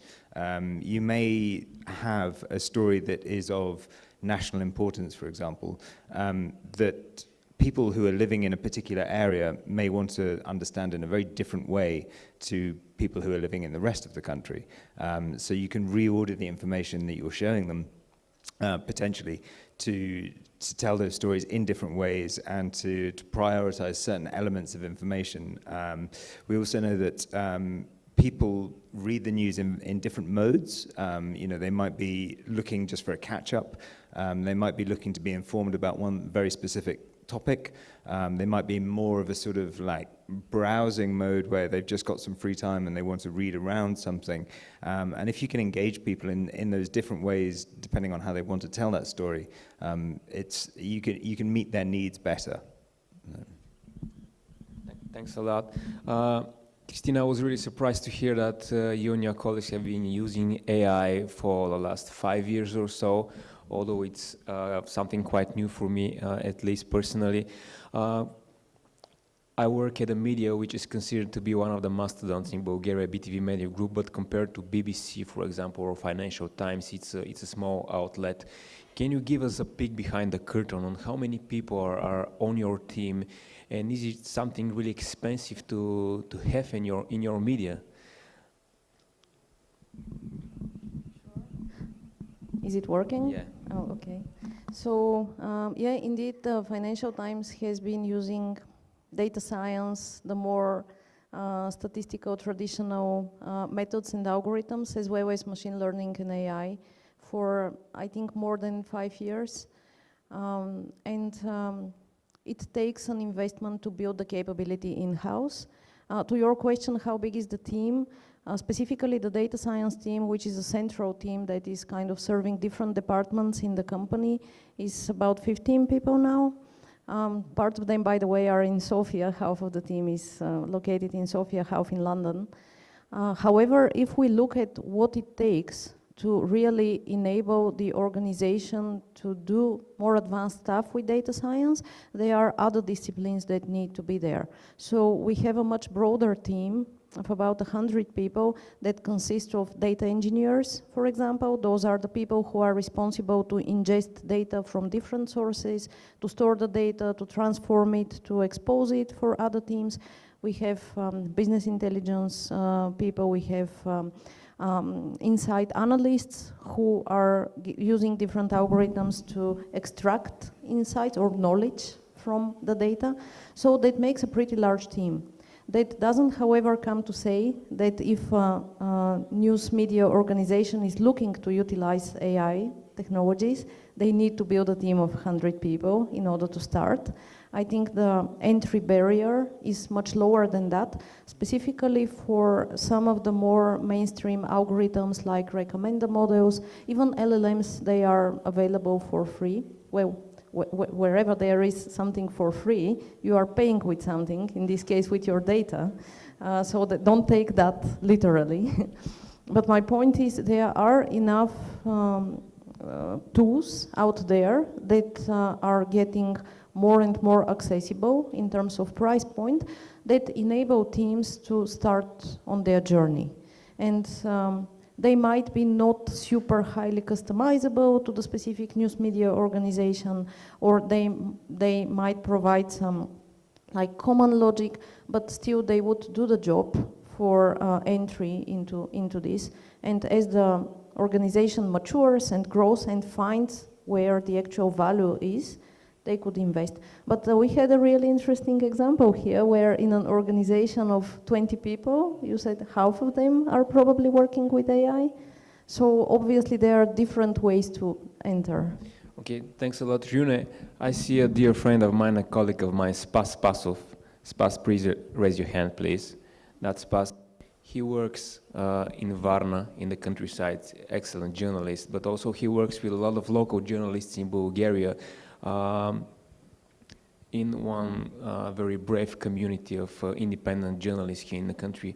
How, for example, Spas and all his local colleagues here in Bulgaria can take advantage of your know-how, your skills, your professional background at your company, iTromsø? How they exchange knowledge with you? Can you give us a particular example? How can they do that?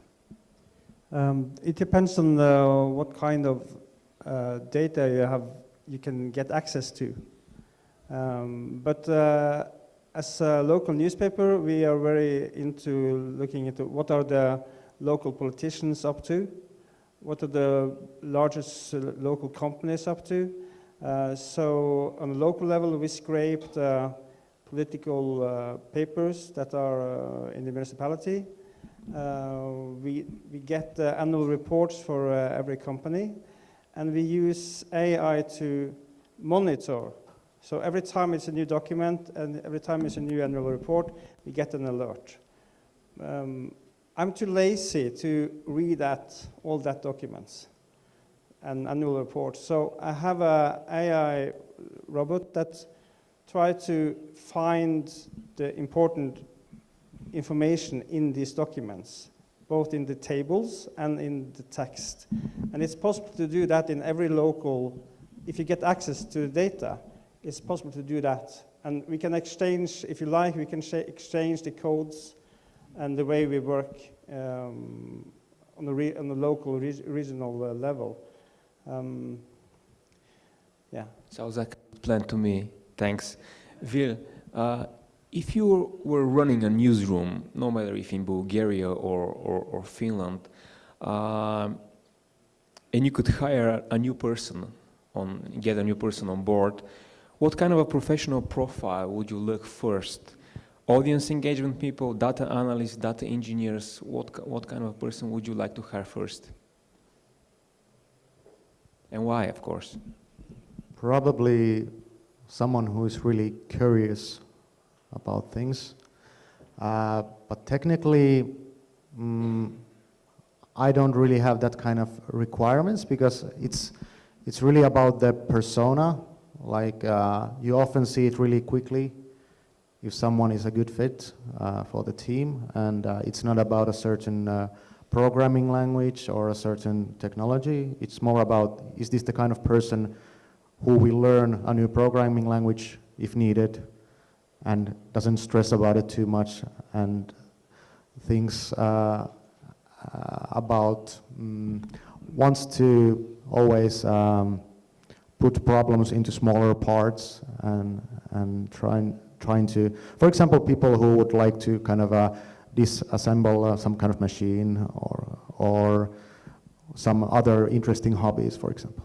So it means that all of these young journalists all here in the room and watching online and journalism students should not be afraid to apply to be on board and in teams like yours. I mean, it's not crucial if they don't have the right training, right?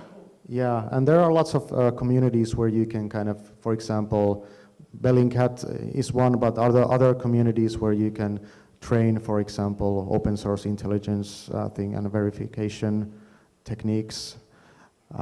So, yeah. Okay, yes, sure. Yeah, just to share a bit of my experience on that, in the data science team that I lead right now, a couple of the people are coming from a journalistic background, and they used to work for years in the editorial team before deciding to switch career tracks. So that's totally possible, applicable, and I see that quite often. Yeah, and I also add that, okay, before you had to be maybe do some training, you used to learn programming like Python or R or something like that. But now you have really good open source programs like DataEQ, which is, you can use DataEQ, it's free, and you can use that to do machine learning on your own data. And it's very easy to learn. So you don't have to be a programmer to do data journalism and use AI on your own journalist projects anymore. Yeah, and I think I'd add that just generally in journalism, the most important quality is to be inquisitive and to be interested in things. The thing I loved about everything in my career is just the fact that I'm learning every day, whether it's you're becoming a mini expert on the current conflict you're covering, or if you're learning about the latest advances in technology, you're just learning something new every day and finding a way to convey that to people. And as Rune said, there's so many tools out there that mean you don't need to be an expert in programming to be able to access code. And a lot of it as well is about networking and find the right people to help you. It's a very collaborative space. So as a journalist, you might not have coding skills, but you can search out someone who does and collaborate on that together. So. As we do as reporters on a daily basis, no matter the topic. Okay, I would like to open the floor for questions right now. Go ahead, guys. We have a question over there.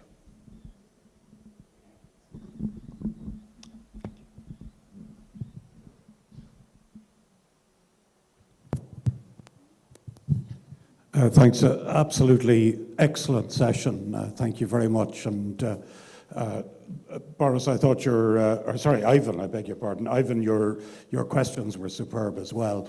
I had a comment and a question for Rune. I've had the pleasure over the years of collaborating on a number of occasions with Finnish colleagues, in particular, in fact, at the University of Tromsø, which I visited on a number of occasions. And I found the Finnish just generally my experience has been extremely good of the degree of collegiality and collaborative sense that comes out of Finland. They're very, very good collaborators. And I wondered, Rune, what you seem to have something else you wanted to say about collaboration. I just wondered what that was. All right, I have five bullet points now. But I think the most important is that we could do a cross-border cooperation on fine-tuning large language models. We could do it on developing pipelines for using AI in the whole production line for news production. I think we should have, we can share routines for how to have a journalist in the loop, so we can be assured that if the large language model do a hallucination, how do we be sure that the journalist can fetch it up? We have to have a cross-border training, so that, let's say, every journalist in this room will be trained to use GPT-4 as a co-pilot in the newsroom. We work a lot of, I think we have now a cooperation with 5 universities in Norway, most about LLMs, how to do that. But since we work with the universities, we have to share our findings with the rest of the press and the researchers. So, and I think that's very important, that we are willing to share our knowledge with our colleagues in the press. But you're from Finland, so what do you think? First of all, thank you for kind words. Yeah, I believe I mentioned like cross-border by default would be the future of journalism, and collaboration. And I think the things you mentioned are the things where we could start. And also, I believe in the future there will be more hard problems we can tackle together. And some of those things are really, if it's Nordic cooperation or European cooperation, if you think about EU or these kind of institutions, there's a lot of good playing field where we can work together.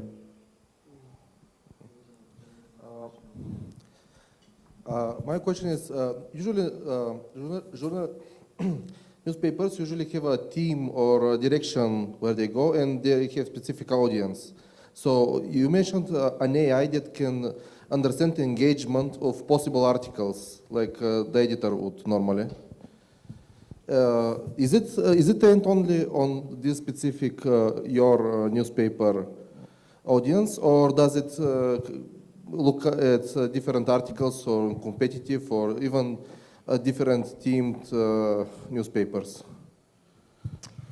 In our case specifically, I think what you are referring to is the audience segmentation that I mentioned, which helps us understand the types of people who are interacting with our content. So how we do that specifically in our case is, first of all, any data that we use about users, we should have consent for. So therefore, depending on where a user is in their journey, we have initially much less data. So our segmentation is really quite basic, and it is based on mostly on the behavior of the user with the content. So what type of articles they are really interested in, how much time they have spent reading a certain article, etc. Later on, as they engage more deeply with the FT and as they provide their consent for us to use their data for more targeted personalization or for some more advanced features, we are able to add additional data points. But in all cases, we are using just the data we have access to and consent for, and we are not using mechanisms that are outside of our domain. As I started with the notion of trust, as Ivan also started these remarks, and for the FT it is of utmost importance to be responsible with our readers and subscribers' data. So we have the highest standards in terms of data privacy, data governance, ethical AI. We go beyond just the data privacy and governance aspects of using the data for AI and into the ethical aspects as well. So any model that we develop internally or buy off the shelf goes through a specific checklist on whether it's really developed according to ethical standards, and it doesn't accelerate natural biases or data, or just accelerate some gaps in the data. Hopefully that gives you some idea.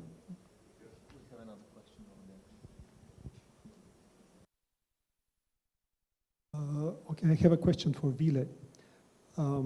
You said your tool, Lila, wasn't it you? Yeah. Yep. Your Lila is your best servant and browsing all the municipal information while you're sleeping. So, but I have a question, kind of ironic based on my own experience. What about if your Lila is browsing through unexisting local media? What about if your Lila is browsing through municipal documents full with fake information or through unreadable PDF files? So this is the situation in Bulgaria, and we are trying to use the artificial intellect in this this environment. Yeah.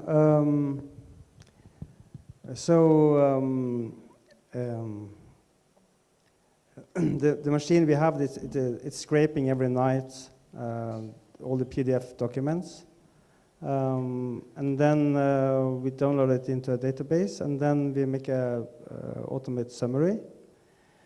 But we have to have a journalist in the loop to check that knowledge. I have an example of, we use a large language model to make the summary that didn't understand that the word not is important. So it made a summary without the word not. And that was a mistake. So we had to change the model. Hopefully it will work better. Yeah. Do we have more time? A few more minutes. A few more minutes. Okay. More questions, guys? Okay. If you don't have, I have questions for you. There was an artificial intelligence summit in London last week, which received worldwide coverage, partly because the Prime Minister Rishi Sunak sat down like a professional journalist and talked with Elon Musk, but mostly because the topic of AI is becoming more and more relevant all around the world. I would like to hear from you, Philip. What do you think that the general direction of using AI and innovation in media should be from now on? Should be is a very debatable topic. I think,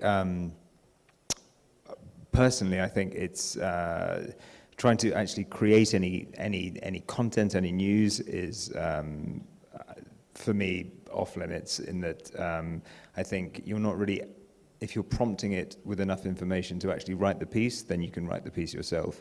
I think the use case that Rune just mentioned, where it's effectively acting as a source, as a tip-off, is a very good direction, because, I mean, the worst that can happen if it scrapes a piece of misinformation is that you waste your time checking that misinformation. But I think it can. I think its use is going to be inevitable. It's just another tool. Someone mentioned in an earlier panel, the use of Google and how that, now makes you go further in terms of what's expected of you compared to a few decades ago. So I think it will inevitably have an impact on what we do. It will make some tasks easier. It will make some tasks a lot harder, such as identifying misinformation. We have in the BBC a team of journalists that are dedicated for fact-checking and verifying disinformation, and I can only see that their job is going to get much harder as the quality and the volume of disinformation grows. So, as journalists, our brand is everything, really, and we have to earn the trust of our audiences and keep that trust.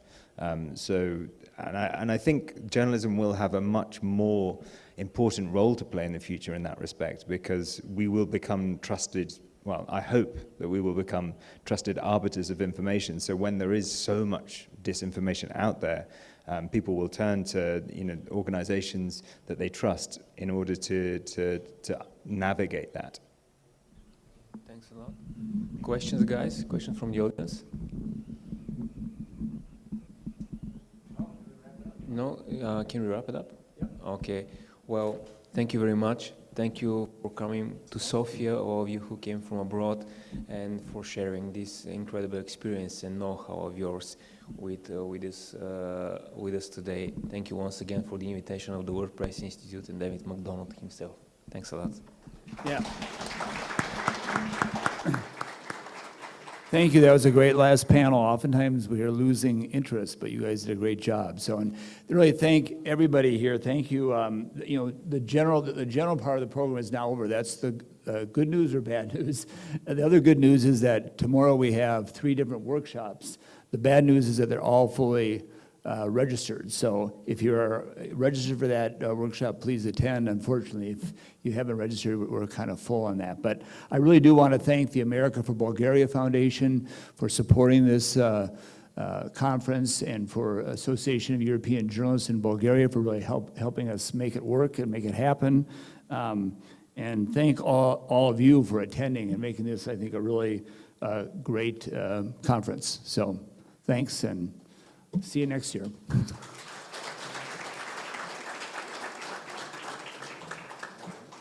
Yeah, great job.